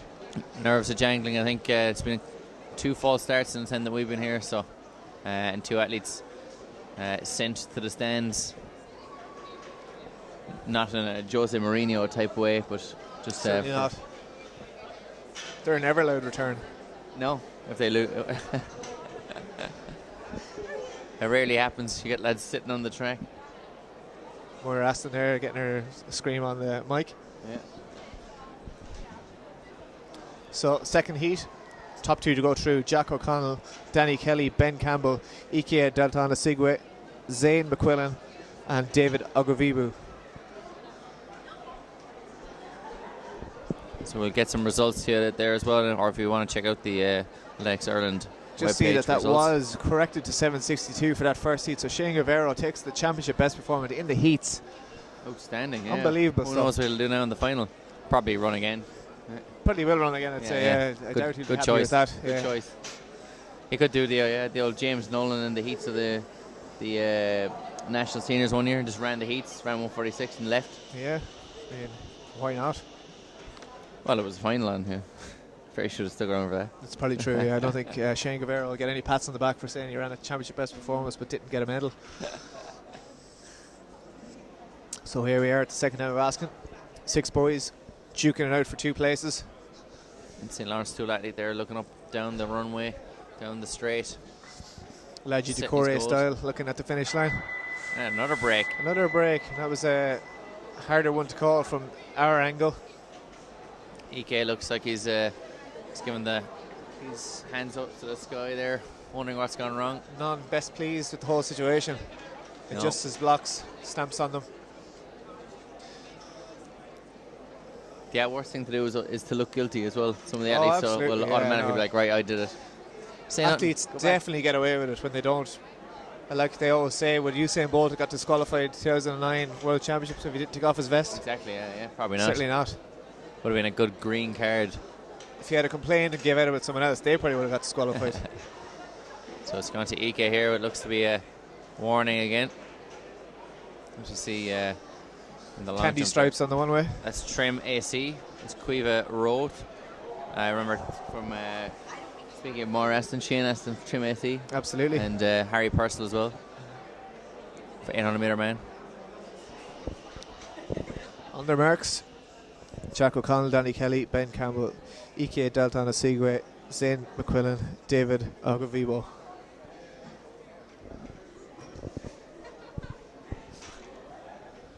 So hopefully get away clean in this one. And again, we may be losing Danny Kelly after this one.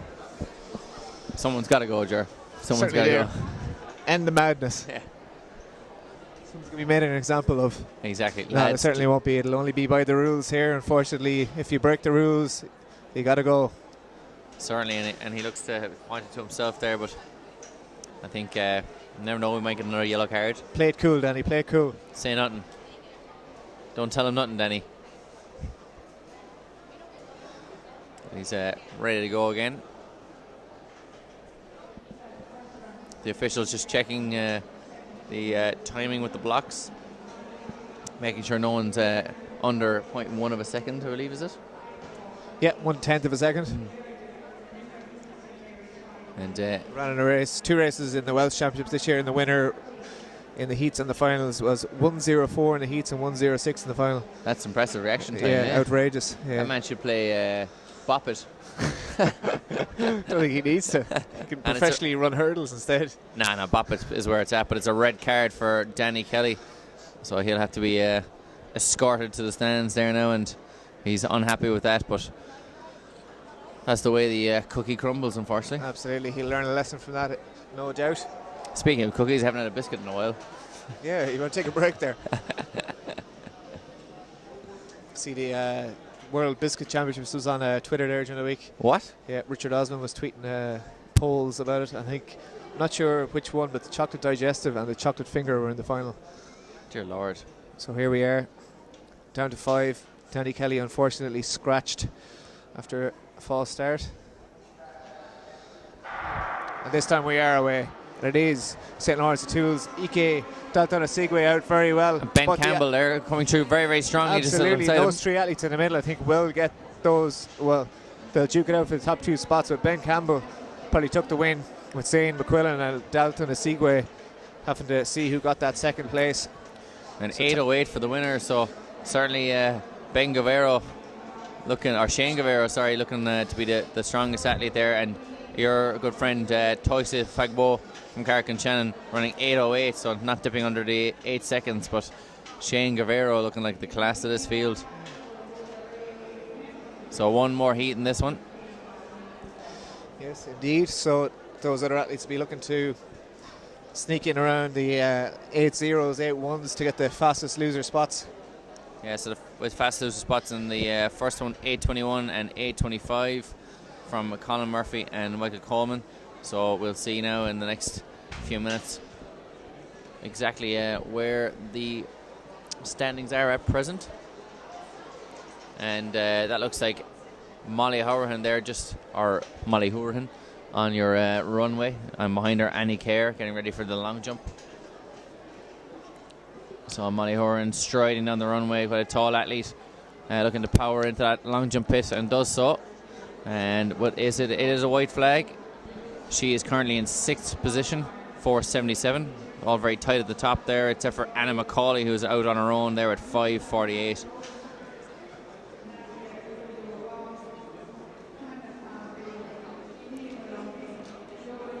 Well out in front. So she's a City of Lisbon IC athlete. Anna Kerr here from Finn Valley IC, 4:97 in joint 3rd position at the moment. She's actually got into 4th there after that jump from Molly Hourihan. Big jump from Anna Kerr. Will we get a white flag? It does. So we'll try and update you on those results as they come in. And Sophie Meredith will be hopping up shortly, along with the current leader Anna McCauley from from City of Lisbon IC. So she's duking out with Sophie Meredith, 5:48 to 5:19, and Neva O'Neill from Claremorris IC in there as well with 5:13. So great battle there between these athletes in the under 17 women's long jump.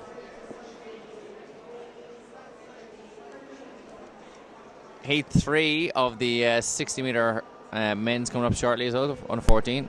That's Shercock AC's athlete there, who is Grace Kiernan. She's jumped 4:56 in the previous round. She's in 8th position. Clean jump there. You can just see at the top left of your screen the final heat of this under 14 boys 60 metres, getting ready to take their marks. So 5 athletes in this one, top 2 to go through. And then we'll have a sweat to see who gets those other 2 places. So it'll be Callum Healy, Luke Burke, Glory Wenaguime.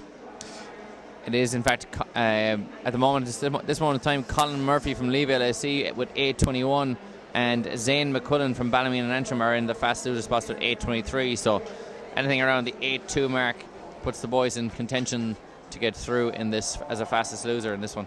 Yes, indeed. Nekem Jika Onwamera of Metro St. Bridges is in 5, and Adam Kane is in 6.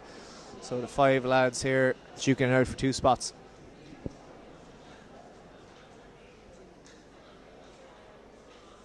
So So settling into their blocks, hopefully it'll go with a bit more ease than the previous heat. So starters giving some advice here.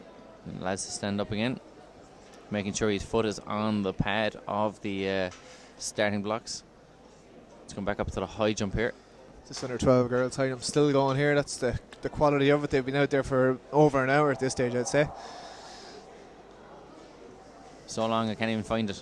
But that is the Rotode AC athlete, who I think her name is something O'Connor off the top of my head. But I will come back to you there on that one. So we're on our marks again. 5 lads in the final heat, under 14 boys, 60 metres, top 2 to go through. And we'll keep an eye on the clock, because around 8:02 will be good enough for the fastest loser spots. And we are away, a bit of a stumble there from Callum Healy of Athenry, but he's back up into his running. 2 lads in the middle there coming through strong. Metro St. Bridget's is going to take the win, and that is Dejemjika Onamwera. So he gets the win at 7:77 on the clock, so a rapid run from him as well, as was Glory Wenagika. So those top 2 lads will go through very well, and they will be, I would think, in for medal places in the final. It's going to be a classy final here with a lot of with a 7-6 and a 7-7 there, and winner 2 of the heats. There is, yeah, it'll be a great battle between Shane Guevara there and the athlete that won that one, who was Dejemjika Onamwera from Metro St. Bridget's, and the two of those will be duking out in that final. So Shane Guevara doesn't have the title sewn up yet, and that was Cara O'Sullivan, there from Rotode AC, flying over the high jump, and she has one failure at that height. And this is the lady from Lifford Strabane, which is Aisling McCardle. She's also at 130 and has a failure at that height as well. Just some confirmations of results. Running the long jump under 18 men's, David Ryan, 6:59 for the title. Of course, we've seen his final jump just to win it on countback. In fact, the top 2 had the same jump in their 5th and 6th round. Both jumped 6:44 and then 6:59. James Murphy took the bronze medal on that one for Waterford AC. In the under 18 women's long jump, we had Summer Leckie taking the title with Emma Cheshire in 2nd and Andy Maguire in 3rd. So apologies there, we appear to have a fire alarm going off, so we'll just have to take a break in sound.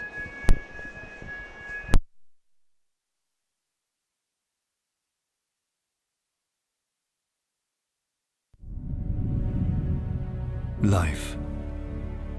It's what we all have in common. And whatever you choose to do with it, your life is your priority. And as Ireland's newest health insurer, Irish Life Health is here to help you keep it that way. Because as part of the Irish Life Group, already trusted to look after 1 million people in Ireland, we believe that all our customers, wherever they may be in life, should get the health insurance that's right for them and the future they deserve. We know Irish Life. We are Irish Life Health. Life. It's what we all have in common. And whatever you choose to do with it, your life is your priority. And as Ireland's newest health insurer, Irish Life Health is here to help you keep it that way.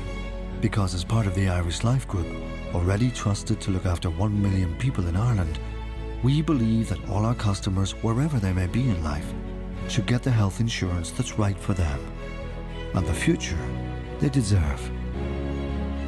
We know Irish Life. We are Irish Life Health. Life. It's what we all have in common. And whatever you choose to do with it, your life is your priority. And as Ireland's newest health insurer, Irish Life Health is here to help you keep it that way. Because as part of the Irish Life Group, already trusted to look after 1 million people in Ireland, we believe that all our customers, wherever they may be in life, should get the health insurance that's right for them and the future they deserve. We know Irish Life. We are Irish Life Health. Life. It's what we all have in common.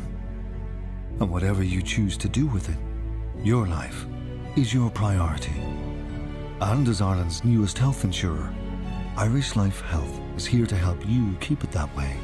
Because as part of the Irish Life Group, already trusted to look after 1 million people in Ireland, we believe that all our customers, wherever they may be in life, should get the health insurance that's right for them and the future they deserve. We know Irish Life. We are Irish Life Health.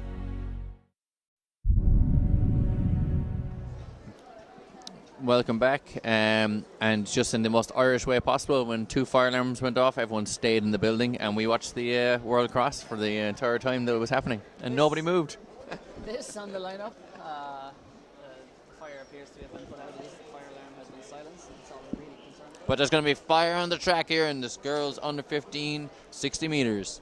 Heat 1 of 3, so you'll need to be top 2 to automatically advance. And from the inside, and the inside is lane 2. That's Ellen McBride of Dundalk St. Gerard's, and there's that beeping noise we love. It's back. Someone's obviously going to roast this field.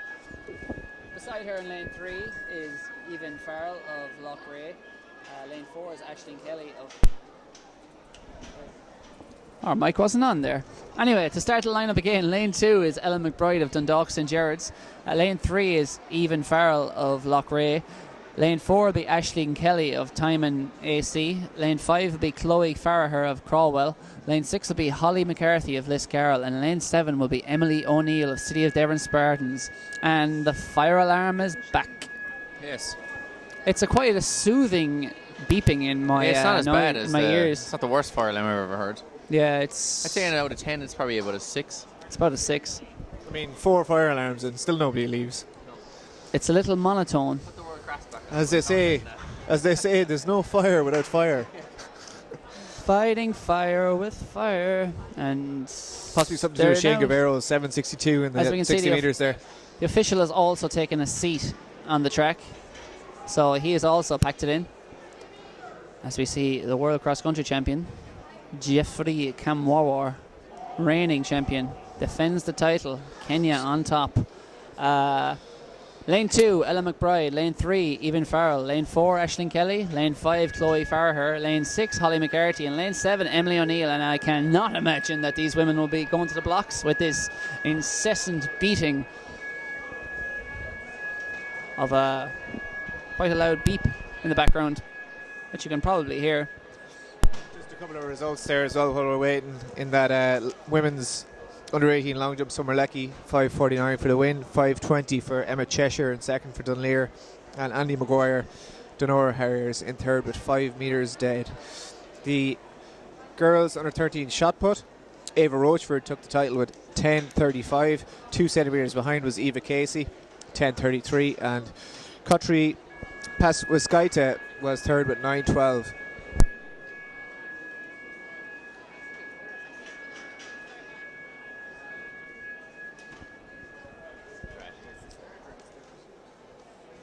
So what we're dealing with here is a constant beeping noise that comes back, and then they appear to turn down the volume each time it does, but then, like a phoenix from the ashes, it returns as stronger than ever.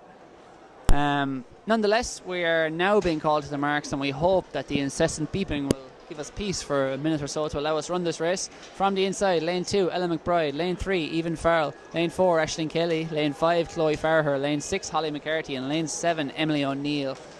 Familiar red singlet of City of Derry Spartans. Heat 1 of 3 in the girls under 15 60 metre heats. Top 2 to advance automatically. Others will have to sweat it. Away first time, Ella McBride out to a good start on the inside, appears to be leading at the moment. Also going well there is Aisling Kelly of Timon, but it's between these two, Ella McBride, and also on the near side there, that was Holly McCarthy of this Carol coming home like a flash. It's between these three. I think Holly McCarthy might have got the win there, so she'll be going through automatically. Just the 2 to go through, with top 2 after that.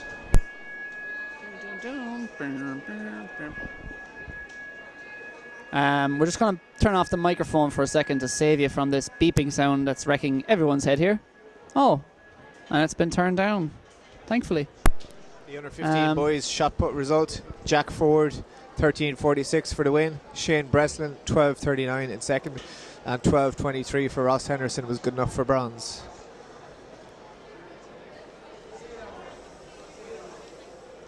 So apologies if you're listening to us on a loud or with earphones and you're getting your ears blasted out by that fire alarm, but oh dear.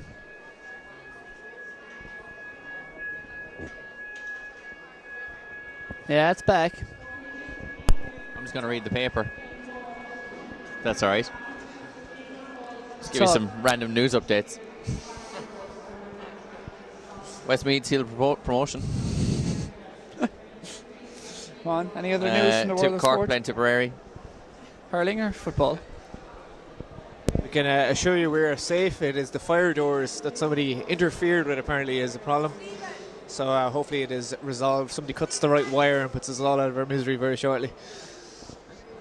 Result there in that first heat, 8:06 for Holly McCarthy to take the title. Second was Aisling Kelly, 8:13. Elle McBride of Dundalk St. Gerard's will have to sweat it out these next heats. 8:22, she's currently the fastest. The first non-automatic qualifier. Heat 2 is about to be on track. They're just setting up their blocks, doing their final run-throughs. We'll have 6 athletes going to the line there, and once again it'll be the top 2 who go through. Technicians here in Athlone are working hard behind the scenes to shut the fire alarm up, and for now it's succeeded. As far as we know, who knows? It could be genuinely a fire. Certainly hope not. No. And it's on again, as we have Finn Valley here in the long jump. Obviously these athletes performing under a little bit of stress here with this annoying sound. Maybe someone should just go check. We have a record, 14:21. and it is in the under 16 girls shot put, 3 kilogram, and it's an impressive record that's been broken because it's held by none other than Michaela Walsh at 13:60, but no more because Chloe Casey of Crawwell AC has walked into the shot put circle for her second round effort and launched that sphere out to 14:21 to add 61 centimetres to Michaela Walsh's record. Fantastic throw from the Crawwell athlete. Certainly obliterated that record, and that's only on the second round as well, so could see her throwing it quite the distance, or putting it quite the distance. We're zooming down there just to get a bit of a look. Quite the launch there.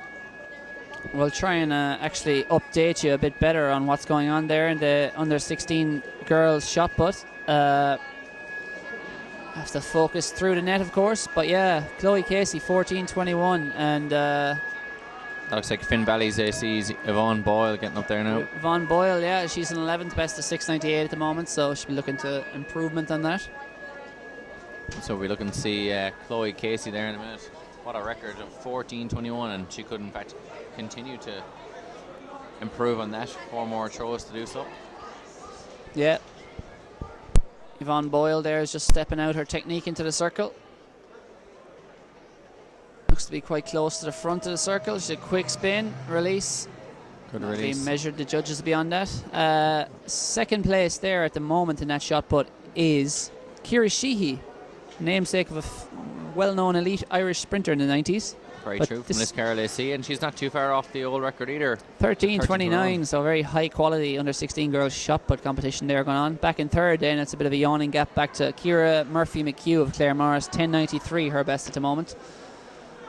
So we'll focus our attention back to the track where the second heat of the under 15 women's 60 metres, or under 15 girls I should say, 60 metres is about to be on track. 6 athletes going to the line here. Soon be called under started orders. Sophie Ritchie of Rathfarnham will be on the inside in lane 2.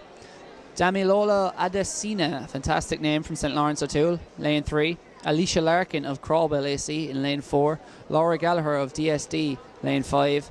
Abby Tate of City of Lisburn is in lane 6. And Ailva Doherty of Ennis Track Club in lane 7. Doesn't look like we've got Alicia Larkin of Crawwell AC at this moment in time, but she could be elsewhere on track. There are so many events going on here at once that she could be here she is, jumping, and has in fact ran over from another event, I suspect. Fashionably late.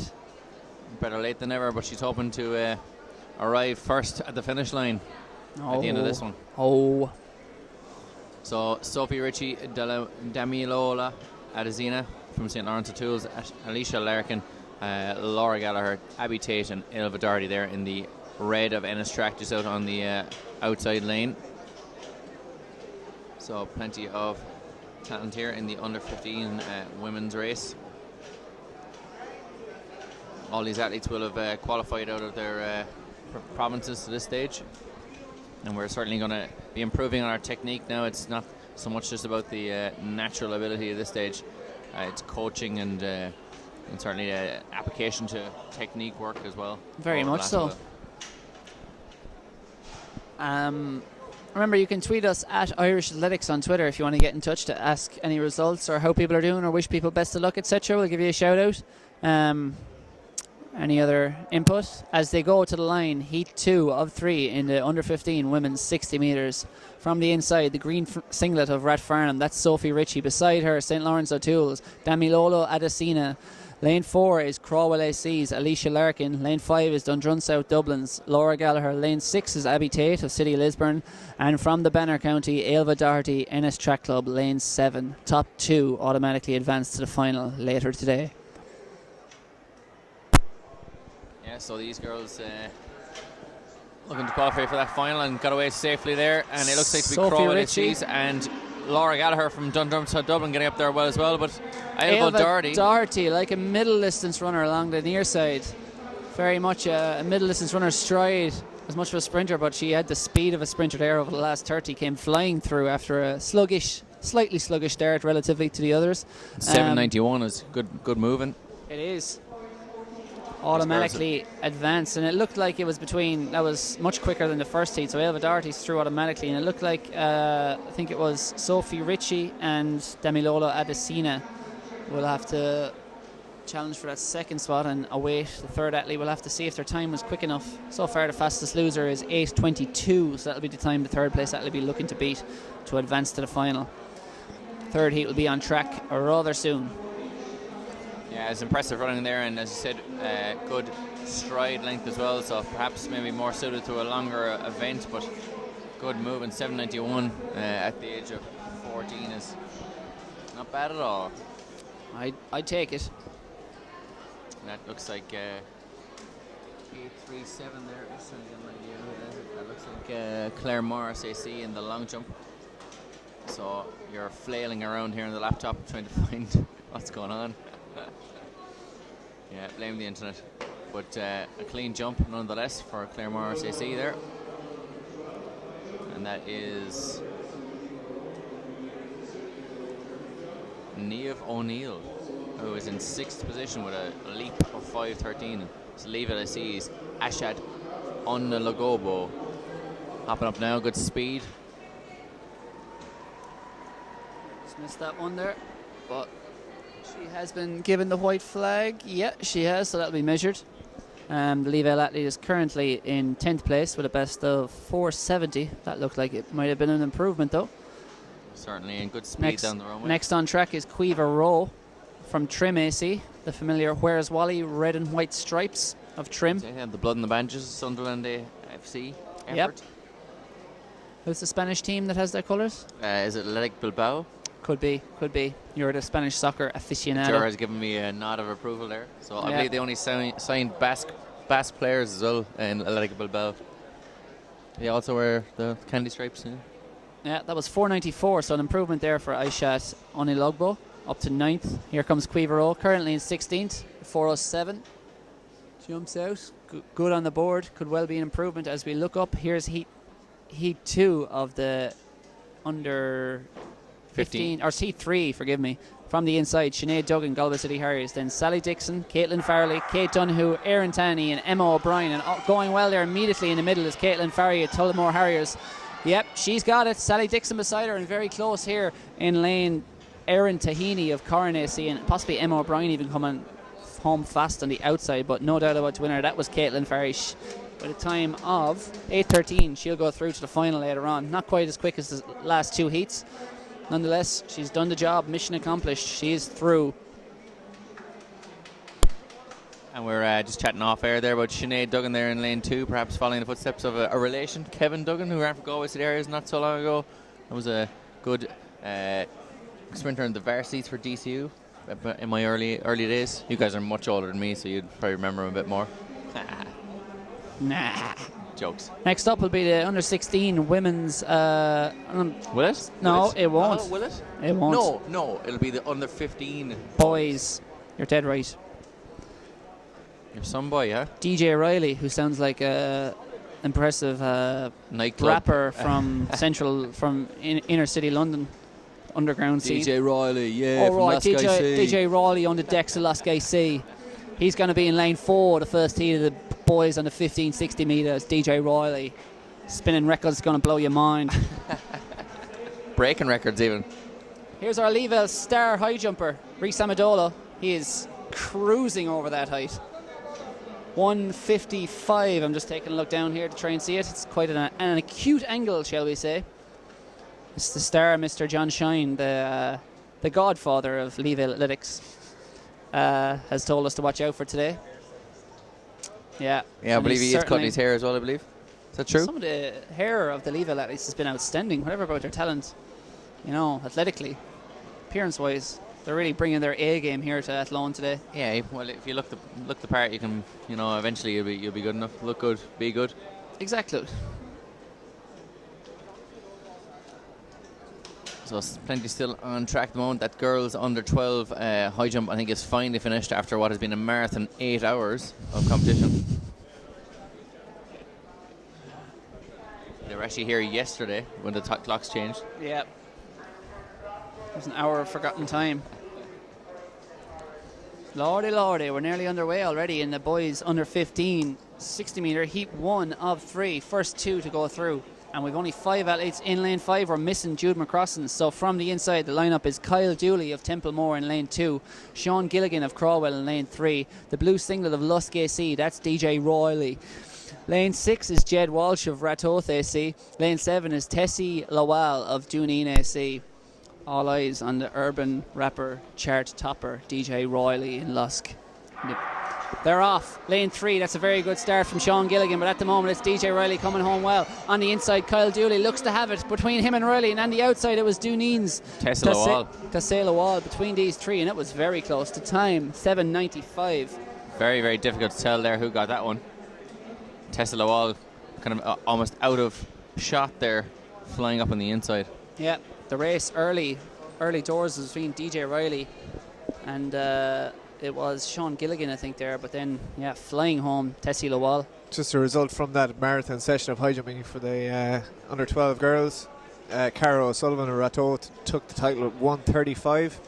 Ashley McArdle of Lifford Strabane 1:30 for silver, and Aoife Rowan of Duleek and District with 1:30 also took the bronze medal on countback.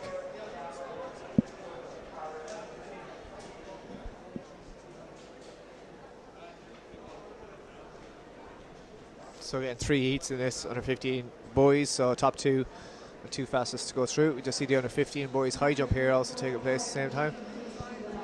There is a clearance.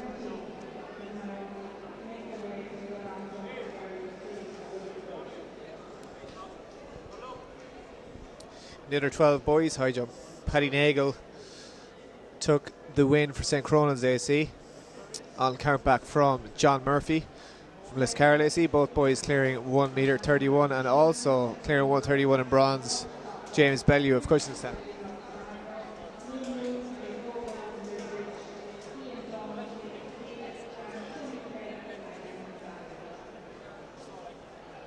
And the boys under 15 high jump, of course, is underway, so we'll give you updates on that once the live results start coming through. But for now, back to the track where heat 2 of the boys under 15 60 metres is about to be on track. 6 athletes again, top 2 to go through. Who's got the lineups? We do, Cathal. They're right there on the screen, man.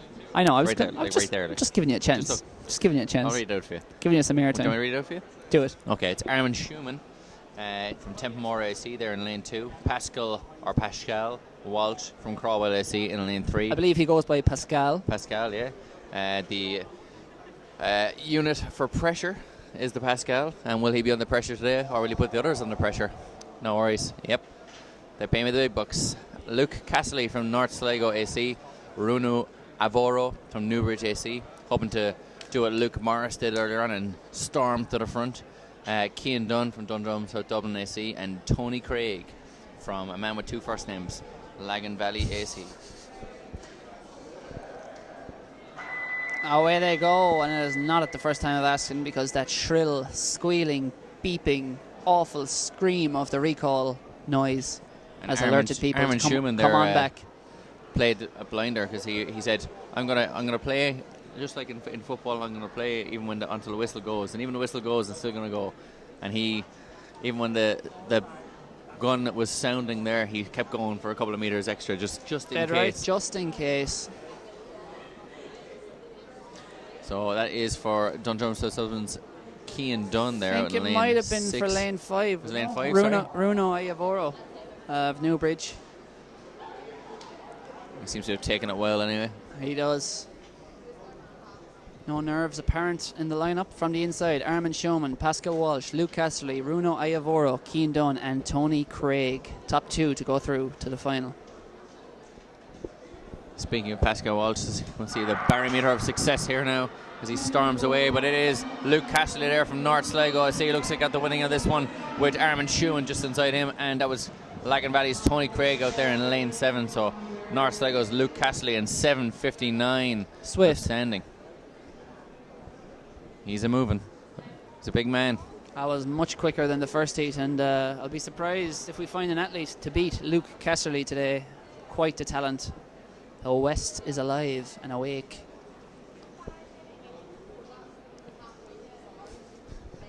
So in the men's pole vault under 18, the winner was Matt Keenan Calnahan from St. Lawrence O'Toole's with at 3 meters 90 clearance, and especially quite a tight competition. Matthew Rossler from St. Amand with 3 meters 80, and Dean Nolan from St. Lawrence O'Toole as well, getting up for 340. So Matt Keenan Calnan with 390, just missing out on that 4 meter barrier set by Shane Martin back in the day.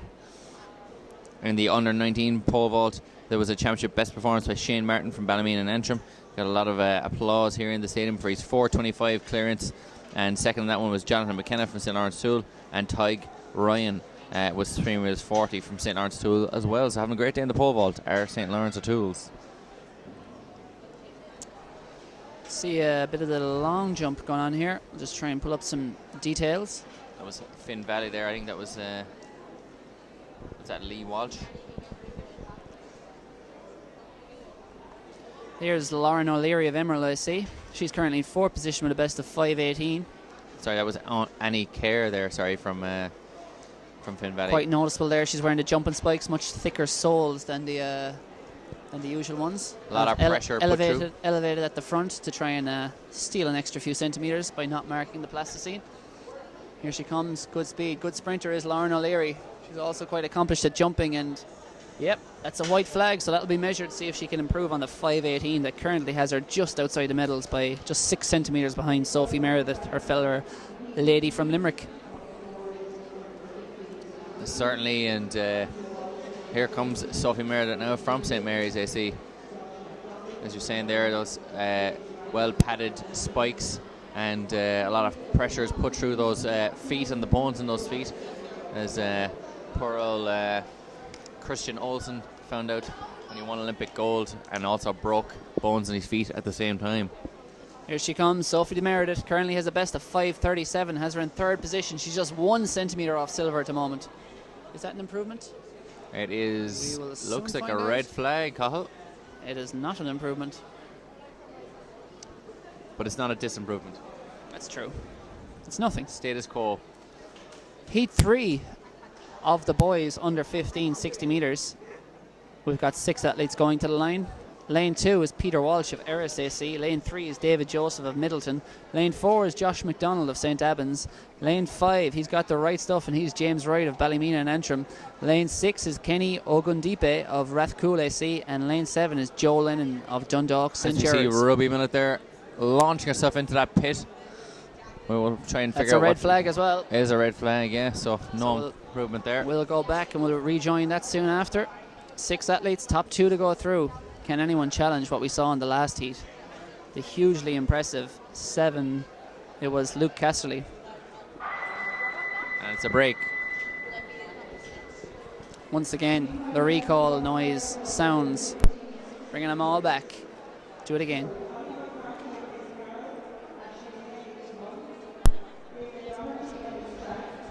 So here's Anna McCauley, who is currently our leader in the long jump. She's jumped the best of 5:49. She opened with a 5:48, so fantastic series from her. Really looking for extra speed there, and she's great elevation off that board. gets the white flag, which is exactly what you want. And as you can see, she is the class of this field. Very impressive leap. We'll give you that jump when we have it.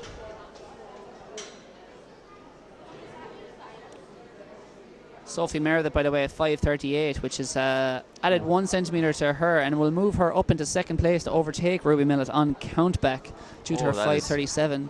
So very close for second, and cannot. And Anna Macaulay, though, is currently still in the lead. We see a yellow card being shown there. That's to St. Albans' Josh McDonald. Possibly also the athlete beside him, James Wright, Ballymena and Antrim. That's a green card now coming out, so all is good. On your way, lads. We'll be looking for those now in a few years in Donald Trump's America. They will. Or no one will be looking for them anymore because of Donald Trump's America. Well, James Wright thinking it'll be alright in the night. He's going to get down these blocks and get going. James Wright says nothing is wrong. Let's get this underway. And St. Albans' Josh McDonald there is calling over the starter going, what's the story? She's going, which way do we go? That way. Straight up. Straight up, grand. Yeah, I'm ready. James Wright now hoping he'll be like the Wright brothers and he's going to fly away from this field. Sometimes it's hard call to actually think of all these things, you know. I still think my cushion pun earlier on. Yeah, cushion was outstanding, bolstering the confidence. Yeah, you set me up for a fall. I did. First two to go through here in the third and final heat of the under 15 boys 60 metres. How fast can they go? They're away at long last, and it is David Joseph out to a good start. On the inside, Peter Walsh is flying. Peter Walsh seems to have it at the moment. David Joseph giving him hell beside him, and then 2 lanes outside. That was James Wright, who got third, I think, possibly even second, but no doubt about the winner. That was David Joseph. Or sorry, Peter Walsh. Peter Walsh, yeah, from RSAC, went from Connacht. The time 7:87, so the second quickest of the 3 heats. Certainly, but still no one to touch our main man in the previous heat. Yeah. Luke Castley with 7:57. Outstanding. But on that note, I think James Wright potentially getting up for second place there alongside David Joseph, but hard to tell from this angle. Yeah, and our fastest losers were at 7:69 and 8:00, so that's what we'll be looking at. I think third place there should probably get in on time, and fourth maybe not. Quite a bit of a gap back to fourth, but we'll give you that result when we have them. That was Anya Kerr, getting up there in that for Finn Valley AC. She's in fifth at the moment, so red flag in fact. So athletes really pushing the boundaries and trying to eke those last few inches. And unfortunately, the fire alarm first of all has come back on, possibly due to the fire on the track. Or Gerard O'Donnell has left, suspiciously enough, and fire alarm has gone off again. Some would say conveniently. Suspect. Lauren O'Leary is on track for Emerald. Very good runway speed she shows. She's the best at the moment of 5:18. Can she improve it? Up she goes. Good leap. White flag. White flag. She'll need 5:38. No, she'll need 5:38 to get amongst the medals. Currently in fourth, so she needs to find about 20 centimetres. And even then, she may not get amongst the medals due to the nature of the countback. Yes. But certainly if she puts herself in the mixer there. Here comes Sophie Meredith as well. Although back in the high jump, perhaps, for a moment. Reese Amendola, under 15 boys high jump. The talent we were warned to watch out for. No bias from John Shine there from Leaville. Here he comes. Spring heel as he comes up. Oh, that is impressive. Comfortable. Yeah. That is at 165 at the moment. I can tell you, 186 is the record there from Jason Harvey. You never know. There's certainly another 10 centimetres. There may even be 20 centimetres there for Reese Amendola. And so multi-talented. Getting the white flag there from St. Mary's in Limerick.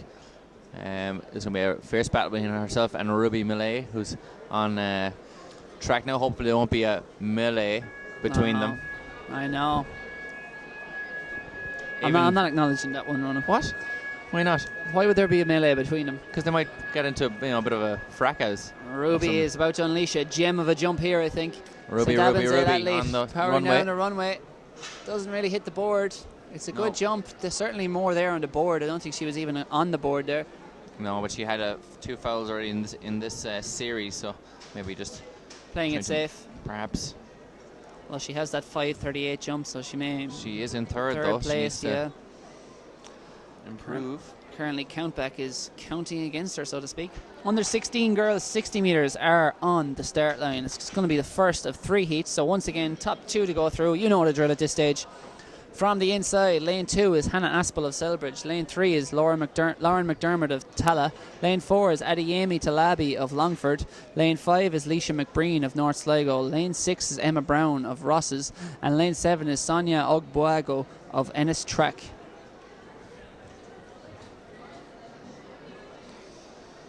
So yeah, first 2 and 2 fastest qualifiers. We'll get into this one. 8 lanes of the track. Just the 6 of them needed at the moment while we sift through these heats. Great to see such a big entry in all these athletes having made it through to the All-Irelands and taken their place. Yeah, fantastic crowd here in Athlone as well today. There's barely a spare seat in the stand. There certainly is quite the full house here, and a lot of these athletes as well having to qualify through their provincial rounds as well, so all deserving of their place, and now they're in place on the start line. Exactly. On their marks. And they're off. And away they go. Going very well on the inside is Hannah Aspel. She leads at the moment. Coming now strong though is Adeyemi Talabi. Talabi has it just ahead of Aspel, and then I think Lauren McDermott of Tala possibly third. And 7.99 there for Adeyemi Talabi of Longford AC. Looked to be very, very strong and just did enough to stay in that lead. But good running. Absolutely fantastic stuff. The record there in this event held by Gina Akpi-Moses, one of the stars of underage Irish athletics in recent years, who was part of that, of course, that world junior team last year, which finished in 5th place in the 4x100 over in Bydgoszcz. We're now on to Heat 2 shortly coming up of the women's 60 metres. It's quite the Gina Akpi-Moses is quite the athlete, 7.67, which I think shouldn't be under much threat today, as somebody roars a guttural roar of track on the warm-up area, so hopefully everyone is all right up there. 8.37 here on the long jump runway is Niamh O'Neill of Clare Morris. She's a best of 5.13 at the moment, and she is in 6th position. She'll be hoping to conjure up something. Certainly will, and best of 5.13, not enough to put her amongst the medals, but not too far off it either. She could pop a big one. All you need is one. All you need is one. That's a white flag anyway. Crucially. Doesn't look like it. Doesn't look that pleased with it. She takes a long, thoughtful look back into the sand and going, why aren't you further up the pit?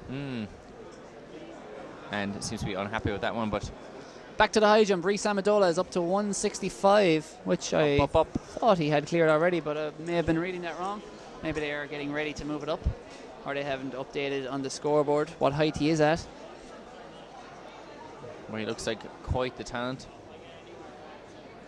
Certainly is. Built like an athlete, looks like an athlete, and certainly jumps like an impressive athlete. So the official here, of course, has to measure it in the center of the bar, given, you know, the way those bars lag just a little from the outside. Very slightly, yeah. And yeah, he's happy with that, and he'll be retreating and letting Reece strut his stuff. See him float over this now, hopefully.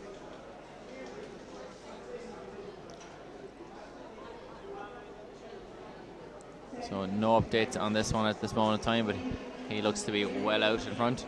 See, DJ Riley also was entered in this one.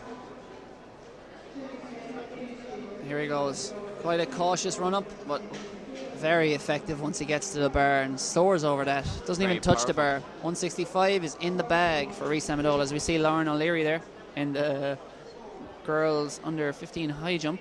Long jump. 5.26 was her best so far, and we'll see if that's any improvement. She's currently sitting in 4th position, trying to get amongst those medals, but at the moment not being successful. Sophie Meredith on the runway there, just left the picture. 60 metre girls heats are on track. They're off, and it is in lane 2. That looks like Duneen's Nicola Stefankova powering away. She's got the Eastern European name, and she is running with the power and speed of an Eastern European. Very comfortable win there for her. Rathfarnham's Isabel Doyle looks like she came through for 2nd out in lane 6. close for third. The time was 7:75, and that is swift. We said Gina Akpi-Moses' record might not be challenged, but I think we may have someone to challenge it. Fantastic run. Nikolka Stefankova. Yeah, it's good moving, all right. The Juvenile AC athlete. Just there. Quite diminutive. Yeah, very well drilled and impressive technique there. Really the class of that field in a big way. Put the race to bed from the outset and just powered away from that field. Very impressive from the Dunina, the Limerick athlete. As we go back to the long jump where Ruby Millet is on her final attempt to try and snatch gold. Comes down the runway. Lands well into the sand. Probably not as much elevation as she got on previous jumps, but gets the white flag, so we'll see if that's good enough. She's currently 9 centimetres behind, or 10 centimetres behind, with a best of 5:39 in third position. And Sophie Meredith has actually moved in front of her. She was already in front of her on countback, but she's moved in front of her now with 5:41. So Ruby Millet will be hoping.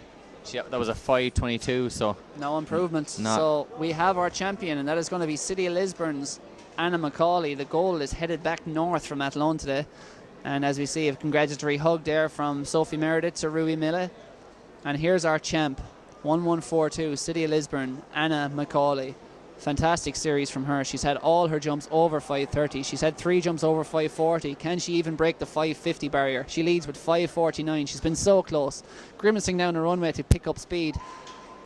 Unleashes into the sand. Gets the white flag once again, which is excellent technical jumping from her to get 6 clean jumps all on the board as well. So we'll see if that's any improvement. We'll keep our laser focus on the man with the scoreboard here and see if he does us the honour of turning it towards us, which he sometimes does, sometimes doesn't. Yeah, he really plays with us, doesn't he? Oh, here we go. There we go, the turn. He holds it and then he turns double left. turn. Oh, 560. That was worth the wait. What a jump. It's not a record, but it's still an outstanding jump.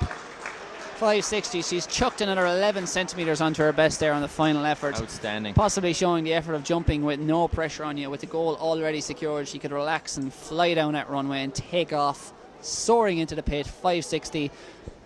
Congratulations, Anna Macaulay. You are the national champion. Certainly, under 17.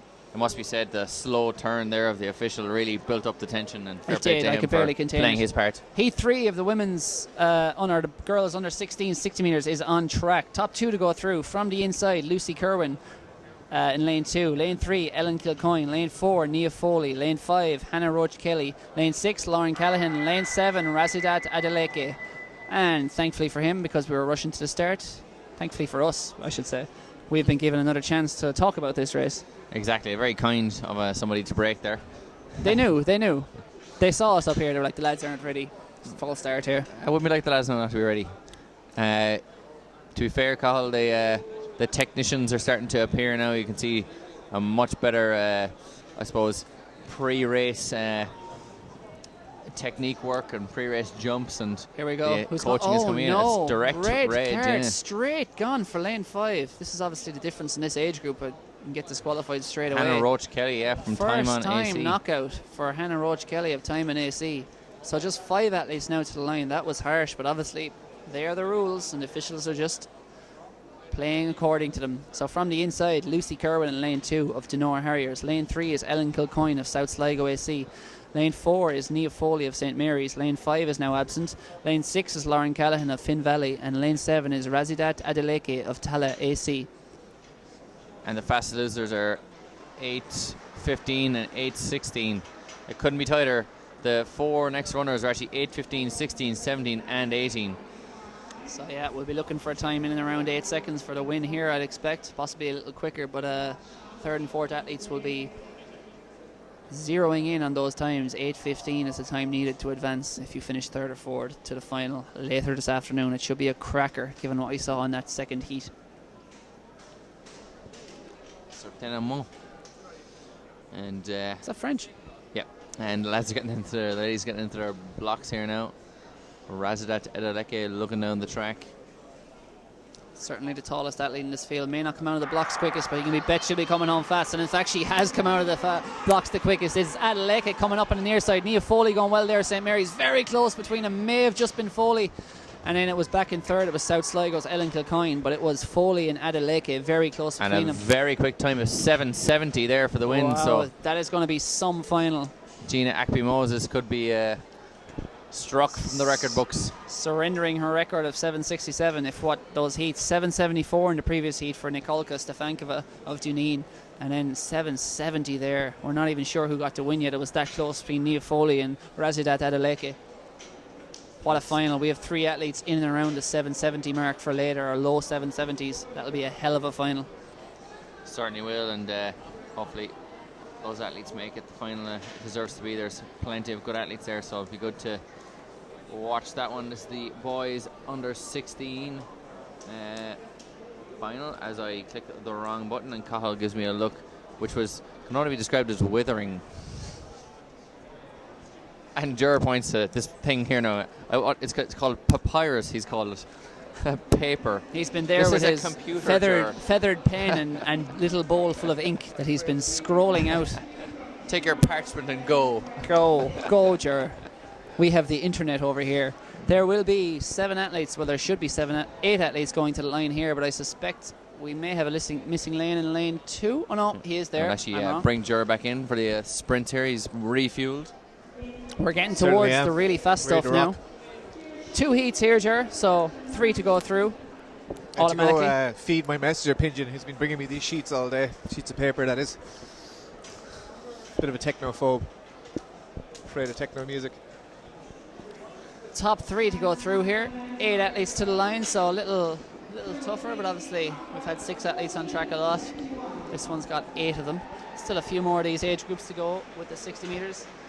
And then the action will really heat up for the last few hours where it's all finals.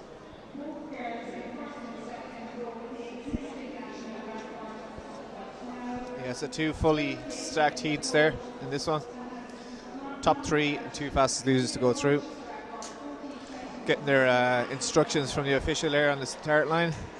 Doing a stellar job there, as all the officials are doing here at the Irish Life Health National Juvenile Indoor Championships, brought to you by Athletics Ireland and Entry. Call to their marks. We've got Cillian Griffin, Robert McDonald, Robert Toomey, Patrick Tucker, Alan Miley, Matthew Buckley, Owen Sharkey and Connor Tuffy. Tuffy? Is that how it's said? Surely. That's how it looks, but it could be Tui. I'd imagine it's Tui. Could be Tuffy though. And the starter says, "Get up out of that, lads, you're not ready yet." And tells them to chill for a minute before being recalled to their blocks when they're actually ready, which appears to be now. So everyone bobbing and weaving, jumping and jiving. And they'll slowly settle into their blocks. The nervous tension building as they're ready to slingshot themselves down the track for 7 explosive seconds of running.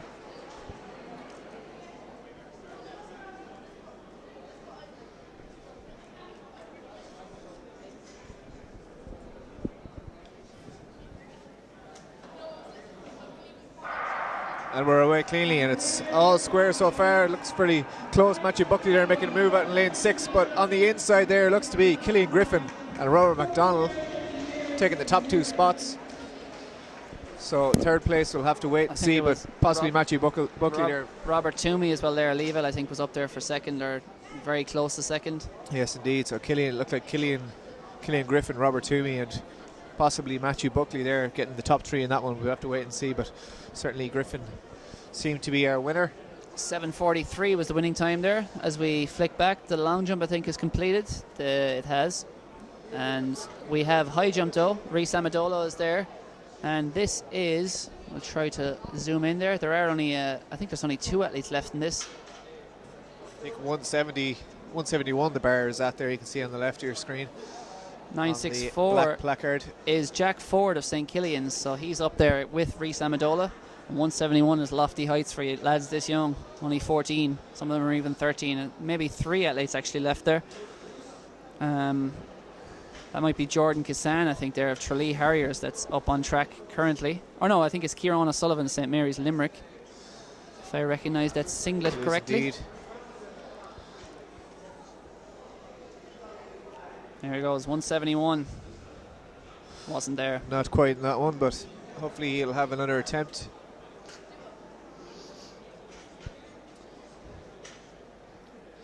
Girls high jump also just about getting going here, but they're still at the lower heights, so we're kind of at the business end of the boys' high jump, so we'll focus on that for the time being. Yeah, the final 2 high jumps of the day. As we see Jack Ford there lining up for his another attempt at 171.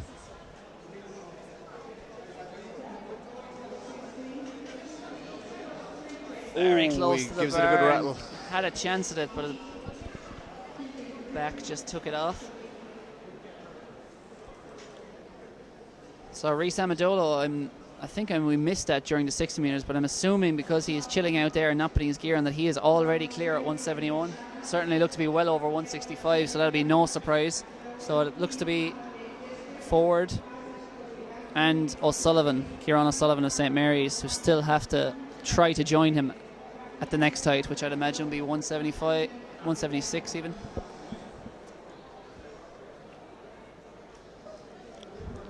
No joy once again. That looks like no. The applause, I believe, is for the girls' high jump, so I'm not sure if that's his event concluded. We'll see if he gets another attempt. Pan back to the second heat of the under 16 boys 60 metres. We have Sean Lestrange in lane 1, Raphael Salaja in 2, Keane O'Connell in 3, Basit Oyebanji in 4, Michael Farley in 5, Daniel Hurley in 6, Raphael McCaffrey in 7, and Keelan McGann in lane 8. Actually, lane 3 is empty there. Keane O'Connell of Lake Districts not participating. But we are away cleanly here. It looks like Lee Vale's Daniel Hurley got out very well, but beside him Michael Farley of Portmarnock storming away. And he has definitely taken that first place spot. The Lee Vale athlete really just eased off altogether, with Sean Lestrange seeming to get the third automatic spot. Yeah, and Raphael Salaja there as well of Athlone IT going well in lane 2. He looked like he came through, I think, in and around third. But rather peculiar easing off there from Daniel Hurley, unless he picked up an injury. It looked like there was nearly a false start, but 7.16 is rapid running there. The record is 7.09, not too far away from that from Joseph Ojawumi.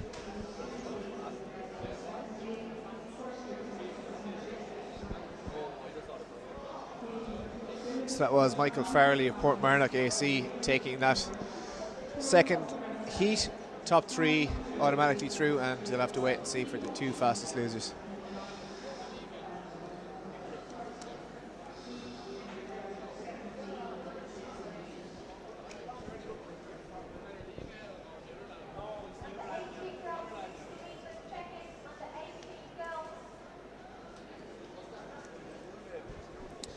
To see the bar being adjusted there in the high jump, still at 171 for the time being, but moving on to the next height, I would think, for Reece Adamola. He seems to be the only one who cleared that height, so he will be the champion if that's confirmed for Lee Vale AC.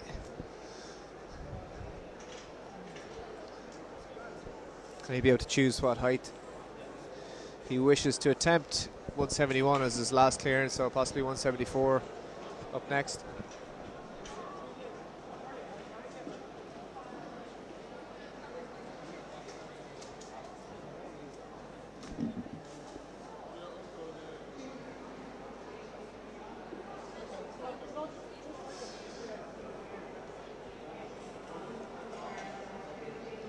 Under 17 girls will be up next on the track. 3 heats in that one. Top 2 and 2 fastest losers to go through. So 174 is the height for Reece Adamola to attempt. This will be his first attempt at that height, and he is already the champion. And he just knocks that one, a bit of a stuttery run up. Clips it with the backs of the hamstrings. And he'll have 2 more attempts.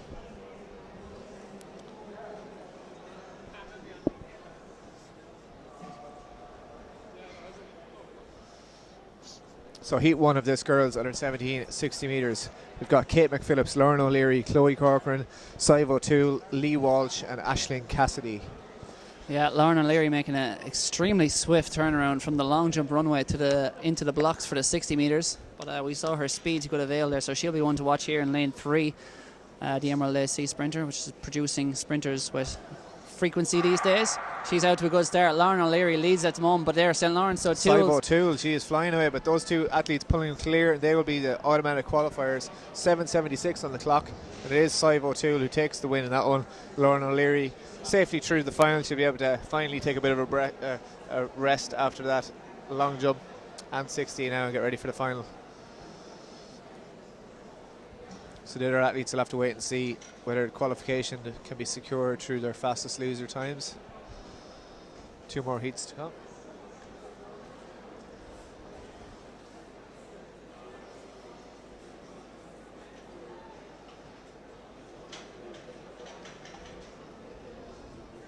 So Rhys Amendola once again, 174 here, second attempt at it. Boys under 15 high jump. He has secured goal. It's in his back pocket, wrapped up. All he wants now is a huge height. Can he clear it? He gave it a good attempt on his first one. Can he soar clear? Taking his time as he should between jumps, making sure his mind and body are in the right position before he goes and attacks this. Here he is up to the bar. This is way over his height. Close to it, but just not enough to get it. Definitely has the spring there, just a little bit of fine tuning on the technique and the run up, and he'll certainly soar clear of that when it comes to the outdoors. But he has one more attempt here, so hopefully we can see him go clear. You can see just the under 15 girls high jump taking place there at the same time. 18 girls in that one. The bar looks to be at around 135, 140.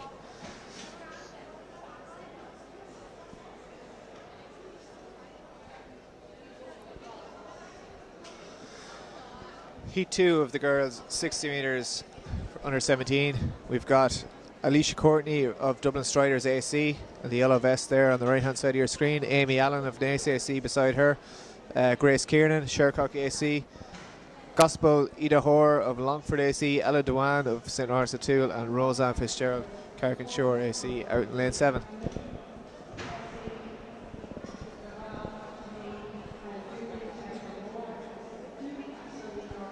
Official giving his words of advice there for throughout the day. He'll have done that around 40 times.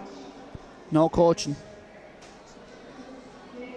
Strict words of warning, I'm sure. Yeah, don't you dare false start. Throw you out. 6 athletes to the line. Top 2 to go through. Let's see who's going to join. Courtney, Allen, Kieran, Ida Hoare, Duane, Fitzgerald.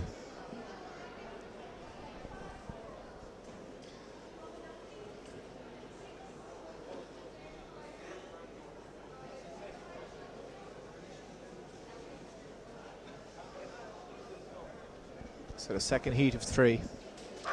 And cleanly away, and Ida Hoare got a good start there in the blue, and beside her Ella Dewan of St. Lawrence O'Toole. She looks to be leading so far. 2 girls on the inside pushing hard for those automatic qualifying spots, but I think it was Ella Dewan definitely took the win. 7:99 on the clock, so it was a chunk slower than the first heat, so not sure if we'll see any fastest losers from that one. Amy Allen there of Naas AC came through for second, I think, in lane 3. And we just see Rhys Amendola, his final attempt at 174. And not to be this time, but we'll surely see more of him come outdoors and indeed in the future. So congrats to him there, 171 for the win. As we see a refusal in the high jump, but shouldn't break the plane, so to speak, of the high jump bar. So she'll be rounding, circling back and going again. I think you usually have about 60 seconds to get your jump in. So she'll be in no particular rush. But here she is. Up she goes again and refuses again. But will she give it another go? No. No, she's just going to have a sit down and maybe come back. Sit down, refocus, rethink, and go again. So it's heat 3 of the girls under 17 60 metres will be on track next.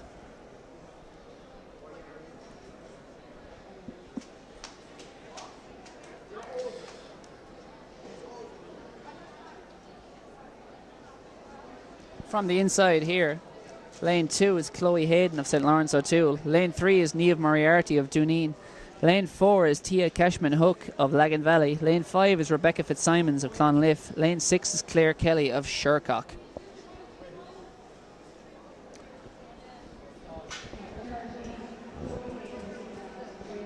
So just 5 athletes here. First 2 will automatically go through.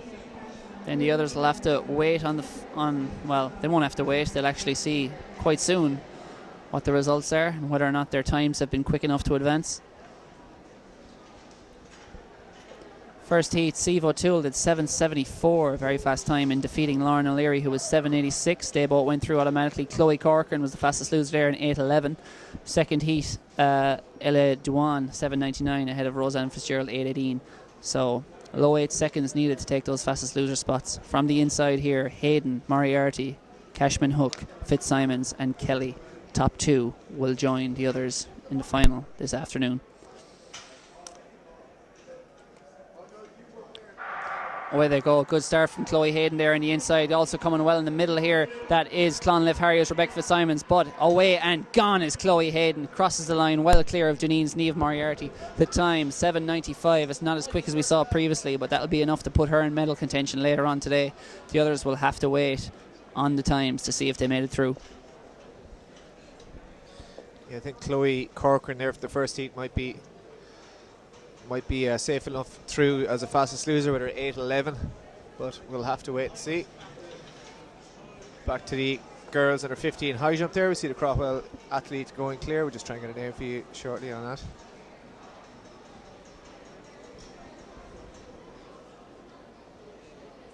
So that was Anya Kelly there going clear in the high jump.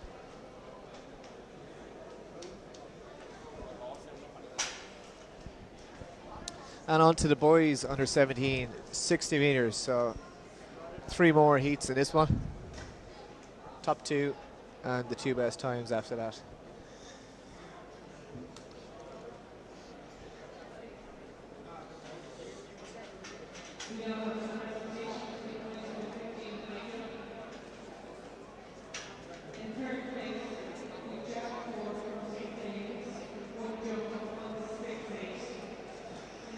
So one of the busiest days in the Irish athletics calendar here today. We have over 40 60-metre races throughout the day. We've had 400-metre heats, finals, 1500 metres. We've had a load of impressive walk performances, and we've had for the whole day 5 different field events at least taking place on the infield, all at the same time. So a real hive of activity down here. The stands are packed with parents, friends, family, fans.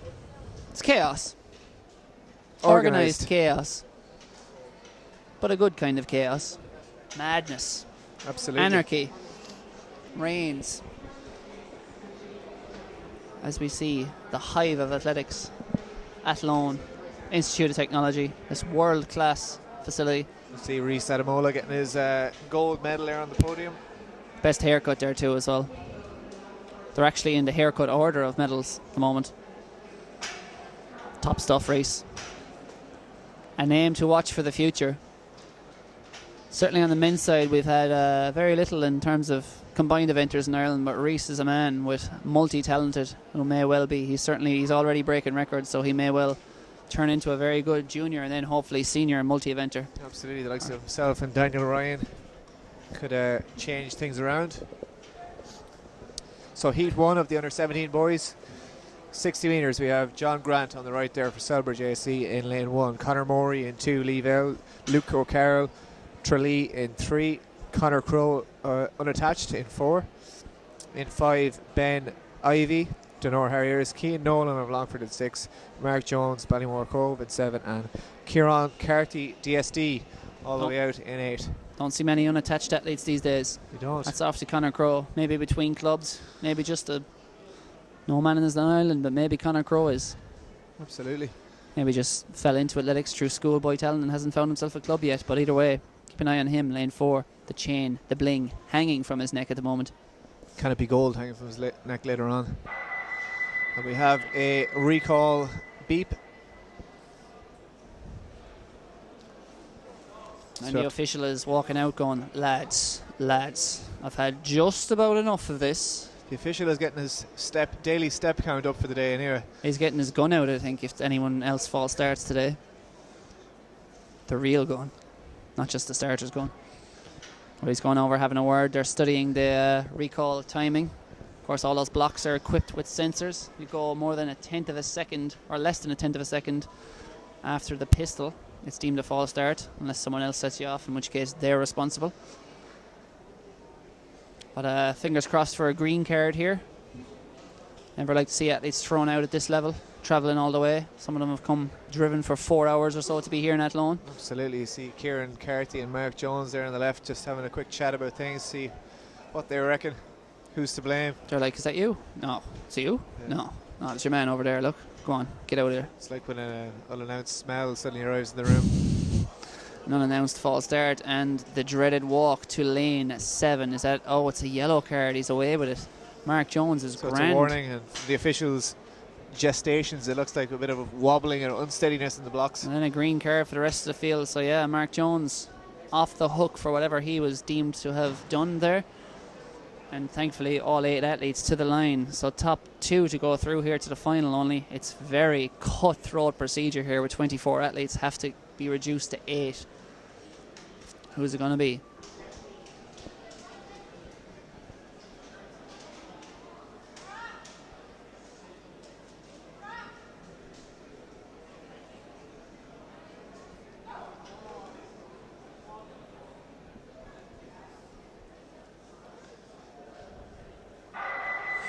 And we have another faulty start, or false, hopefully another warning, but Luke Mark- O'Carroll of Tralee there looked to get a flyer in lane 3 along with Conor Morey beside him, but that's just hard to always tell. Someone may have set them off. Mark as Jones often looks the happens. most frustrated in the field, and he's now with the warning, so hopefully he'll won't be deemed to have broken the law this time around. So just a rundown of the field again from right to left: John Grant, Conor Morey, Luke O'Carroll, Conor Crowe, Ben Ivey, Cian Nolan, Mark Jones, Kieran Carthy. Nervous wait. And lane 7 there, Mark Jones has had enough. He's like, I'm taking his seat, gentlemen. And it was. I'm not right very often, but a broken clock is right twice a day. And it was actually Luke O'Carroll of Tralee Harriers who got the red card. Unfortunate for him, but the other athletes are there thinking, you know what, as bad as I feel, my chances just got a little bit better. And they now, 7 athletes go to the line for heat 1 of the boys under 17 60 metres. 2 to go through automatically.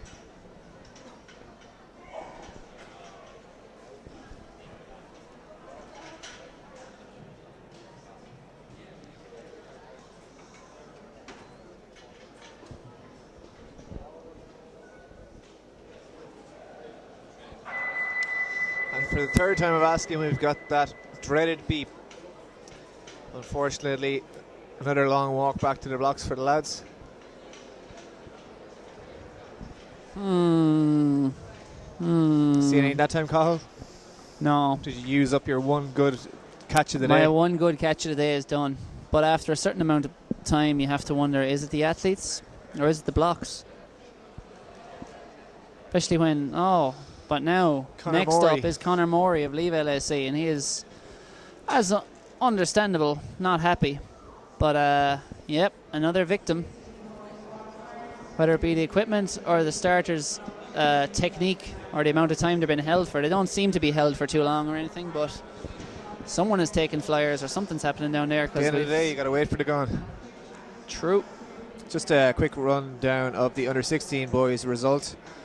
So the qualifiers automatically for the first heat, we had Killian Griffin, Robert Toomey, Matthew Buckley, and then we had the 2 fastest losers from that heat as well, with Connor Toohey and Robert McDonald. And then in the second heat, we had a blistering performance from Michael Farley, 7-1-5, almost 4 tenths clear of anyone else in the field. Sean Lestrange from Raheny Samrocks in second, and Daniel Hurley took that 3rd spot. So those are the 8 men that will go in the final shortly this evening. So we're 2 men down here.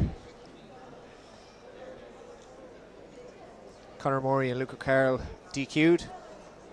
6 men to the marks. And this time we are away, and it is the unattached Conor Crowe who got off to an absolute storm of a start. I think he's going to hold on all the way until he picks up an injury. That is unfortunate. John Grant may have just snuck up there to get the win, but I think Conor Crowe, the unattached athlete there in the blue vest, may have held on to take the win, but he may not be able to fill his lane for the final. No, So his things- hamstring is gonzo, it looks like. At the very least, a strain. Hopefully it's not a big bad tear, but he was think, pretty much A1 until 40 metres into that race, when he immediately started grimacing and started pulling up. He was powering away until that. Very unfortunate to see, Yeah. so hopefully he'll be getting some ice on that and looked after quickly. I think John Grant from Selbridge might have been the one to benefit from that, although he may have been second anyway. 7:37 is on the clock. We'll try and get you the official result shortly. So 2 more heats to come. So Kieran Carty of DSD actually got it on this side. Snuck up on the outside to take the win by a couple of hundredths from Conor Crowe. But like I say, I don't think Conor Crowe is going to be featuring anymore today. Mark Jones of Ballymoor Cove got the bronze or the third spot in that heat, but I think he's going to miss out unless he can get a fastest loser spot.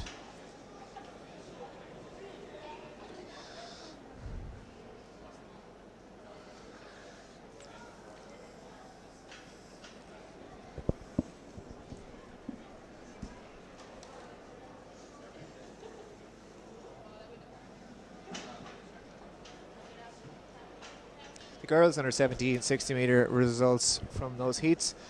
From the first heat, Sive O'Toole took the win at 7.74, Lauren O'Leary 7.86. Those are the two automatic qualifiers, and Chloe Corcoran did indeed hold on for the fastest loser spot with 8.11. From the second heat, Ella Dwan took the win in 7.99, 8.18 for Roseanne Fitzgerald in the second spot, and the other fastest loser, Gospel Ida Hoare with 8.20, and the third heat won by Chloe Hayden 7.94, and Neve Moriarty going to join her in the final later with 8.10.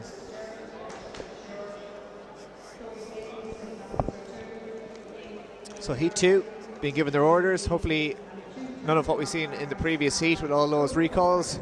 We will have Ben Sheehan, Listowel, Niall Sheeran, Carrick and Shannon, Colin Doyle, Leavale, Jack Ryan of Moycarkey Cool Crew, Peter Wright, Ballymena and Antrim, Brandon Lee, Athenry and Duneen's Paul O'Shaughnessy. So the Ryans are back at it here again for Moycarkey Cool Crew. A host of medals heading home that way. Hopefully space in the boot.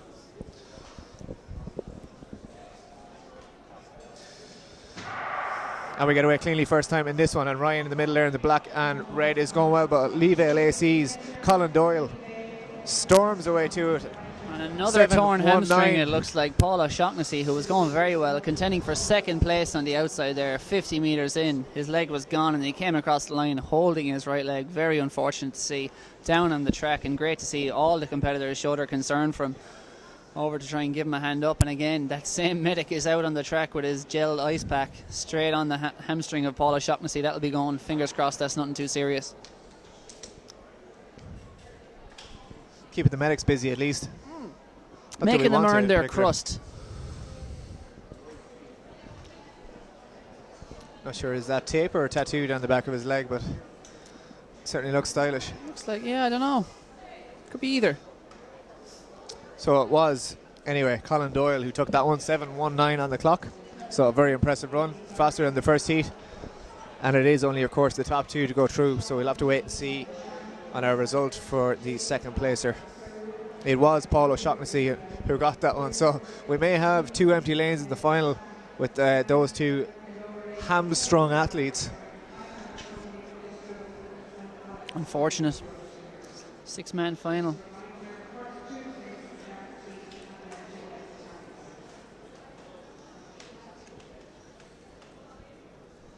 So we'll move on to Heat 3.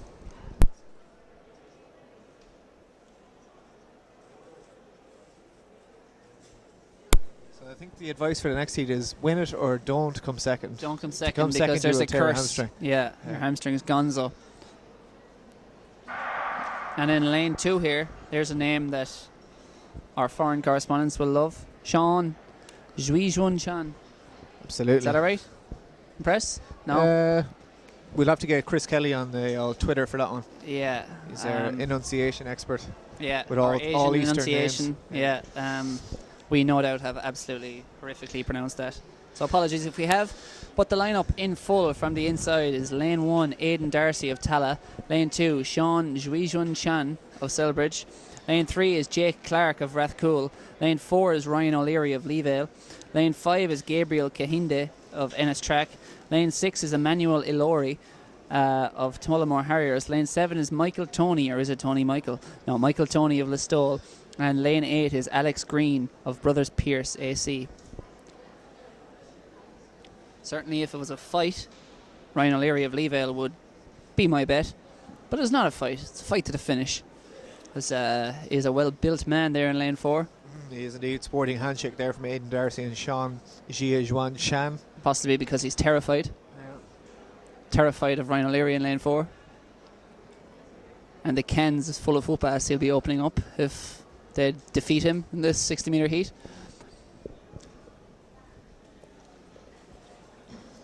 He's keeping a close eye on Gabriel Kahinde beside him anyway. Yeah, he's about to put him through the window, I think, if he beats him. Those huge glass, lovely windows here. Jumping up and down all sides. That's the good thing about indoors. You can do it on the flat track, but once you come up to the 200 and 400, you see people try and jump up and down, spraying ankles and all sorts. Further nonsense, no reason, superstitious events. The old double knee down technique there from Manuel Elore in lane 6. Questionable. See a lot of the Oregon track female athletes starting with that technique. Innovative. The Ducks.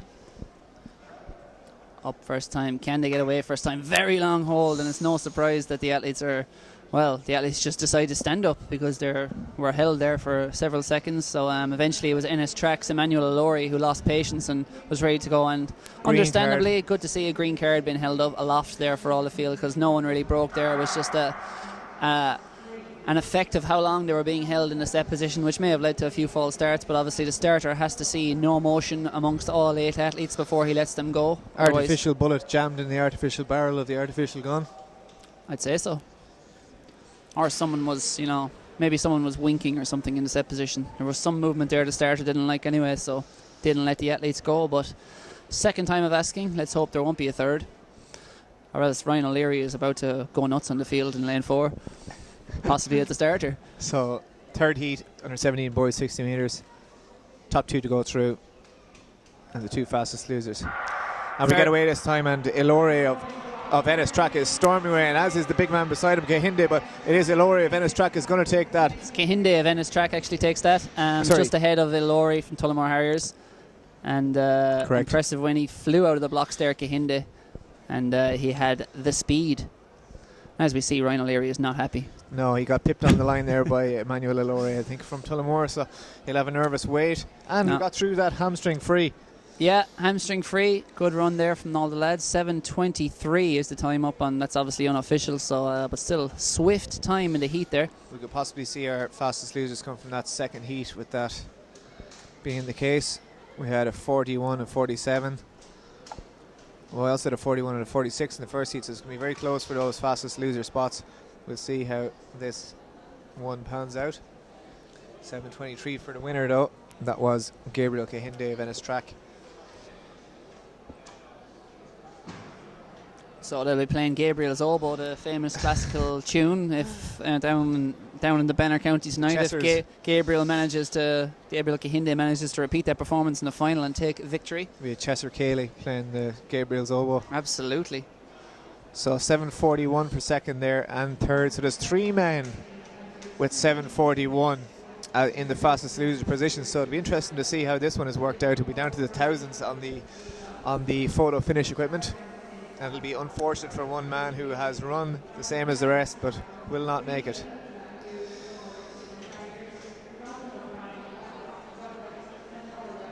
We're straight on to the girls under, I believe this is 18, is it? We're up to now? It sure is. Flying through the age groups.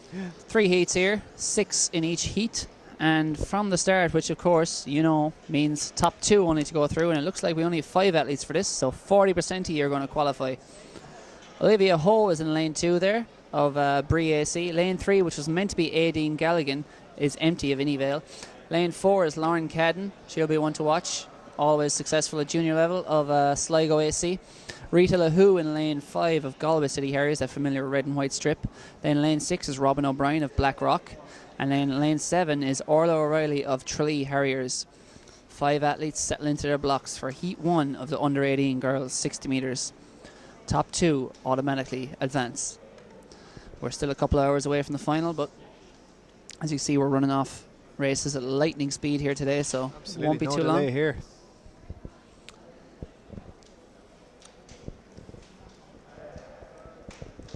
Away first time, and a very good start there in lane 4. That is Lauren Cadden, as expected, up into her running. Also going well is Robin O'Brien at Blackrock, but Lauren Cadden, too good, too fast. She takes the win, 7:96. Very comfortable win there for Lauren Kedden, and it was Robin O'Brien at Blackrock in second. The others will have to wait on time. I think it might have been close enough on the line there. A great finish from Robin O'Brien, but as I said, 7:96 on the clock. Only those top two will go through to the final later on this evening. You can see the under 15 girls high jump still underway there.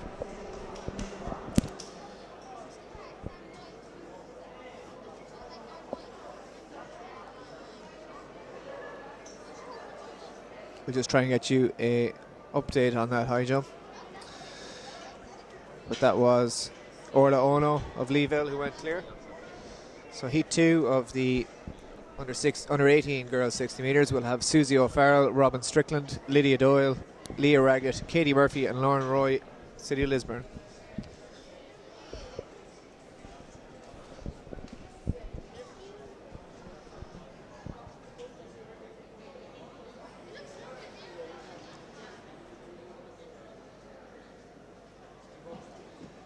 That is the under 17 boys long jump also going on there. You're just seeing a jump from, looks like Nina Olympics Sean Carolyn. Or it could be Dara Minter from St Mary's Clare. Or Nina Olympics Joseph McAvoy. Any more options? It's hard to 576 on the board anyway, so. Whoever it was. I think Joseph McAvoy is a good shout as he jumped 578 in the previous round. We'll give it to him. Around his standard. Yeah. He's sitting in second place at the minute. That's 525. That is Darren Minter. So it was Joseph McAvoy. Certainly was. So here comes Darren Minter. He's getting himself ready in an O'Reig here. So he's at a foul in the first round. He needs to get a decent mark on the board here. See the 60 metres getting ready in the background there, but Darren Minter will get him over the line first. Powerful young man. Tearing down the runway and flies into the air. White wonderful flag arm as well, action. so he gets a mark on the board. Flailing in the air. Without marking the board, so to speak. Very true. Mark on the and results. The 60 metre girls are on their marks. So we've got Susie O'Farrell, Robin Strickland, Lydia Doyle, Leah Raggett, Katie Murphy and Lauren Roy. So keep an eye on Lauren Roy there in the red of City of Lisburn in lane 7. She should be the one to beat in this one. So on their marks. And they are away well. And Katie Murphy there, Ferrybank out well, but Lauren Roy is storming away from the field. But GCH's Lydia Doyle coming away with her. So those two seem to be clear of the field. And they will be the top two through to the final. 7:66 on the clock, so a very fast time there from Lauren Roy. She'll be hoping to edge her way down towards Molly Scott's lightning fast 7:42 championship best performance. I think one of the things to look at there is when Lauren Roy was running, if you do play that back, is to look at how smooth she actually was whilst running that, whereas some of the other athletes were a bit more ragged in their approach. But I suppose as time goes on with the higher quality athlete, you can see how smooth they were, how relaxed they are, and that there's no real side motion. She'll have run a lot more competitive races than that in her life, so I'm sure she was able to just switch off and relax from an earlier stage than the rest who were pushing a bit harder to try and beat their peers to a spot in this afternoon's final. But Lauren Roy, the class of the field, was able to just cruise her way through there in a swift 7:66. So it looks like Luke O'Carroll here, and from Tralee Harriers, and I think his brother, first name escapes me, but is a Tralee Harriers man as well as one of the long jump record holders in one of the age groups there on the way up. I was just reading. I don't know what I was reading. Looks like Zoe Carrigan there from St Lawrence O'Toole, clearing the high jump. The bar don't have an official height, but it's approaching 155, 160 territory, I'd say. And there seems to be a lot of girls left in it. Yeah, we have no results on our online system either, but good jumping nonetheless.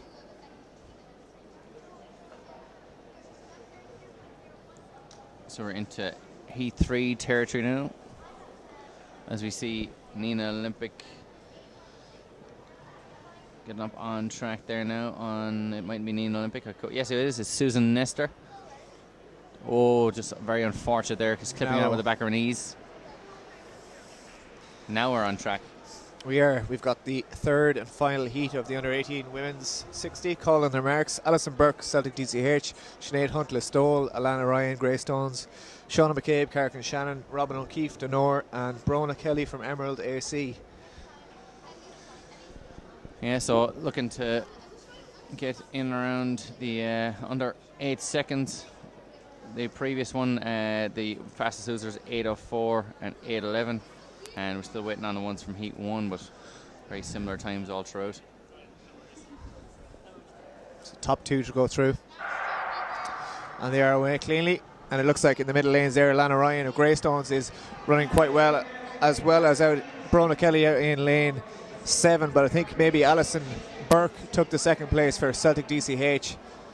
Definitely Alana Ryan there, the class of that field, and as you said, Alison Burke, and I think it was Robin O'Keefe out in lane 6. Those two were battling out there for second place, but Alana Ryan running 7:90 on the clock, yeah. So similar time to all the others apart from Lauren Roy.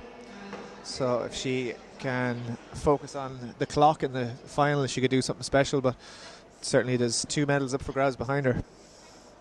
We'll just try and get you a confirmation of it. That is actually rounded down to, corrected to 7:65. And in the... Don't say running down. I know, yeah, he's already digging me in the ribs here. Selber JC. I think it's Nathan Parmazwana from Selber JC. This is his first jump. Good arm action, but we'll have to wait and see the official confirmation on that one. White flag. Well, in fact, they've got no flag, have they, at this moment in time? He's still I think they gave him a white flag first, and now he's just blocking the runway. I think there's a plane coming in. Just going to see this. Our man turns, if he feels like turning at this time. 5:34 was that jump there. Wonderful turnage from the great technique, official. Yeah. Great rotation. One-handed, very relaxed. So Alison Burke was second. Alana Ryan, Alison Burke took the top 2 in that heat with Brona Kelly. 8:14 will have a nervous wait. In fact, she is eliminated. The 2 girls in heat 2 were quicker. 8:04 and 8:11 for Katie Murphy and Leah Raggett. So pending the heat results from the first race, we will possibly be seeing Katie Murphy and Leah Raggett later, but we'll wait on confirmation of that one. So we've got the boys under 18 now on track. You see 2 Leeville lads in this one. Yeah, we've got 2 heats, semi-finals, so to speak. Top 3, 2 best times. We've got Kasper Pianikowski, Joseph Finnegan Murphy, Pascal Ryan, David Oko, Aaron Kelly, Aaron Tierney-Smith, and Daniel Oko. Paul Pascal Ryan there in lane 4, recovered from a horrific, radial injury. Oh, nasty. Yeah, and was wearing a cast up until very, very recently. On his arm, that is. On his arm, yes. Not on his head, which would be a strange place to have it. So we've got the 2 Okos here. Surely brothers or possibly twins. Or possibly no relation whatsoever. Yeah, that's also true. David and Daniel. It's 2 DOs. Hopefully no DQs. First good joke of the day. What? Huh? So Kasper Poniatkowski, Joseph Finnegan Murphy, Pascal Ryan, David Oko, Aaron Kelly, Aaron Tierney-Smith, and Daniel Oko. So Pascal Ryan got a bronze medal yesterday, I think, in the 200 meters. Relay? The relay, yeah. Check my phone. We do have a break there. Could have been possibly Joseph Finnegan Murphy there of Dublin Striders in lane 3. Tall man in the yellow vest, but we will wait and see. Why don't they just be like the girls? The girls didn't break at all. No, not once. Patience. Patience is a virtue only blessed to the females. Yes, bronze in the relay, yeah. Not bad. Phil Conway had texted me P. Ryan, 3rd in relay. Happy days. Student of yours? He is, yeah, 5th year. Don't know if I've ever taught him. If I did, he wasn't taught much anyway. he didn't make a lasting impression, if so. No, I don't even think he'd recognise me.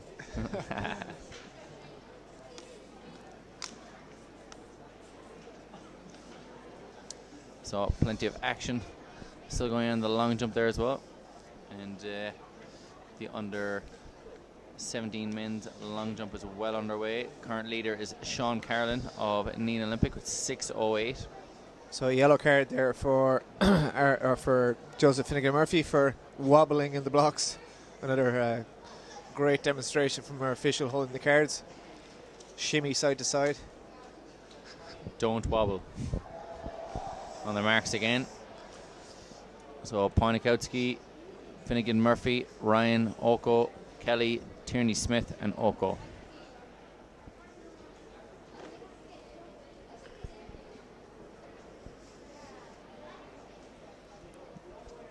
Slow into the blocks are Kelly and Ryan. Hoping to be fast out of the blocks. And they're off. Oko getting a great start there in lane 4 or lane 5. Ryan coming strong in, but it looks like Joseph Finnegan Murphy is going to have this one. 7:26 on the clock. He seemed to be cruising there. He got out very well and switched off the last 10 or 15 metres, but still put a big dip into the line. So 7:26 for the win. Very We'll much have to wait so. and see who got the other 2 places behind him. If I was to make a guess, Ryan, and it looked to be Aaron Tierney Smith out in lane 7, but Yeah, David Oko with a blistering start there for Leo, but just faded a little bit tied up when the lads pushed on. yeah, his techniques seem to fail him even early doors around 30 metres. Yeah, just when he came up into his run, he tensed up a bit when it was lads matching him for pace. Maybe used to being out in the lead at that stage. Certainly, and a girls' high jump still going on there as well. So 5 more 60-metre heats to go, and then we'll be into the 3 1500-metre finals that are 17, 18 and 19 boys, and then back to the 60s for the finals. I can barely contain my excitement for those 1500 metres, I have to say, after what has been a monsoon amount of 60 metres, a deluge. Oh, it has, an absolute deluge. I can't remember a time when I wasn't watching 60 metres. A marathon of 60-metre races. Can't. It's all every time I close my eyes, I see 60 metres. Absolutely. You'll hear that beep, not the fire alarm. And this one we have what looks to be Dave McInerney from Bandon AC. He's a good lad, big fan of his. He ran the 4x. He edged me out of the 4x4 team in the National League last summer. It's the first time I haven't been part of the 4x4 team. Raging. Okay, it's 11 years, but Yeah. you know, that's fine. Take this young fella and put him into the team instead. 16 I'm not years of holding a age. grudge. I'm not You're holding a grudge. Not bitter at all. There's lemons falling out of his pockets here. He's so bitter.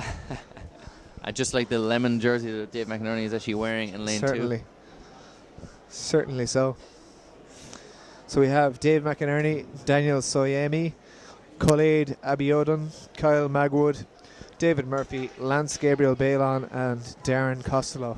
Lance Gabriel Balon, that's a great name. Yeah, I'm thinking about changing my name to Lance Gabriel Dillon. You probably should. Gabriel Lance Balon. Ronan, put a Ronan in there somewhere. Nah. Don't ruin it. David Murphy from Goran AC will be thereabouts in this one. So 3 spots up for grabs and 2 fastest losers. Multi-talented sprinter is David Murphy.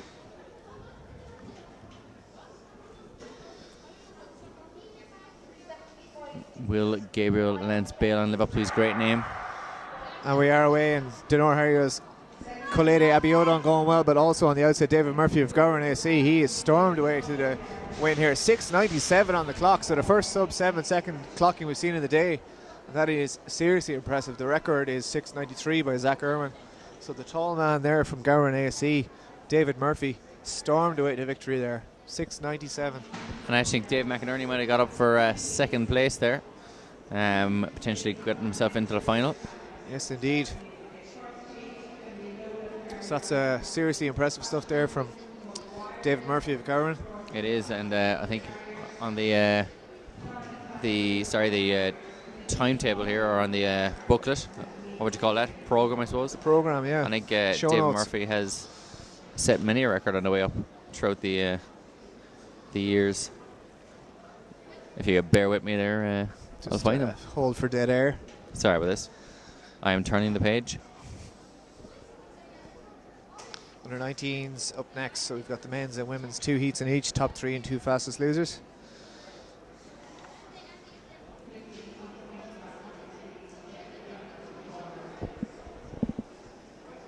Back over to the girls under 15 high jump there, we can see on the right hand side of the screen. Aha! David Murphy. Ellie Cronin. 7:09 boys under 16 is the record held by David Murphy, and 22:88 also under 16. That was the record. So what was that, the under 19s there? That was under 18, Under so 18s. just 2 years ago he was setting records. As you see, what looks to be Sligo AC there into the pit. Azim Madden, Quite North possibly. Sligo AC. So the leader in that long jump still is Sean Carlin with 6:08. So just 4 athletes at their blocks here for this first heat of the women's 60 metres under 19s. Emily Nolan of Ferrybank, Caitlin Maguire, North Belfast Harriers. Lauren Flaherty is absent from lane 4, so in lane 5 we have Nadine Malloy of Mullingar. North Sligo's Niamh Henry rounding out the lineup in lane 6, so just one to be eliminated from this one. Top 3 automatically going through, and then there'll be 2 fastest loser spots.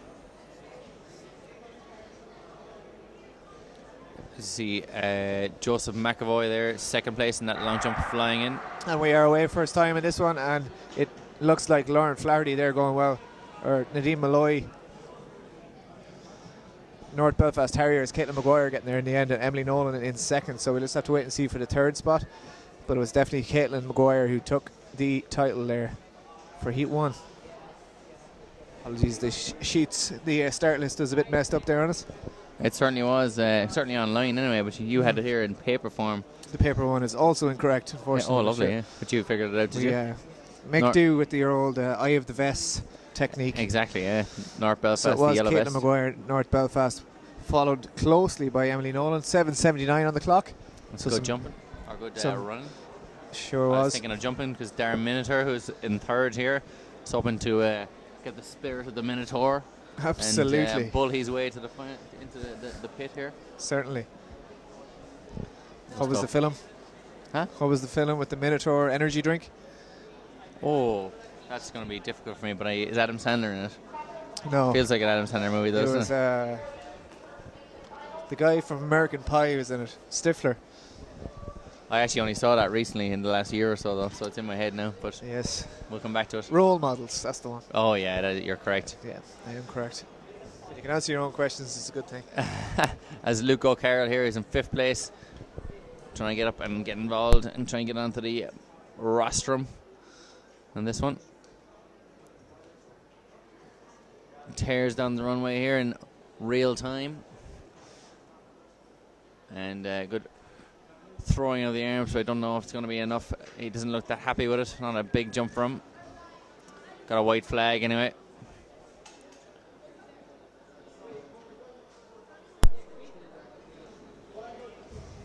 So he is in fifth place, so still the leader in that one is Sean Carlin. He's actually improved to 6:14, and number 2 spot is held by Joseph McAvoy with 5:78, and finally in third is also Darren Minotaur. He's got 5:78 as well, but on countback, Joseph McAvoy's second jump is keeping him in touch.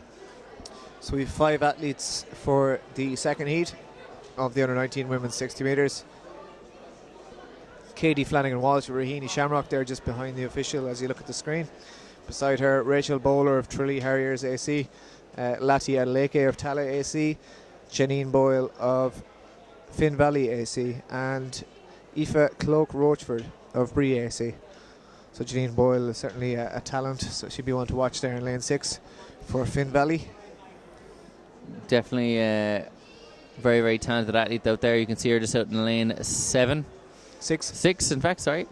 The blue singlet putting me off. That is Bree AC's Aoife Cluck Rochford there, out in lane 7. Very tall athlete. So top 3 to go through here again, and then 2 fastest losers. So only 1 to be eliminated overall in this under 19 girls event with only 9 participants. So down their blocks for a long time there now. Adelaide just getting some orders to put the fingers behind the line.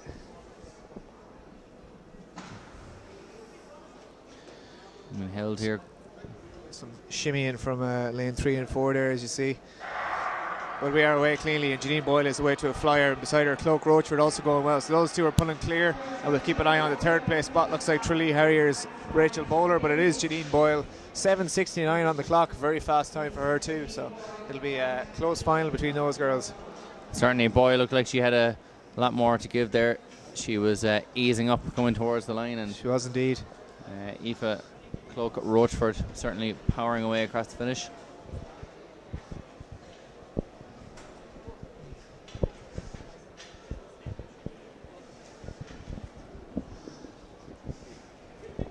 But some fantastic running there from Janine Boyle. Should be a fantastic final. 3 athletes in particular. Caitlin Maguire and Emily Nolan being the other two that are really exciting us before the final. Yeah, so we'll just try and get the results of that as quick as we can for you. Yeah, we seem to be having some issues with our timetronics system. Certainly.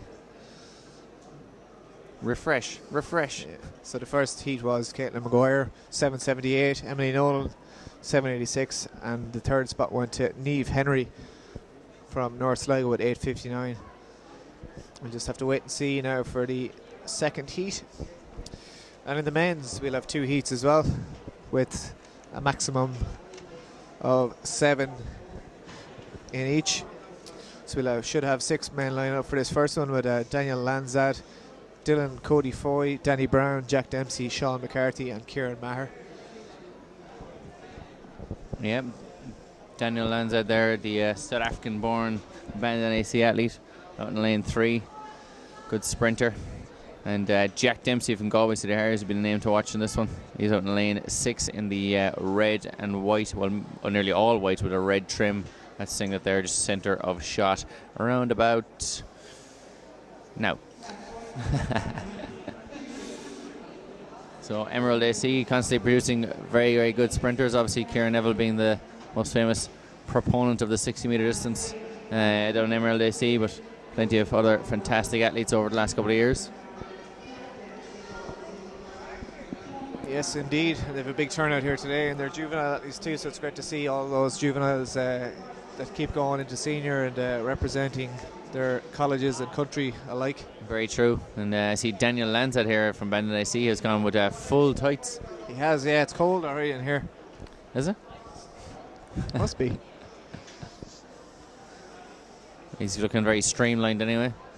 Possibly shaved his legs and it didn't go too well. Quite possibly, yeah. Who knows? We've all been there. Possibly didn't shave his legs and is self-conscious of his hairy legs. Anyway, Daniel Lanzad, Bandon, Dylan Cody, Foy of Lusk, Danny Brown, Finn Valley, Jack Dempsey, GCH, Sean McCarthy of Emerald, and Kieran Maher of Menapians. And we have a false start. There. Top 3 to go through here and 2 best times after that. And these men will have to nervous wait to see what the judge's ruling is. The judge seems to be coming over. He's strolling over now to check. Will we get another wobbly demonstration from him? I hope so. We live in hope, Ger. We live in hope. What other ways are there to, obviously there's the wobbliness. Yeah. What other demonstrations could he possibly do here? Is he going to have maybe a hands in front of the line?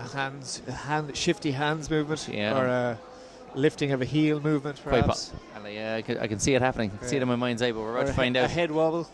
Oh, it's a red card straight away. Daniel Lanzad from Bandon AC. He'll be no upset tights, with that. no long tights allowed. It's hard to tell now exactly what the infringement was for. He offended the fashion police. Quite possibly.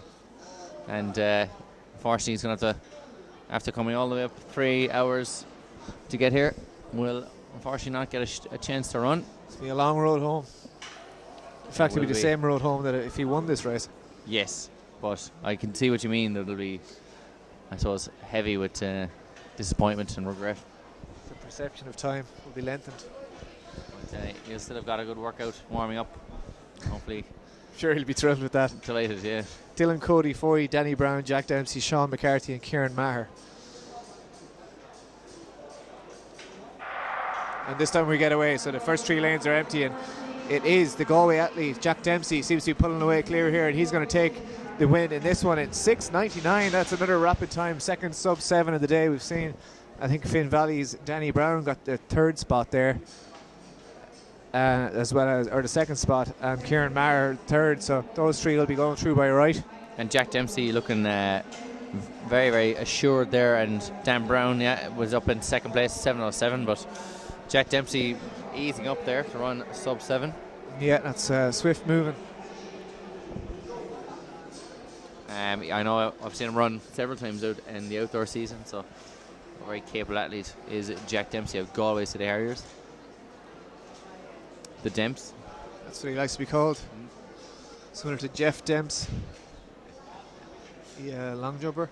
We have the under-19 men's record is held by Marcus Lawler, but it's 6-7, but it's got a big H next to it. Hand Which timed, doesn't mean perhaps. hero, Doesn't. which Marcus obviously is, which means hand timed. Just the result of the second heat of that under 19 women's 60. Janine Boyle did win it with 7:68. Aoife Cloak Rochford with 7:72 in second, just behind her. Rachel Bowler getting the 3rd automatic spot with 8:30, and then Katie Flanagan Walsh and Lati Adeleke will make up the final with the fastest loser spots from that one. Yep. So into one of our final 60 meters of the day. 6:97, that's been corrected to for Jack Dempsey, so that's some serious moving for him. Danny Brown 7:07 in second, and Kieran Maher in 3rd, 7:27. So Sean McCarthy and Dylan Foy will have to wait and see if they can scrape through. Certainly they'll be looking on and watching this heat, second heat or semi-final, with much interest. In this one, Jack Fortune there in lane 5. He'll be hoping it's his lucky day. Yes. Come on, Ger. Give me more than that. So you got Stephen Hogan, Michael Ogun Sikan from Tala AC, Fiacre O'Dowd, Jack Fortune from Emo Rath AC. Fiacre O'Dowd is from your club. He is indeed, yeah. Channel. And Craig McAuliffe from Fairbank AC, Edward Tampu from Nace AC, and finally, all the way on the outside, is Crusaders AC's Shane Keane. So just lane 1 free. Why not lane 1 and why lane 8? Unsure. You'd think it'd be the other way around, lead them closer to the starter, but maybe they're just used to it from the outer track. But in the middle there, it is his lucky day. Jack Fortune. Was he fortunate enough? I think the Crusaders man Shane Keane may have got up there to take the win. I think there. so, yeah. 7:25 on the clock, so I think the fastest losers will come from that first heat. And Michael August Saikan getting up there as well, potentially putting Jack Fortune under a little bit of threat for that 2nd place spot. Craig McAuliffe making a fashion statement there in Ferrybank as well. Yeah, with the long tights. Yeah. Didn't get the DQ for the tights. He seems happy enough with that, got his opportunity to run. Absolutely. Put the style on show. And the man from Carrick and Shannon there, Fiacre O'Dowd. Yep, in the mix. Performance for him. Good spikes. So he'll have to wait and see, get a look at the clock and the results to see how he got on. But in fact, we do have the results here immediately. So the win did go to Shane Keane of Crusaders with 7:24. In second was Jack Fortune, 7:39. And then we have 7:47 for Michael Ogunsiakan of Tala. So he takes the 3rd spot. Fiacre O'Dowd in 4th will just miss out on the place in the final, with the 2 fastest losers coming from Sean McCarthy and Dylan Cody Foy from the first heat. So that concludes the 60-metre heats. We will be 7.5 laps is up next. 1500, it's 3 of them. Under 17s. Great disappointment that we have to do 1500s now. Yeah, under 17s, under 18s, and under 19s men's. It's like, do you ever watch Man vs. Food?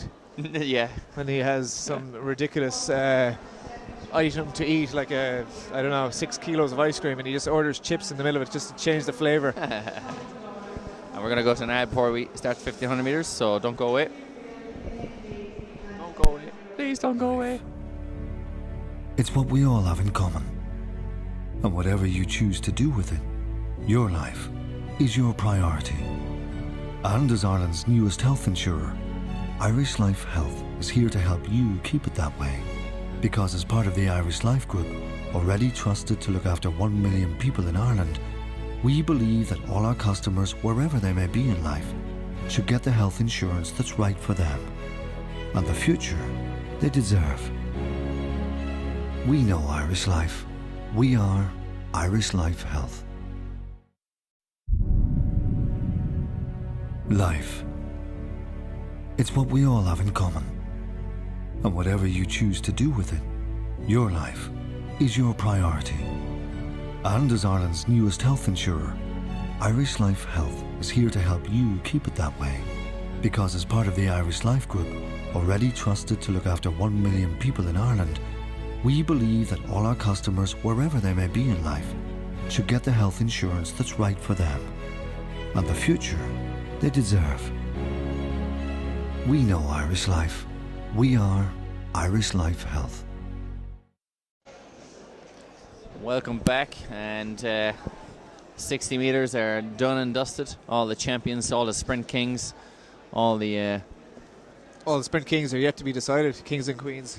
There The are finals, a of few course, to come. to go, yeah, and with all the finals are ready to rock, and people have gone off warming down before they are cooling down before they warm up. Cooling down to cool up. So And, we're back here at the Irish Life Health Juvenile Championships. We've got 3 1500 metres to go. Thanks to Irish Athletics for this live stream provided by Entry and Irish Life Health. So we'll have the under 17 boys up first. We're going to have Jake Bagg, Cathal Connaughton, Ben Deasy, Brian Maguire, Conor Maguire, Andrew Daly, Aaron Brennan, Matthew Caves, Fatty Adden, Luke Brennan, Josh Durham and Cian Bolger in this one. And Fatty Adden from Dunor Harriers there, getting well up in the mix in the Irish Schools Cross-Country Championships earlier this month. And he's a tall athlete. I don't see him on the start line at this moment, but I see Cian Bolger there in the very, very outside from Clondiff Harriers AC, coached by Noel Guyton. And still a few more athletes competing in the long jump there. We'll try and get those results for you there as well. Long jumps currently being led by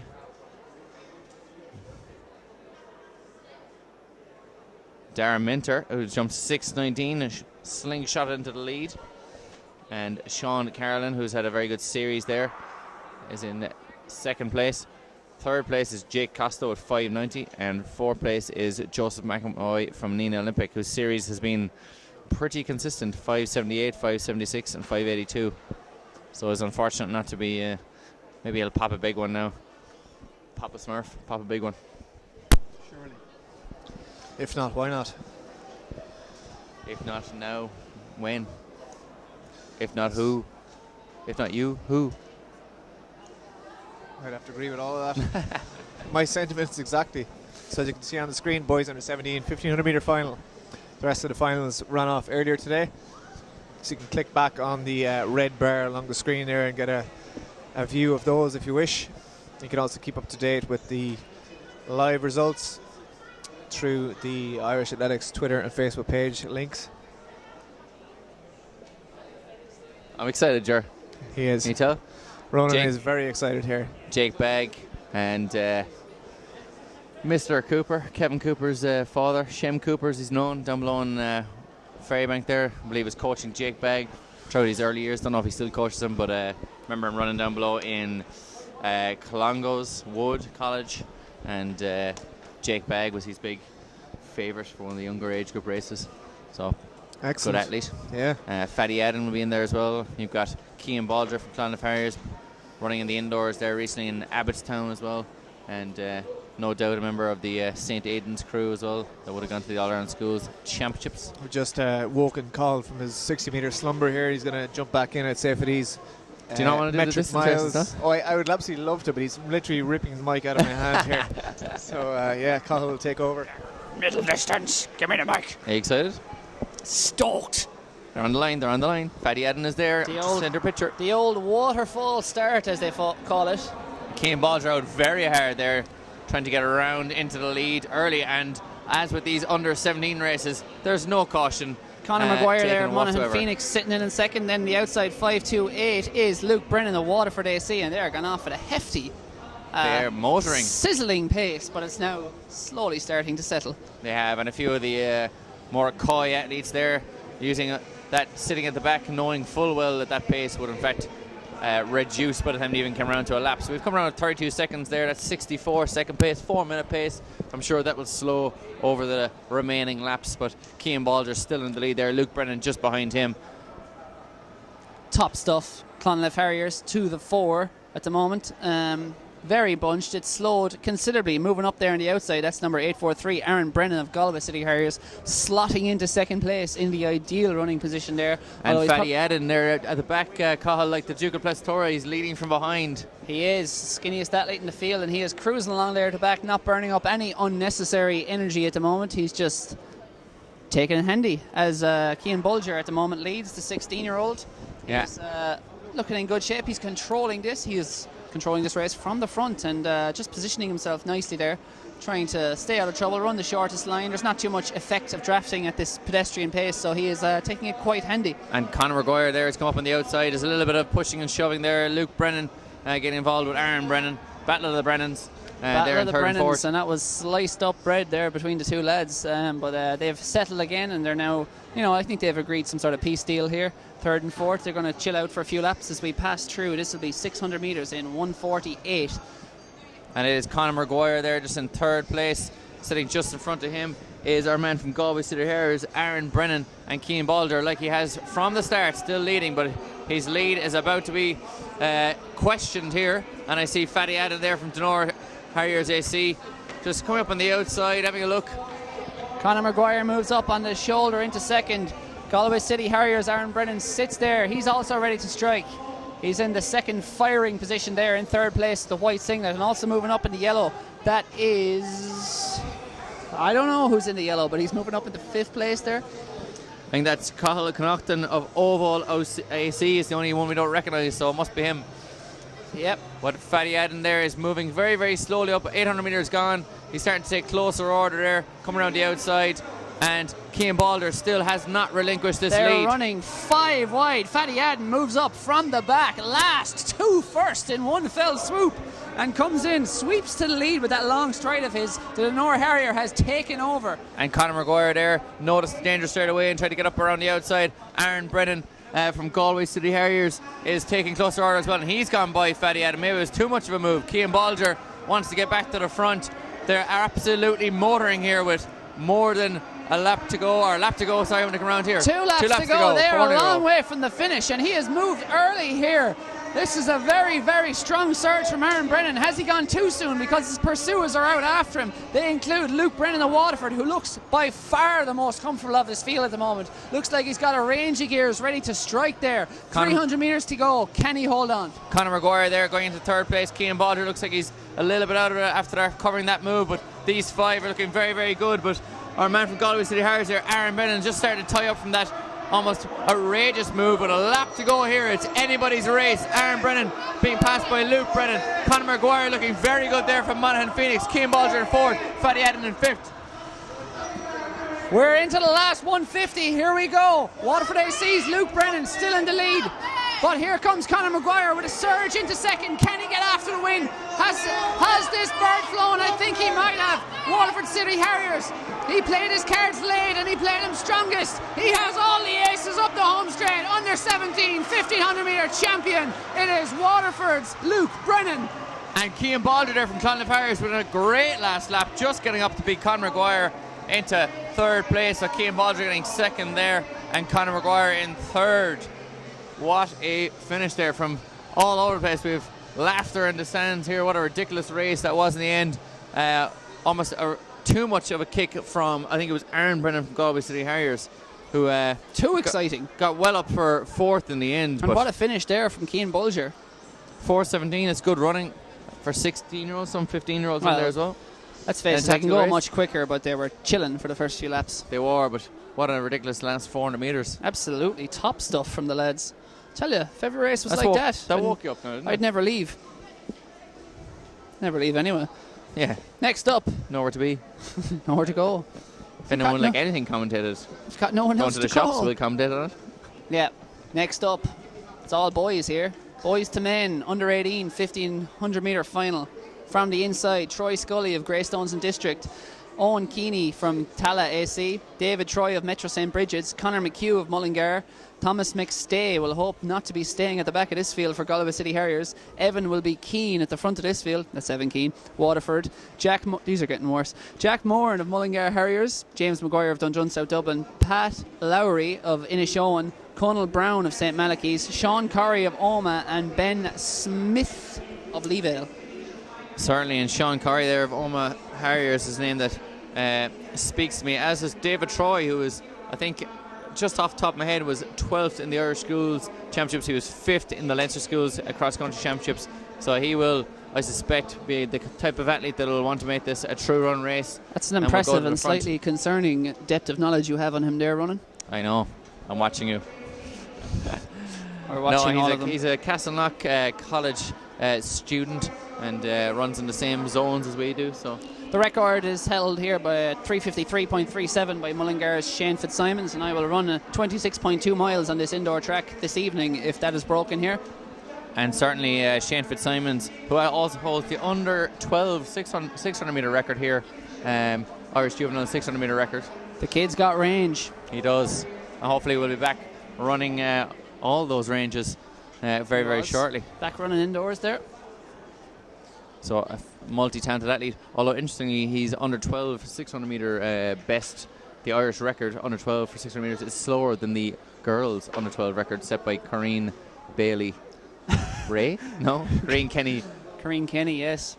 Well, as you well know if you've read The Sports Gene by David Epstein, there's basically no difference in girls and boys up until at least the age of 10. And in fact the girls' world record at the age of 10 is faster than the boys. And the old testosterone and stuff kicks in, you know, but plenty of testosterone on show here. Yeah. And as we see, bullying his way to the front of the lead. No, he's not. He's just running to the front. Is 1184. That's Sean Carey of Omagh Harriers. He has set his stall out earlier, and he is taking this race on. In second, in that other yellow singlet, is Pat Lowry of Inishowen. And then it is the familiar silver and blue and red singlet of Dundrum South Dublin's James Maguire. These three lead the way at the moment as they blast through 200 metres in, I can't see the clock from here, but it's fast. It's fast. It's less than 30 seconds anyway, that's for sure. And we're going to hopefully see now as they come up here to 300 metres. He's going up on what looks to be about 44 seconds through 300. So he's looking at 3:45 pace here, which is, let's be honest, redonkulous. Which is madness from the Omagh Harrier. Sean Corrie. Has someone told him he's not running 800 or? Well, look, let him off and we'll see through what's going to happen. 400 now in 59 seconds. Sean Corrie. It is mightily impressive running. He is about 40 metres clear of Dundrum South Dublin's James Maguire at the moment. This is kamikaze. This is a stroke of genius. We're not too sure what it is yet, but we'll find out in the last 500 depending on how this plays out for him. Leading the charge at the moment is Dundrum South Dublin's James Maguire. Then it is 1122. Jack Moran. That is Jack Moran, and also Conor McHugh, his teammate, has sitting in there in fourth. The two Mullingar Harriers running together. Is it minor medals they're after, or will this backfire in ridiculous fashion for Sean Corrie? Because so far this has been a pretty ridiculous first 600. He has passed through in about 1:30 there for the first 600. He's running this like an 800, but there's a long way to go. We're seeing a classic Hare and the Tortoise playing out here. It's a parable, and will Mr. Corrie here, Sean Corrie, who's going so hard, he's coming up now towards 800 metres, and he'll be going through in about 2:05, 2:06, which is incredible running, but he is slowing quite noticeably there in his running style, but he's holding on at the moment. 2:04 through 800, and if Sean Corrie has ever run a rep in training on a miserable day, 700 metres, I can guarantee the young lad now will never feel as long as it will right now. This next 600 metres is going to be some long way and some painful 3 laps of the track, given the way he's gone out. And in hot pursuit is James Maguire, Dundrum South Dublin. Eating that lead up as Jack Moran is also following him as well. And there's no doubt here in my mind, Cathal, that these two are going to catch Sean Curry, the early leader, who's going through now in 2:40 through 1200. They are flying. James Maguire is doing much of the donkey work in second, bringing back this early leader. Sean Curry, has he anything left? Surely not. Has he any tricks up his sleeve? He's still got a 10-metre lead. It comes through with 2 laps to go. But what could he have left after going through the first 600, reeling off 3 sub-30-second laps? This is phenomenal. Here comes James Maguire, ready to strike. Moves straight by. Absolutely no sympathy. No gifts. Moves on by. Jack Moran there and moving up to second. Can he stay with James Maguire and launch something? 300 metres to run. It's all to play for the gold. It's impressive running here, and Sean Curry might have actually done these lads a great favour, and he's led them out strongly. And it looks like Jack Moran and James Maguire are going to run a very, very fast time here in and around 4 minutes. A lap to go. 3:31 at the bell. He needs a sub 30-second clock and to get sub 4 here. Jack Moran gritting his teeth. Sean Curry, he mightn't even hold on for a medal after that ridiculous first 800 metres. The man from Tallahassee is starting to lean in on him now at this moment in time. The medals are pretty much set with the exception of third. Has Sean Curry got anything left for third place? As James Maguire is away at home for the win here. Jack Moran going to get second. Sean Curry is fighting and fighting and fighting. But fourth place, Owen Keeney. Can he make it? I think he's going to get there. Can Sean Curry hold him off? Sean Curry's got something left, and he will go home with a medal. James Maguire first, Jack Moran second, and Sean Curry in third place. And then it was Evan Keane there of Waterford just edging off Leavell's Ben Smith to take fourth. And then it was the Galway City Harrier, I think it was. That was Thomas McStay, I think, in sixth. The other athletes file across. What a race! That had everything. Madness from Sean Curry, but certainly... There's a fine line between genius and madness, and I think he straddled it there. He certainly did, and I think if he looks like a very strong athlete, looks like an athlete, and any athlete that can go out in 1:30 almost for 600 and still hold on and run sub 4:10 at that age is obviously some bit of a talent. Yeah, and he had a kick there in the home straight to hold on for the bronze medal, which is good to see because he's certainly of a calibre that deserved minimum of bronze there, but he may have to rethink his tactics next time. Possibly a rush of blood ahead, possibly what Peter Coe's dad said to him before. He was like, let's go out hard and see what the expletive are made of. Exactly, and when Coe went out in 48 seconds in an 800 metre race in the European Championships, was yes, it? 1978. James Maguire getting up for the win in this one, as I sent you into raptures of delight there. Jack Moran getting up for second place as well. He's always been thereabouts in the school championships as well, and Sean Curry getting that third place. Bad news, Ronan. What? You okay there, yeah? I'm alright. I'm so happy you said 1978 European Championships. It may even not be a right. German guy got up for the win. Olaf Bear. Olaf Bear, of course he did. Yeah.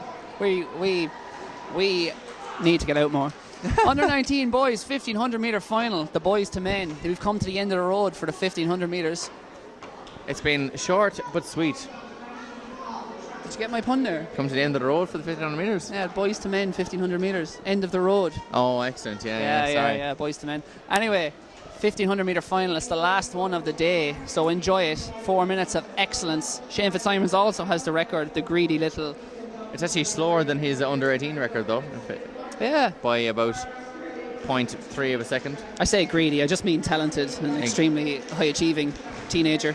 So we have in this one Éanna Folan, Nathan Doyle, Niall Blackwell, Ethan Dunn, Adam Phillips, Fergus, Crilly McEntee, Sam O'Neill, Matthew Johnston, who had such a excellent last 600 metres earlier on, Patrick O'Rourke from Ennistrack, Alan McGinley from Lifford Strabane, Robert Crowley, known as Bobby Crowley from St Lawrence O'Toole, and Dean Conway from Tallahassee. And Father Fergus, Crilly McEntee is back on track again after running the 800. A few coming back from the 800 earlier, which is probably sunned themselves out in a lovely lush greenery of Athlone IT there for the last few hours. But anyway, they're back on track and leading the way here. That's 9:15. That's Alan McGinley in the red singlet. But here comes Dean Conway. Dean Conway, yeah. And Ennistrack's Patrick O'Rourke just there slipping into second place. Dean Conway with the basketball shorts leading this one out. And Shane Fitzsimons, the good news is your record will be intact again for another year, given you have all the damn records here. But they go through 200 metres in about 34 seconds, so they are only cruising for lads of this calibre. A lot of these fellas be capable of breaking 4 minutes, I imagine, so certainly nothing too stressful to them at this sort of pace. They'll be winding it up slowly. The tactical chess game that is the 1500 metre final coming into play. Certainly, and Bobby Crowley there sitting in second place. Just inside him then is the Swinford AC athlete Adam Phillips. So plenty of talent in this one. Bobby Crowley's got the fastest PB, but that's only a historical PB. What shape are we in today is the big question. And Dean Conway still leading this one out from the front from Tala. It's the only question. Tala's still leading it out there. I think that is Alan McGinley there starting to move up on the outside as well. Just looks like he's going to take second there off Bobby Crowley at the moment. He's just putting himself in a position to strike. It is wet. Is that the West Waterford athlete I see there? Moving up. That is Niall Blackwell moving up in the fluorescent orange spikes. Takes closer order right on the shoulder of the leader. That is still Dean Conway as they come through. This will be 600 metres and the pace is soft at the moment. They're going to go through in about 1:45, so that's just chilling for these lads. They'll be winding it up substantially though over the ensuing laps. And Niall Blackwell, who made a good move in the heats earlier on, it looks like he's going to try and do the same here now in the final. He's moved to the front, he's made half a metre, and Dean Conway is unable to respond. Bobby Crowley sniffs the danger and recognises ears are perked up, and he's got up into second place. And Matthew Johnson, who has been anonymous in this final so far, has gone peered to the front alongside Adam Phillips as Dean Conway suffers an injury and hits the infield. Dean Conway's hamstring appears to be gone, or his calf. Let's hope he's okay, but at the moment it is still that familiar West Waterford singlet we've seen running to success in so many events across so many disciplines. The powerhouse club in Munster. Niall Blackwell at the front. He's churning out the pace here, but is he setting himself up for a fall? Because right on his shoulder there, sitting there, is Bobby Crowley, who looks to have run the perfect coy race here and save things for when it matters. As they come through with 600 metres to run, Bobby Crowley hits the front. We're having a lot of guys going from a long way out here. Ayla Folan there in fifth place as well. A good cross-country runner, hoping it might be a long drive to the finish and he can pick up the pieces. Bobby Crowley, Matthew Johnson sniffing the danger as well. It gets up with 500 metres to run. It's still anyone's race. Matthew Johnson moved up there and he wants to be, this is exactly the position you want to be in with 2 laps to go in a 1500. You want to be on the shoulder leader.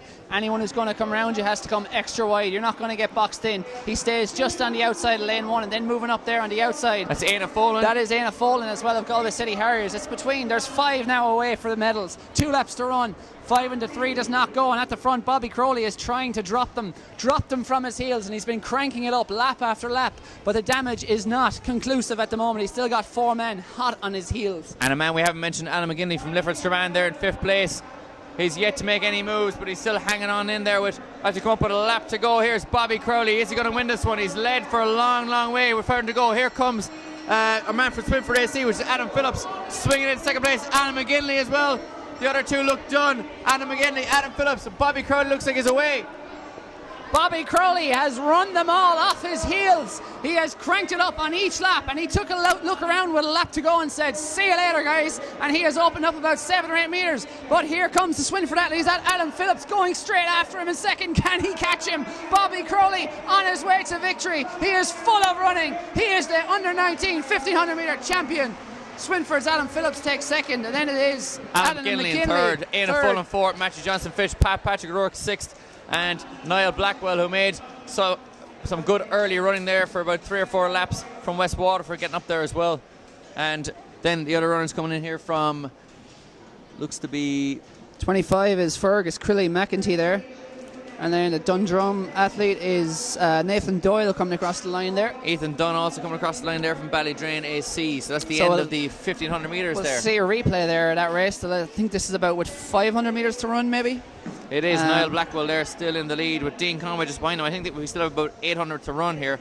As you see, Bobby Crowley finally comes up onto the shoulder of the leader, Niall Blackwell. Matthew Johnson, who made a really, really good move in the heats earlier on to break many an athlete, coming up there on the outside as well. And you just see Dean Conway, unfortunately, suffering an injury there. I don't know whether that was self-imposed or did someone step on his heels.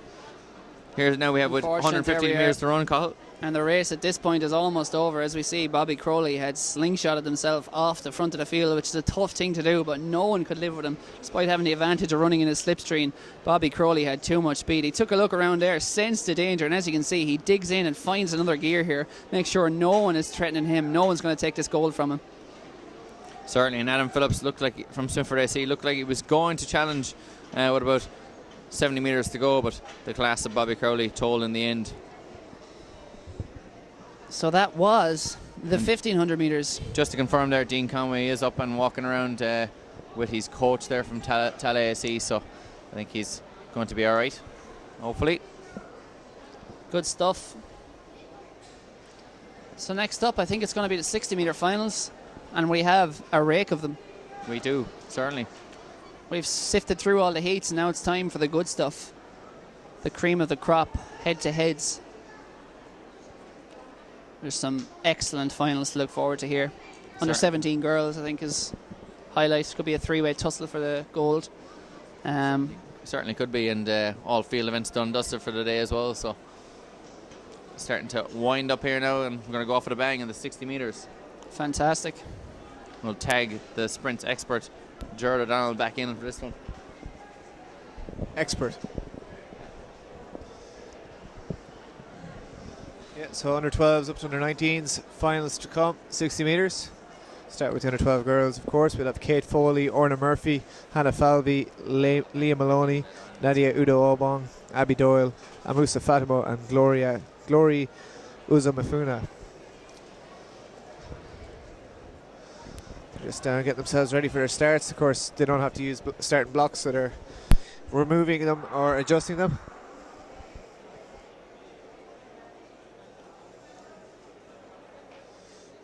They've had a long wait between their heats and finals. A lot of upwards on 40 60 metre heats there, so 3 1500 metre finals to break it up, and they're back in for final action. Medals to be decided.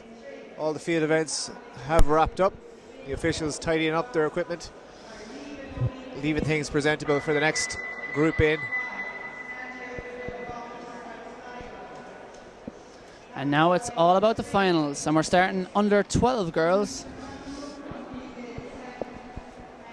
8 athletes. Will Glory find the glory again? Glory Uzumafuma on the outside there. Lambay Sports Academy, she won her heat.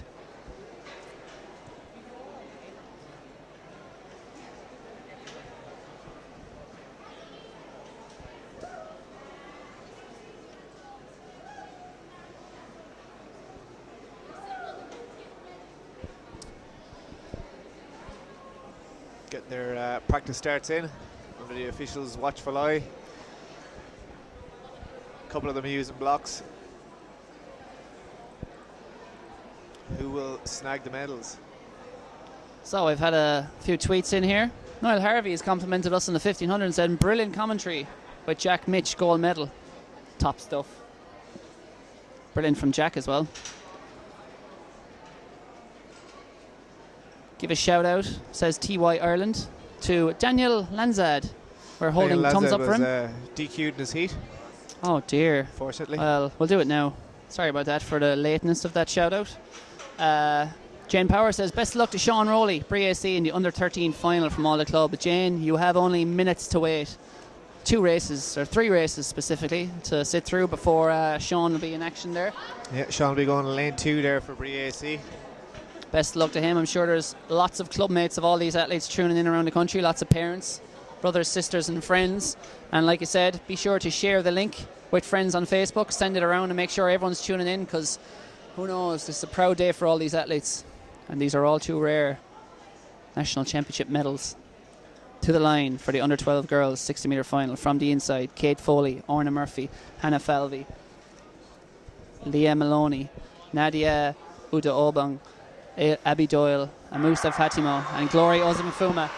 Even start, it's very close between them at the moment. Maybe going well there on the far side. Hannah Falvey of Belgooly. Hannah Falvey of Belgooly has it 8:44 in lane 3. She has taken the victory, and it is a comfortable one.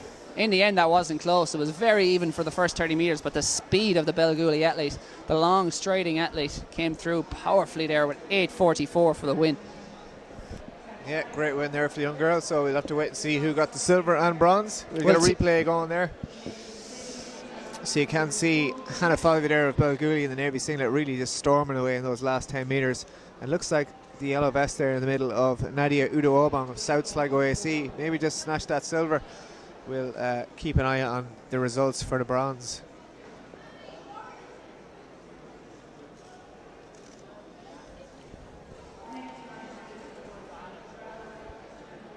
Teresa McDade has tweeted us about Sean Corrie's exuberant run, how not to follow your race plan.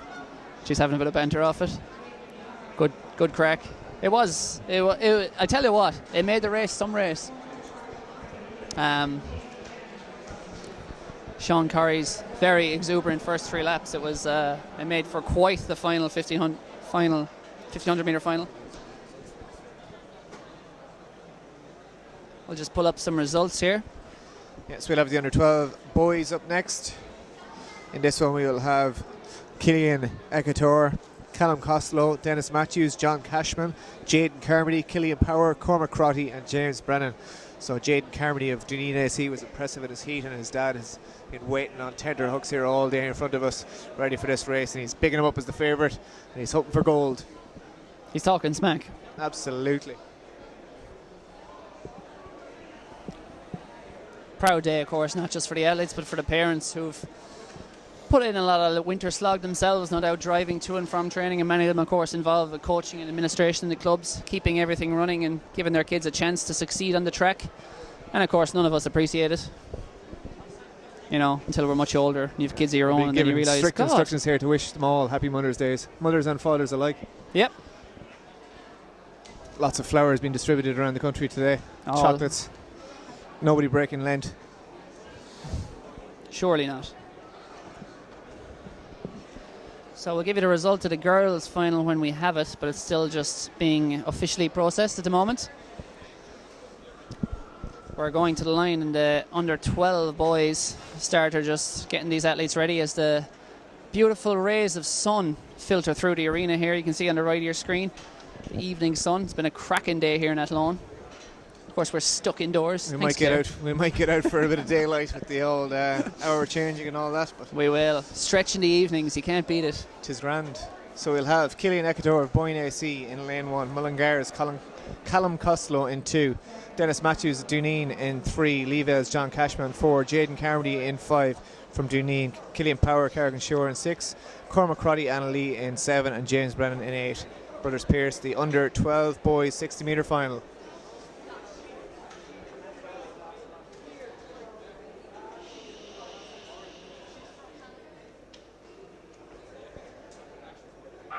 And we are away to a flyer, and it looks like Jaden Carmody in the middle there is going well, but beside him as well, Carrigan Shore's Karen Power, Leavell's John Cashman, and it is a different line, but I think Jaden Carmody tenses his guns in celebration there, crosses the line, and his dad will be a happy man, and he takes the title. And what a celebration. Hats off Jaden Carmody, bringing the banter to Athlone today. Absolutely. The moment he crossed the line, the arms were outstretched. The old Dave Campbell circa 2007 National Seniors celebration. Look at that, what a man. 8:37 on the clock, and he's got a Dunedin stylish haircut to boot, paint in the hair. Tell you. Dave and Ger O'Shea going absolutely wild here beside us. And he's got an appropriate sort of lightning bolt cut into his hair there. Yeah, you can see him there in the extremely red, stylish. Look at that. the red Excellent vest technique. and white shorts. He is storming to victory. He didn't have it all his own arms way though, out but and John Cashman really pushed him all the way from Leavell. But look at this. Only one winner. Look at this. What an absolute champ. Heroic. Jaden Carmody, you've made our day up here. He was worth all that chat. Yeah. Dad hyped him up for a reason. He's been seeing that celebration dance we practiced all week. He knew there was only one result. I'd say one his outcome. dad taught him it. There he is. Oh, lightning bolts too. He knows all the celebrations. Absolutely lording the under 12 boys 60 metres. And the good grace to handshake for his competitors, his vanquished competitors. John Cashman pushed him all the way to the line, and we'll just try and wait and see who got the bronze. They weren't as fast, and let's be honest, they certainly weren't as cool. No, so it was Jaden Carmody there in the red, John Cashman in the Leavell yellow beside him, took the silver, 8:41, and Dennis Matthews of Dunedin, his clubmate, And just to the other side of Cashman, took the bronze. You'd have to say excellent technique as well for a young kid. Absolutely, yeah. So young, very usually there's a smooth lot and of fluid. ragged. Oh, and I see his dad on the way back up. He has just filmed that race. He has a grin as wide as the arena, and I actually think I see him wiping a tear from his eye. And I'm not even exaggerating here. This is what it means to parents to be up here. His dad is smiling and crying. Never mind Mother's Day, it's Father's Day here. It's Father's Day here. Jaden is the champ. And Jaden, you probably can't see it, but I hope you know how happy you've made your dad here. He is delighted, and that will be a family memory to savour. And he is, I can confirm that Jaden is now getting his friend in a headlock and giving him a little nuggie there. You know, that's what happens when you win. You're allowed to do that. So Certainly. hats off to him. What a little champ. So just the under 12 girls result. We'll actually just go watch this under 13 girls final first. So we'll have Orla Byrne, Sophia Kerr, Harriet McCrossan, Maria Olafumni, Maria Talabi, Laura Bolster, Grace Rooney, Ella Jenks and Debbie Lowell. So the under 13 girls, 60 metres. And they are away first time in the middle lanes. There it is. Talabi going well. And the Longford AC vest, but the green of Cushinstown, Laura Bolster, storming through the line. 8:09. Lightning fast. And she is the under 13 champion. Just outside the record of 8:02 from Sabia Doyle. But serious run there from Laura Bolster. Just back to that under 12 girls result. We had Hannah Falvey, Nadia Udo Obong and Gloria Uzumafenwe took the top 3 spots. Just get another look at that girls under 13 race. So you can see there the green of Cushinstown AC. Laura Bolster stormed away from the field, pushed all the way by Maria Olafumni Maria Talabi of Longford, but there was only one winner. Just studying our future star Jaden's haircut here. It appears to be some sort of arrow in the red and white colours of Duneen. It's not actually shaved into his head. It seems to be some sort of paint structure in his hair. Artistic design. It is absolutely superb. And his mother is also sporting the red hair of Duneen, which is electric red of Duneen. So champs. You see the replay of that one there again, with Laura Bolster in the green of Cushinstown coming through for victory. And it looks like Grace Rooney there of Youghal got up for the bronze in the green and white. Great stuff. Next up, it's the under 13 boys 60 metre final. We'll be racing through all these. Absolutely. So we'll have Stephen Mannion, Sean Rowley, Joel Joseph, Ross Cosgrove, David Mannion, Daniel Chukwu, Sean Carmody and Jared Murta.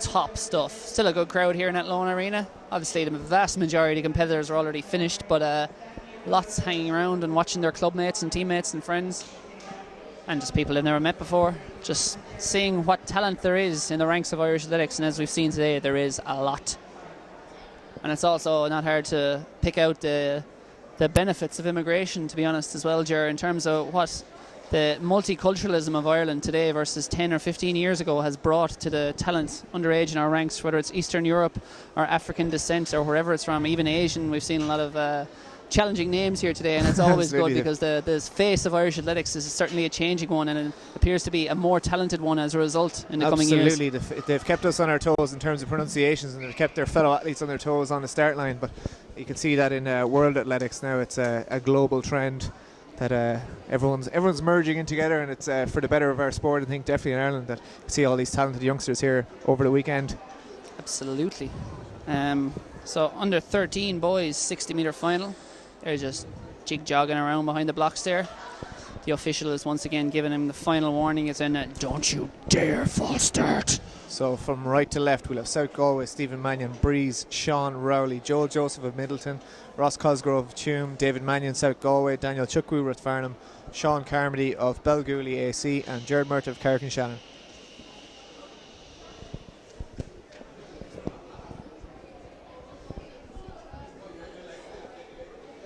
See former AI stalwart Kenneth Kiernan down there, trackside, keeping an eye on his brother's Pierce athletes.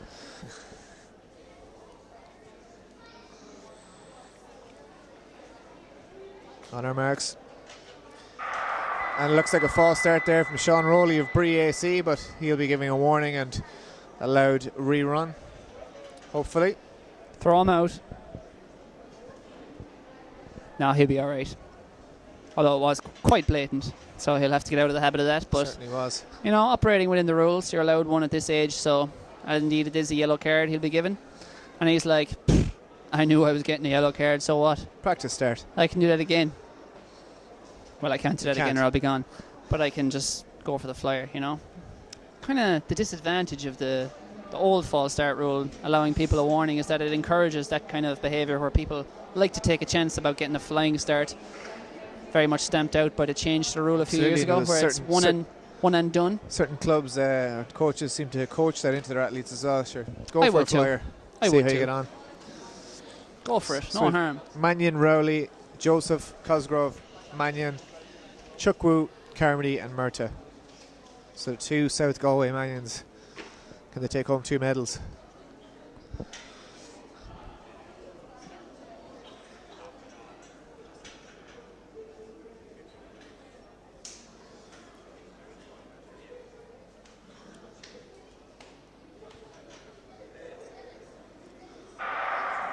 Ooh, and we have another false start there, and it could be lane 3, Joel Joseph with a bit of a twitch. Hopefully not, hopefully we'll see a green card, but we'll have to wait and see.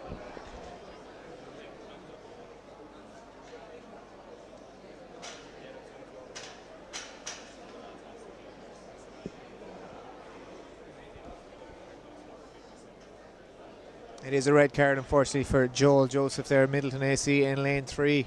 So he was felt the foul of Sean Rowley's false start in the first time around. If I was Joel Joseph, I'd leave a hefty shoulder in Sean Rowley's direction as I walked from the track going, hey, we both did the same thing, but I'm penalised because of you. He did less, in fact. He just switched. Yeah, it's upsetting. Them's be the rules. They are the rules, and that's why they changed it. But anyway, Joel is off for an early bath, and we have 7 athletes to the line for the final of the under 13 boys 60 metre final.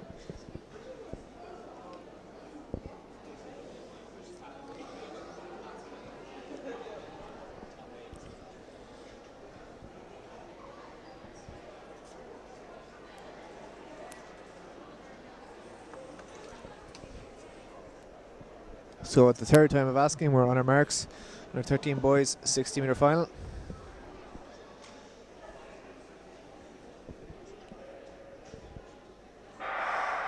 This time we are away, and Sean Rowley got a great start there in lane 2 again. Also, Daniel Chukwu, Rathfarnham going very well. I think he might be holding on, but David Mannion right in the middle of South Galway. I think he may have got there. We'll have to wait for a replay to see that. He has his hands aloft. But it looked like South Galway's David Mannion might just have got up there ahead of Daniel Chukwu of Rathfarnham. And Sean Carmody of Bellagully there, defining the meaning of the phrase, leaving it all on the track. You'll see him second from left here, driving across the line. Ooh, His he legs might have got buckles himself from a under bronze him. medal for it. Hopefully he did, because there'll be quite a bit of road rash, as they say, from in cycling term. He's looking down at his feet. I think there's a little bit of Sean Carmody left out in that track for whoever's running lane 7, but showing the enthusiasm of these athletes, giving it their all and pretty much diving across the line in a bid to get their national medal. Yeah, we just see our slow motion replay there. So in the blue vest in the middle of South Galway, David Mannion dipping for the line. I think he might have got there with Daniel Chukwu in second, and Sean Carmody may be rewarded for that aggressive dip to the line with the bronze medal. We'll wait and see. Top stuff. We have our result. David Mannion, 8:18 is our champion, as we knew. Daniel Chukwu got second with 8:24. Sean Carmody is rewarded for his effort, 8:31 with a bronze medal, and it was Sean Rowley in fourth with 8:36.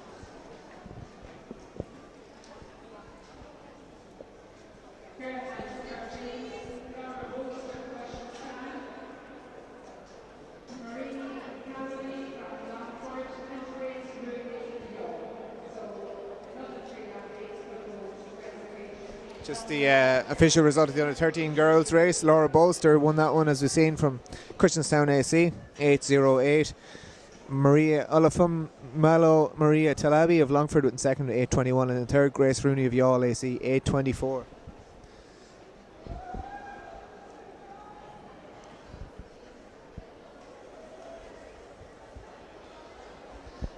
Under 14 girls 60 metre final are being shortly will be called to their blocks. From the inside, Lee Vale, the sprint powerhouse from Cork. And their representative here, they have two representatives. The first of those will be in the far right of your screen, Lucy May Sleeman. She's in lane 1. Lane 2 is Emma Maroney of St Mary's Limerick. Lane 3 is Nadislane Kabongo of Brothers Pierce. Lane 4 is Sally Samola of Clonleaf Harriers. Lane 5, Ava Kyo of Fingallions. Lane 6, our second Leavale athlete, the diminutive Ella Scott, but she's a pocket rocket of Leavale. Lane 7 is Jennifer Sawyer of Barrow Valley AC, and on the outside, the yellow singlet of Glasslock Harriers. Lane 8, that is Rachel Callery completing the lineup. Girls under 14, 60 metre final. Who's going to take it?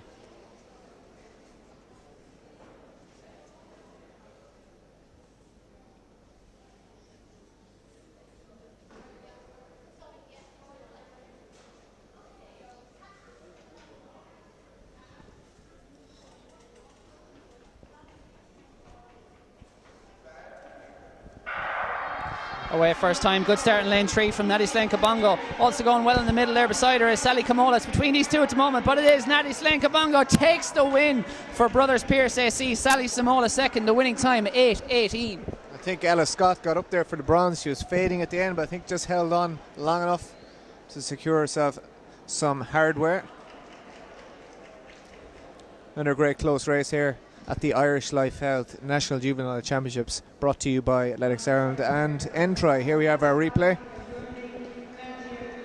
Excellent technique there from our winner from Brothers Pierce. Very upright style. Certainly the most polished sprinter in that field, and it showed.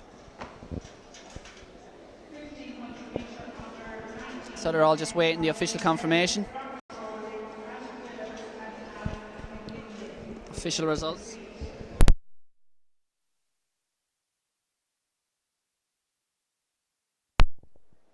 So 8:17 there for Nadislane Kabongo.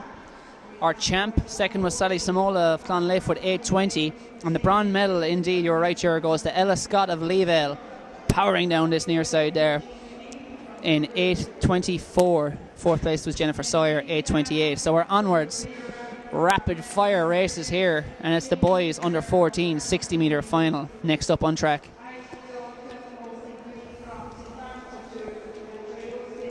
So this will be hoping for an impressive performance here. We already seen the record broken in the heat of this one from Shane Guevara. He ran was one of the performances of the day, I think. Absolutely, 7:62 in his heat to take the championship best by 100th of a second. So he'll go in lane 6 in this one for Cabinteely AC, and let's see what he can do. We'll also be joined lane 1, Colin Murphy from Leavale, Zane McQuillan in lane 2 from Ballymena and Antrim. Ben Campbell from Cherconnell will be in 3. Glory Wenaguime of Balgooley in 4. Nejikima Onawero of Metro St Bridges in 5. And the main man, Shane Guevara, Cabinteely in 6. Ike Dalton Asigwe, St Lawrence O'Toole in 7. And Toyosi Fagbo in lane 8. So Shane Guevara was the most impressive in the heats, but there was a couple of other guys running quick sub-8s as well. So all to play for here still. Absolutely. But all eyes will no doubt be on the green, the full green kit there of Shane Guevara. Probably definitely one of the best names we've heard here today as well. Absolutely, yeah. Absolutely. It's slick. It sounds fast. It does.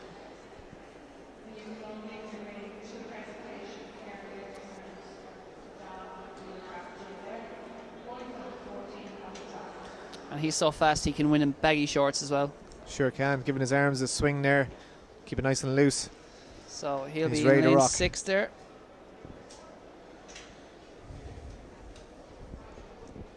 So again, we've got Murphy, McQuillan, Campbell, Wenagime, Onawamere, Guevara, Dalton Asigwe and Fagbo.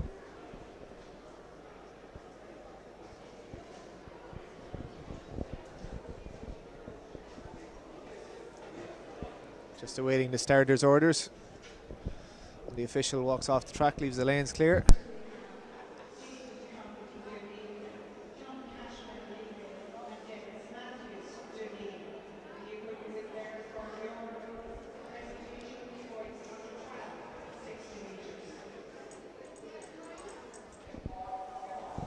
Call to their marks, under 14 boys, 60 metre final. Keep an eye on the middle lanes, 4, 5, 6, especially Shane Guevara of Cabinteely AC in lane 6, all green strip.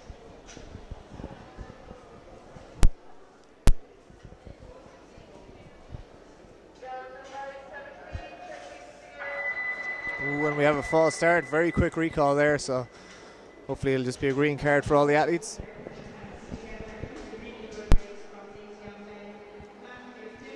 Shengaver is so quick, he's even quicker than the gun. We have a meeting of minds there of no less than 6 officials gathering around that screen.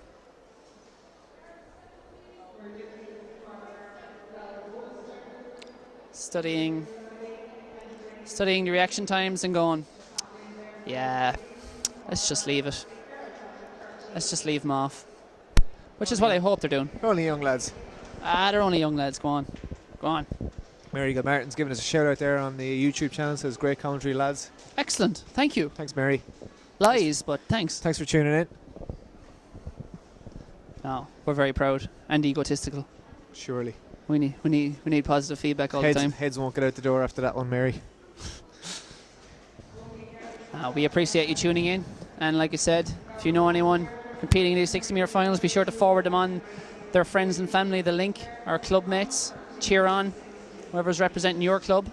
And or just tune in for the talent of Irish athletics to see what's coming in the future. The Irish Athletics YouTube page, you'll be able to look back at all this live action today. So watch the replays, send them on to your friends and family, and let the athletes themselves have a look at their races. So there are 14 boys ready to go once again.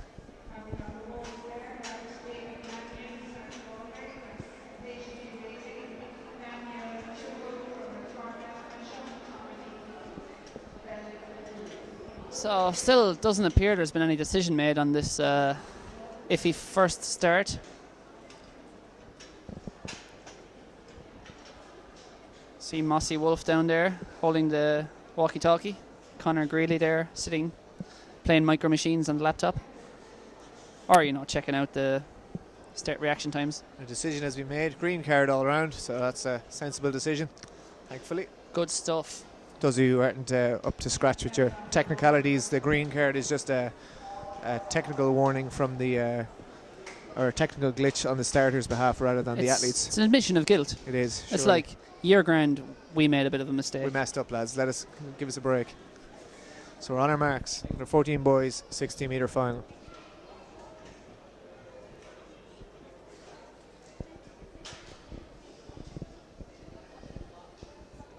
Lane 6, Shane Guevara, the man to beat. And we're away. And Shane Guevara is flying it. Watch out for that green streak in lane 6. He is storming down the track. 7:48 on the clock. Another huge record for Shane Guevara. Cabinteely AC. Unbelievable running. Wow.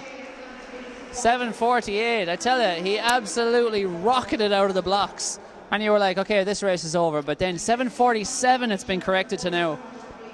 Goodness gracious, Shane Guevara, that was muy rapido. That was excellent. What a run. Cabinteely, man, you have a special talent on your hands. So he broke the championship best performance in the heats earlier. You can see him there in lane 6 in the green. And once the race started, it was already over. He stormed away from the first metre all the way down the track and looked like Metro St. Bridget's Kenjipa Okumwender got the silver medal, but it'll be a close one to call. But Shane Guevara, 7:62 in the heats to break the record, and then takes a huge chunk off it there. And it was Anmereme from Metro St. Bridget's who got silver with 7:83, and Glory Wenagime of Belguli with the bronze. Another bronze there for Belguli, so 2 in a row. I think we have our performance of the day there from Shane Guevara. And he looks like a very modest young lad, no big wild celebrations, right, and just crossing the line has the awareness to dip, easing up, not even sprinting up to that thing, he's just cruising. He's going so fast he has to dive into the thing. Absolutely. The cushioning. But what a run, Shane Guevara. He absolutely destroyed that field. Wins by 0.36 of a second, which over 60 metres in any age group is a yawning distance that he is ahead of his peers. Let's hope he can keep progressing because Ireland has got a talent on its hand right there. 13 years old. Toyosi Fagbo of Carrick-on-Shannon with a PB there in 5th as well. 8 flat. Top stuff. the girls. Follow that, ladies. We're up to the under 15 girls 60 metre final. So we have Laura Gallagher of DSD, Emma O'Brien of Blackrock Dublin. We've got Holly McCarthy, Liscarroll, Ashton Kelly of Timon AC, Alva Doherty, Ennis Track, Caitlin Farley, Tullamore Harriers, Damilola Adesina of St. Lawrence O'Toole, and Erin Tahini of Corrin AC in Sligo. Under 15 girls 60 metre final.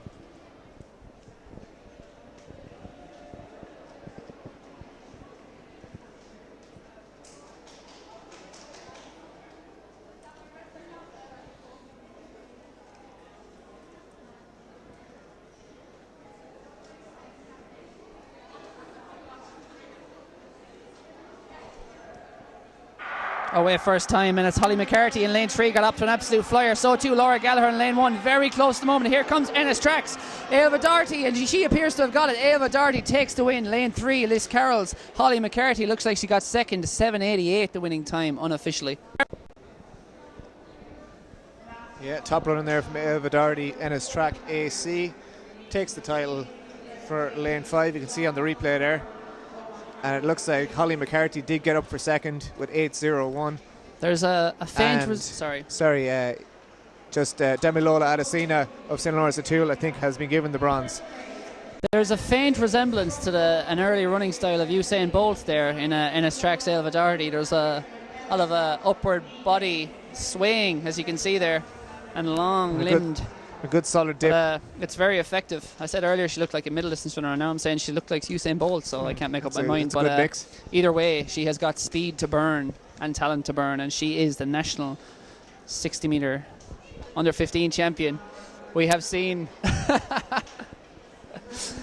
our champion dad here is celebrating. What a run. The Duneen speedster with the arrow in his hair. Is it an arrow?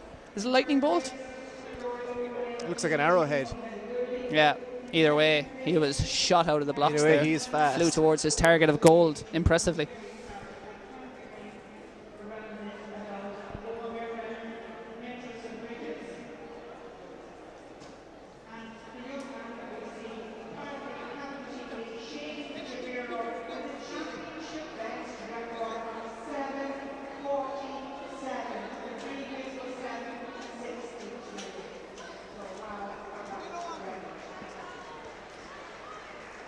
We just hear the infield commentator, our president of the association, Georgina Drum, giving props to that record there from Shane Guevara to raucous applause. Sick.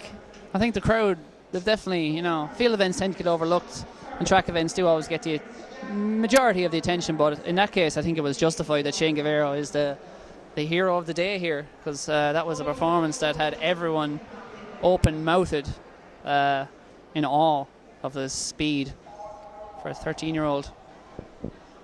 To the line for the under 15 boys 60 metre final. From the inside, Tony Craig of Lagan Valley. Lane 2 is James Wright. Lane 3 is Tessie Lawal. Lane 4 is Peter Walsh. Lane 5 is Armand Showman. Lane 6 is Luke Casserly of North Sligo. Lane 7, Kyle Dooley of Templemore. And lane 8, on the far left, David Joseph of Middleton.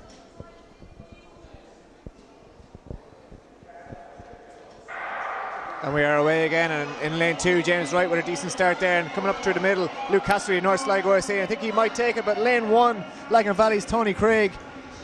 And it looked like Duneen's Tessie Lawal maybe taking the bronze very close there for first, though. I'm not sure who got it.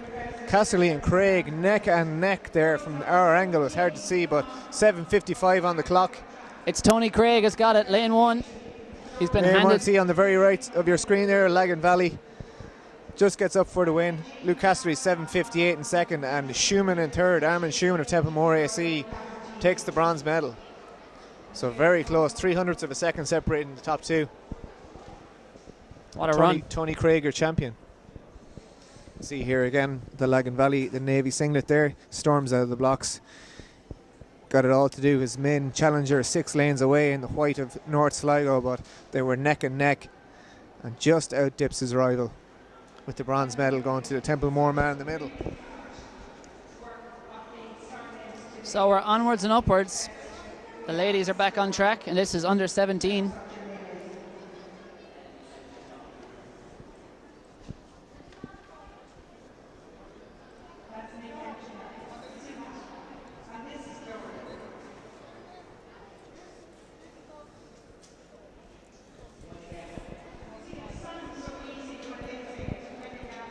Georgina Drum, wisely getting the boys to pronounce their own names on the podium to give her a dig out, so not to butcher on their finest moment. Under 16 girls up next. And I have to say, this is probably, of the 60 metres, this is the race I'm looking forward to most, because the heats were simply electric. The record stands to Gina Akpi-Moses at 7.67. That was equal in the heat by Razidat Adeleke at 7.67. Niamh Foley was just behind her in the orange singlet there in the middle, 7.77. And then Nikolka Stefankova of Duneen ran 7.74 to win her heat easily. All these three athletes going against each other here. It is going to be so close for the medal. There should be very little between them, and this is a hell of a race. And Gina Akpi-Moses, as good as you were, your record may well be on borrowed time today, because there is an absolute bundle of talent about to go to the line here in this girls under 17 60 metre final.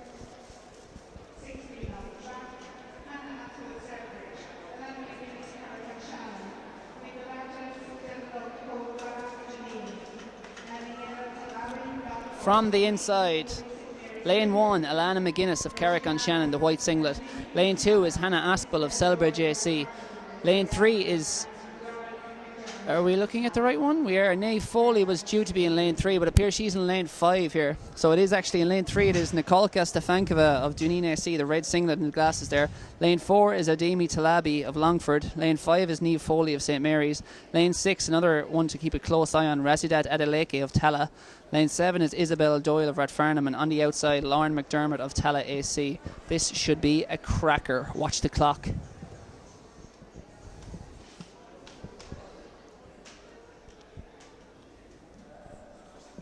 Away first time, and Stefankova got an absolute fire in lane 3. The diminutive athlete from Duneen SC leads, but here comes Adeleke on the outside. It's Adeleke takes it, I think, from Stefankova. 7.54. The record has been destroyed. Gina Akpi-Moses are 7.67. Razidat Adeleke absolutely obliterated that field. Nikolka Stefankova led early, but Razidat Adeleke led late, and when it matters the most, and she is overcome with joy. 7.54. Unbelievable what a stuff. run. Unbelievable run at 14 years of age. Just to put that into some perspective, the qualifying standard for the European Senior Championships was 7.40 this year, so just about a metre and a half down off that sort of level of running. Outrageous. 14-year-old girl. Just keep an eye on her there in lane 6. The two athletes in 5 and 3 got off to rocket starts, but the long-limbed Adeleke really just clawed them back. And Niamh Foley also got off to a flyer there in lane 5 beside her, as did Stefankova in lane 3. But look at that run. Wow, and I'll bet that was a huge PB for Stefankova in second as well. Fantastic performance. We're just awaiting official confirmation on those placings, but I'd imagine Stefankova of Duneen is also under the old record. Back in second. What a run.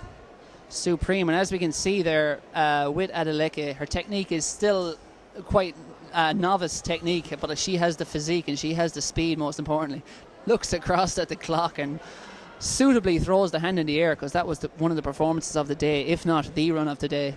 Gina Akpi-Moses has been a superb athlete throughout the juvenile and junior ranks, and her record just went down in flames to this athlete from Tala. Like you said, I'd say it was a lot closer than we thought from this angle as well, with Stefankova on lane 3. See her in the red vest. Might have been quite close on the line, but two unbelievable sprinters there, up and coming stars for the future, no doubt. Yeah, and Niamh Foley there in third as well. So Dublin first, Limerick second and third. Great stuff from all three ladies, and indeed all that field. And what was it? A field absolutely loaded with talent. Onwards and upwards though, no rest. Boys under 16 60 metre final is on track. We have Robert MacDonald from Galway City Harriers, Conor Toohey of Clare Morris, Sean Lestrange of Raheny Shamrock, Michael Farrelly, Port Marnock, Killian Griffin Tralee, Robert Toomey, Leevale, Matthew Buckley of Ratoath, and Daniel Hurley of Leevale AC. Matthew Buckley, who lost his record earlier to Shane Guevara. Can he win one back here or get some sort of consolation?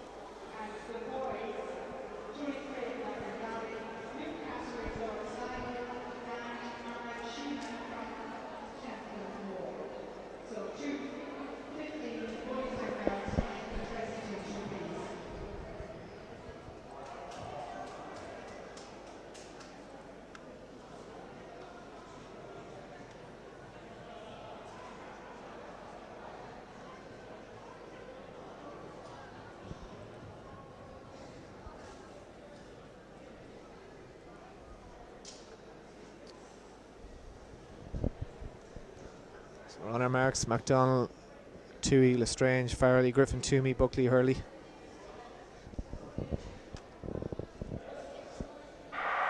And we get away in lane 3 there. Sean Lestrange of Rahini Shamrock going well, but beside him, Michael Farrelly storming away here in the middle lane. 7-1-7 for the win.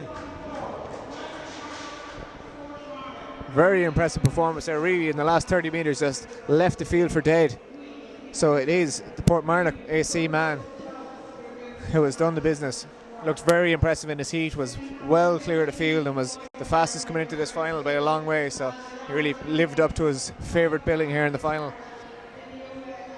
Top stuff, got out best and came home best. The class of the field came through. Here we can see him in the replay there in lane 4.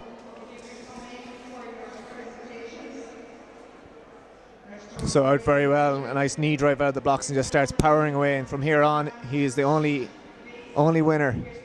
Tight there for the called the minor medals, but there's no minor medals here today. Matthew Buckley of Ratho, Daniel Hurley, Leavale, possibly Leavale's Daniel Hurley who got that silver medal. And 7-1-6 has been corrected too for Farrelly. Daniel Hurley has got second, with Matthew Buckley taking the bronze medal. So Hurley on the outside there in the Leavale vest takes that silver medal from the man in the lane beside him. Top stuff. Onwards and upwards to the under 17 girls 60 metre final. Only 6 races left today, and it's been an absolute feast of athletics. This is the dessert. So this is 8 athletes to go to the line here. Record is held by Ciara Neville at 7:51.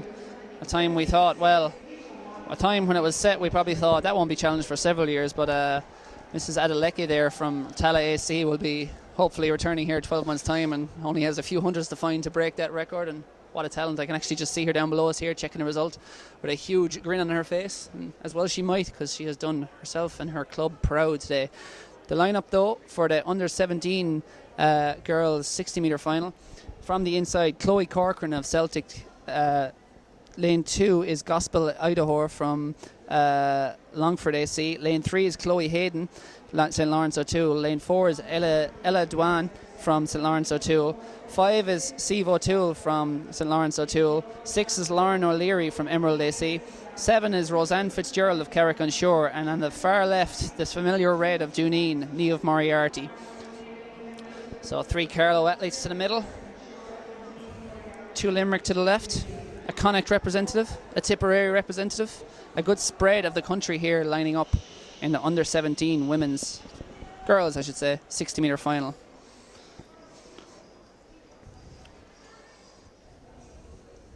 Teammates lining up from St Lawrence O'Toole. Can they get themselves and sweep the rostrum?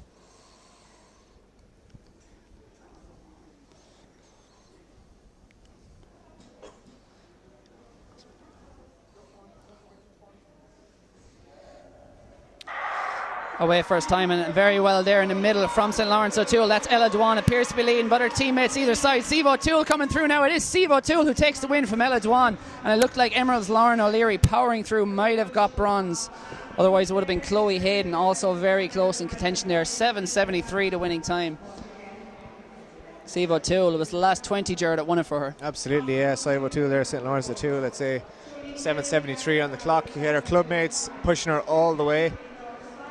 And it is 7:71 corrected to for Steve O'Toole. She is the under 17 girls 60 metre champion. Ella Dwan 7:81. Her clubmate takes the silver, and it is Lauren O'Leary of Emerald AC gets the bronze. So you can see there on the replay the blue and white charge from St Lawrence O'Toole in the middle. They came away with gold and silver, but Lauren O'Leary spoiling the party, gets that bronze. Chloe Hayden having to settle for fourth.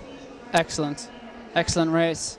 The sprints are delivering the goods as we suspected they would. We've had a host of records and a hell of a lot of close races here today.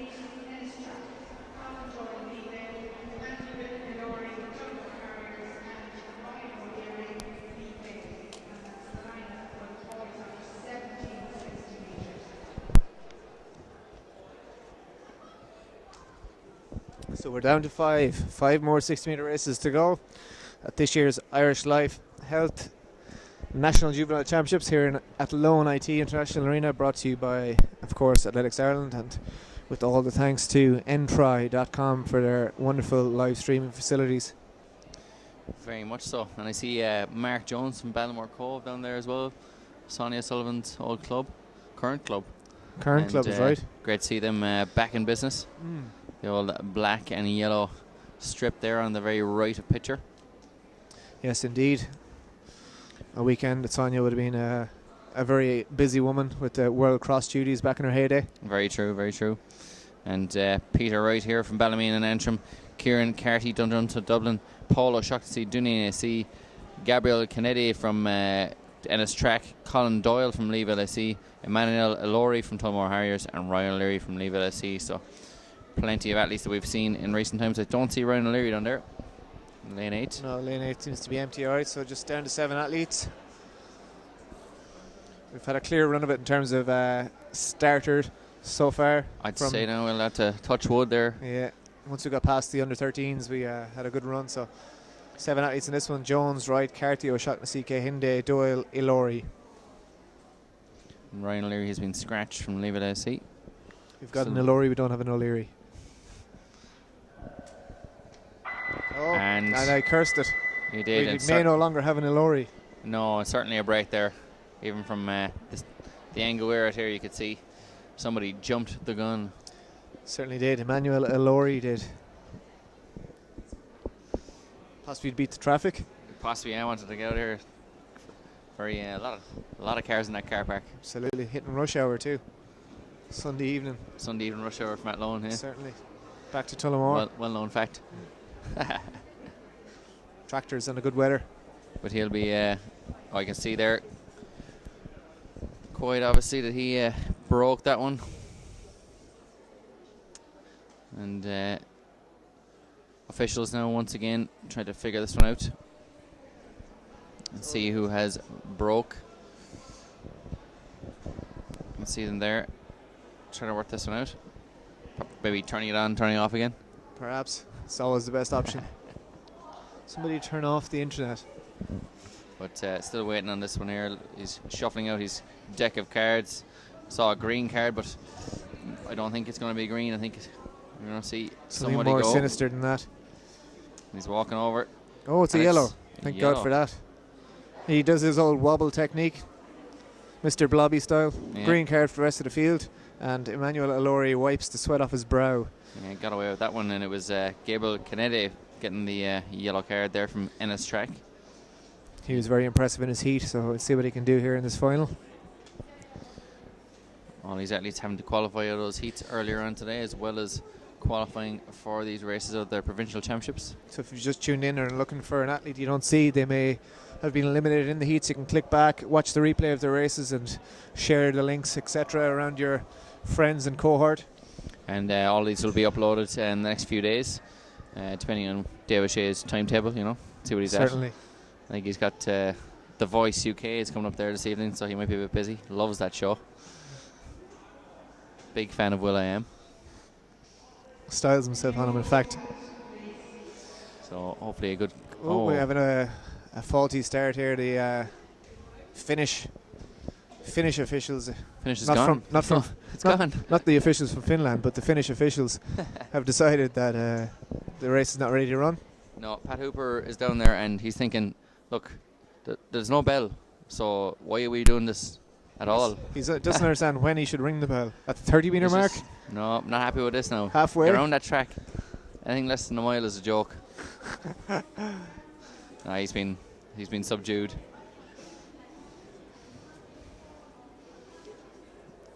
And Pat has a seat in this very stadium, which is over to your left there, Ger. Happy days. And better make sure not to sit in it. No, a great about a year ago when I was here and he was sitting next to it. Not sitting on it, but sitting next to it. And then you can't see it if he's sitting on it. Yeah, and then waited until he was going, I'm hoping someone sits down here today because then I can go, that's my seat. And they go, is your name on it? I go, yeah, it is. So 1980 Olympian, Pat Hooper. Full of the band. Loves it. He's a hero. He lives around the corner from me.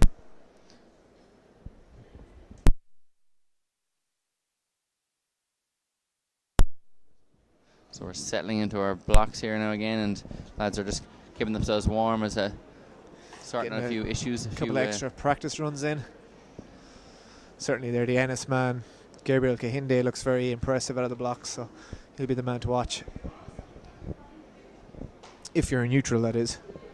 Quite possibly, and a lot of people here would be partisan. Let's see, is it Dermot McDermott down there, is it? He's indeed texting away. He is, yeah, looking Updating. quite fit. I'm sure updating all the club members and officials as how their Corrin AC and other Sligo clubs athletes are getting on here today. Nobody representing Sligo on this one, but plenty of action from all the different provinces. You got Leeville in there from Ennistrack, Duneen, Dundrum to Dublin, Ballymena, Antrim, Ballymore Cove, and Tullamore Harriers. So, surely get us into our blocks there, is that? Ryan O'Leary has turned up. Aha, there we go. Well, that's good. We don't mind a delay for that sort of reason. We've seen it in the 400 metre earlier. So we have now a full lineup. We do now have an Laurie and an O'Leary on the track. We thought we might have neither shortly a little while ago. Now, would it not be tremendous crack if Ryan O'Leary got up to win this one, considering absolutely. The race should have been over by now? Or if he comes last by a mile, it'll be equally as entertaining. Maybe a mid-table finish.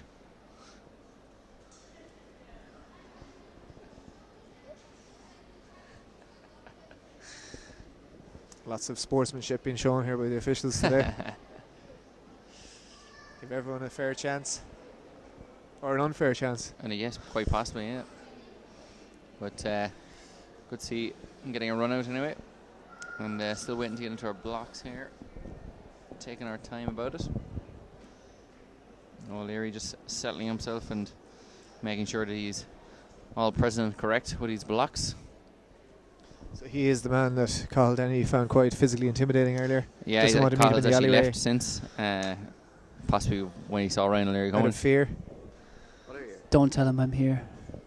If he doesn't know I'm here, he won't beat the crap out of me. He's like, yes, he just started running towards it there, but it seems to have stopped again. We do have this big barrier in the way, we're alright.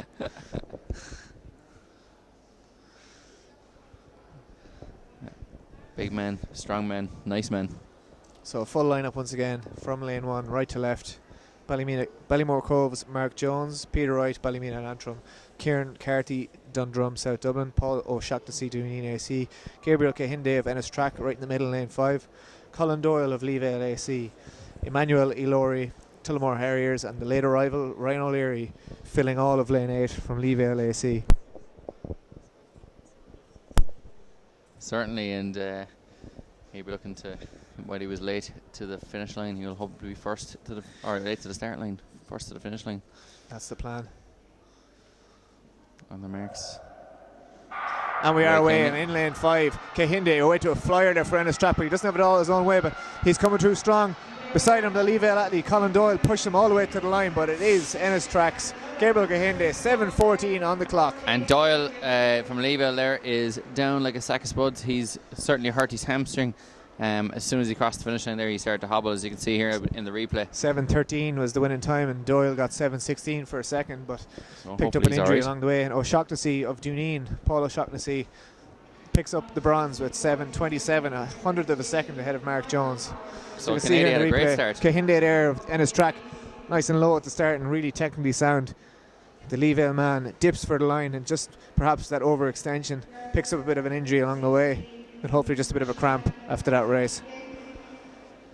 So it's actually more than one injury. There's plenty of injuries there for the big men. See, if you were more like a distance runner and you didn't have any muscles, you'd have nothing to tear. Can't injure what's not there. That's why you're telling me to strengthen my hamstrings, sure. Look, Ryan Leary getting up there, 7:43.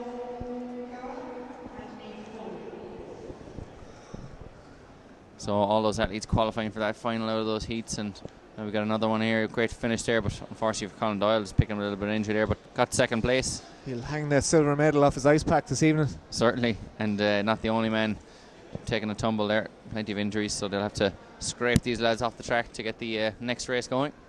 Yeah, that next race will be the under-18 women's 60-metre final. We'll have Orla O'Reilly, Katie Murphy, Lydia Doyle, Lauren Roy, Lauren Cadden, Alana Ryan, Robin O'Brien and Alison Burke. So we had some swift times in the heats of this one as well. Lauren Roy, Lauren Cadden were very impressive. So we'd be looking. Don't think we'd be looking towards Molly Scott's 7:42 record, but we'd certainly be hoping to push towards it.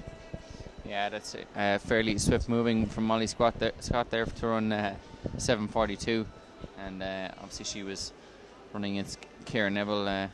When Ciara Neville smashed her own personal best and equalled the national record run 7:30. So some top quality juvenile talent coming through the ranks. Your days are surely numbered, Ger, at the 60-meter hurdles. Absolutely, my day's been numbered for years now. Just hanging on. Scraping by on my last day for well over a year. Thankfully, none of these fast girls will be able to race against me. Yes, thank you. Small mercies. So these girls might as well take their time here because we still have.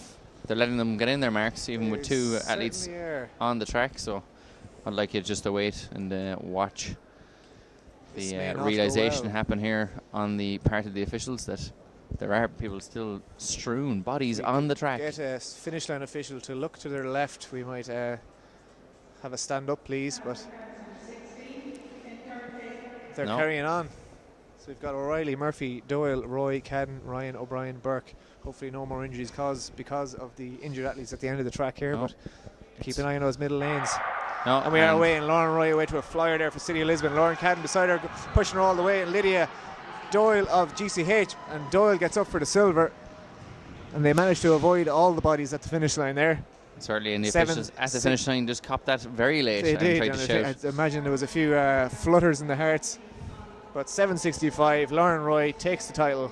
She is the under-18 women's 60-meter champion. Lydia Doyle in second with 7:85, and it is Katie Murphy of Ferrybank getting up for the bronze medal.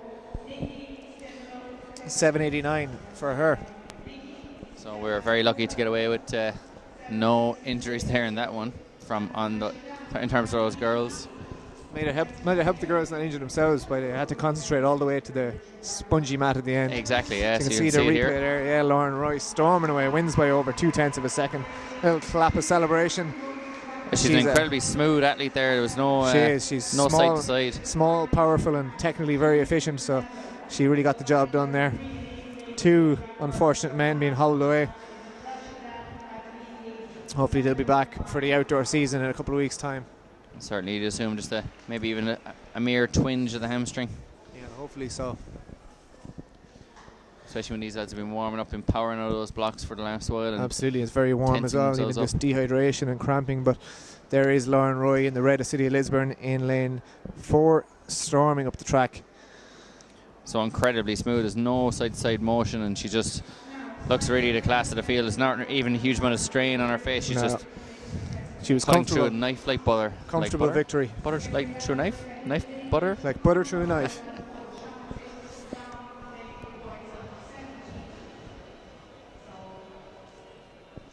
There's Dave McInerney taking a stroll back towards his berth in lane 5.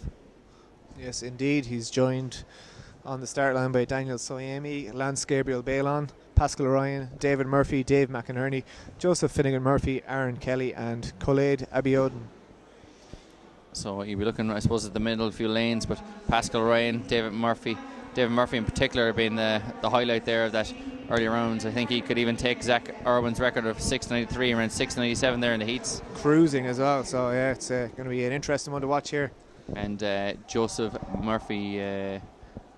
Finnegan Murphy out there in lane 6 as well will be one to watch. So the certainly. 4 middle lanes will be the medal men. Definitely. Just going to say it hasn't gone all that way so far, but the lanes, of course, done on the results of the heats earlier on. So some people keeping their powder dry, trying to sneak a medal from lane 1 or 2 or 7 or 8. Or 3, 4, 5, 6. Certainly. So keep an eye on lane 4. David Murphy, and he is pulling away from the field. Although he doesn't have it all his own way in lane 6 there. Joseph Finnegan Murphy really pushed him all the way. 6:95 on the clock. We'll have to wait and see what the official time is, but that is serious running for those two lads. And I'm not sure who actually got the victory in the end. Joseph Finnegan Murphy really put he put the pressure on. David Murphy of Goran AC who got the win. 6:94, just 100 of a second outside the record. So you'll see here again on the replay, Dave Murphy there in lane 4, the eventual winner in red. Great start, but Joseph Finnegan Murphy really putting pressure on him there, particularly in the last 20 metres. Dave McInerney getting up for third place. He's absolutely delighted with that as well. Just going to try and get that official result. So Because McInerney it was very close. We don't want to be getting anyone's hopes up. looked like Ryan in fourth.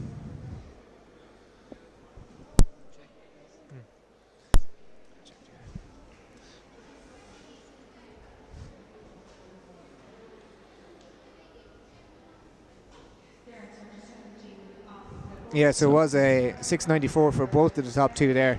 David Murphy being given the win via thousandths of a second, with Joseph Finnegan Murphy just being out-dipped for Dublin Striders AC 6:94 as well. So both of those lads just 100 of a second outside the championship best performance. Dave McInerney of Bannon getting up for the bronze. Ronan Duggan salutes. Loving it, yeah, delighted for him. I definitely won't get on that 4x4 team now. No, certainly not. Officially cut. 2 to go. You sound like you want to get out of here. No, I'm devastated. We've only got 2 to go. 2 to go. Oh. These will be their last soiree in the indoor juvenile field. That's true. That Yeah, is to maybe say I track. think there's going to be a ceremony on the way out. Possibly so. At least they'll have the outdoors to say their final goodbyes to all these officials who they'll see next year at the juniors. Juniors. And potentially again at the seniors. And it's a rite of passage going through all these different races as time goes on. Sure is. The only positive they have, although you do lose a certain amount of competitions from your calendar, you do gain a bit more space in the warm-up area. Very true, yes. It tends to be a bit manic at the juveniles. So we've got Lati Adeleke of Tala AC, possibly the sister of our Winner from champion and record setter. performer of the day. Katie Flanagan Walsh, Caitlin Maguire, Janine Boyle, Emily Nolan, Aoife Cloak Rochford, Rachel Bowler and Niamh Henry. So keep an eye on Janine Boyle and Aoife Cloak Rochford here, as well as Emily Nolan of Ferrybanks, the middle 3 lanes. And Caitlin Maguire actually won that heat earlier on as well from North Belfast. So 3, 4, 5, 6. Janine Boyle got off very strongly there, but it is lane 3. Caitlin Maguire putting pressure on her, but Janine Boyle getting up for the win. And Cloak Rochford there in silver medal, I think. Certainly, yeah, for Bray AC. AC. Yeah. So 7:63 on the clock. We'll just wait for the correction. I'm getting an idea of that on the replay as well, of exactly how close that was. On the Jumbotron, it is Janine Boyle, 7:62. She is the under-19 girls champ. Aoife Cloak Rochford takes the silver, 7:71. On the replay there, 3, 4, 5 and 6. Caitlin Maguire got the bronze with it, 7:83. Caitlin Maguire got off very strong in the first 20. Then Janine Boyle gets going then, and Aoife Cloak Rochford getting really strong in the last 20 metres. Absolutely, yeah. Janine Boyle's tight, compact style there really just drove her to the title. And Emily Nolan there from Ferrybank AC finishing out in fourth after really putting the pressure on Caitlin Maguire in the heats from North Belfast AC. Top class race there. So final event of the day here at the Irish Life Health National Juvenile Indoor Championships, brought to you by, of course, Athletics Ireland. And we have N-Try here doing a stellar job on all the camera work and all the technical bits behind our voices. Certainly. I saw David Shea asleep earlier on. He's got 2 henchmen here to do his work for him.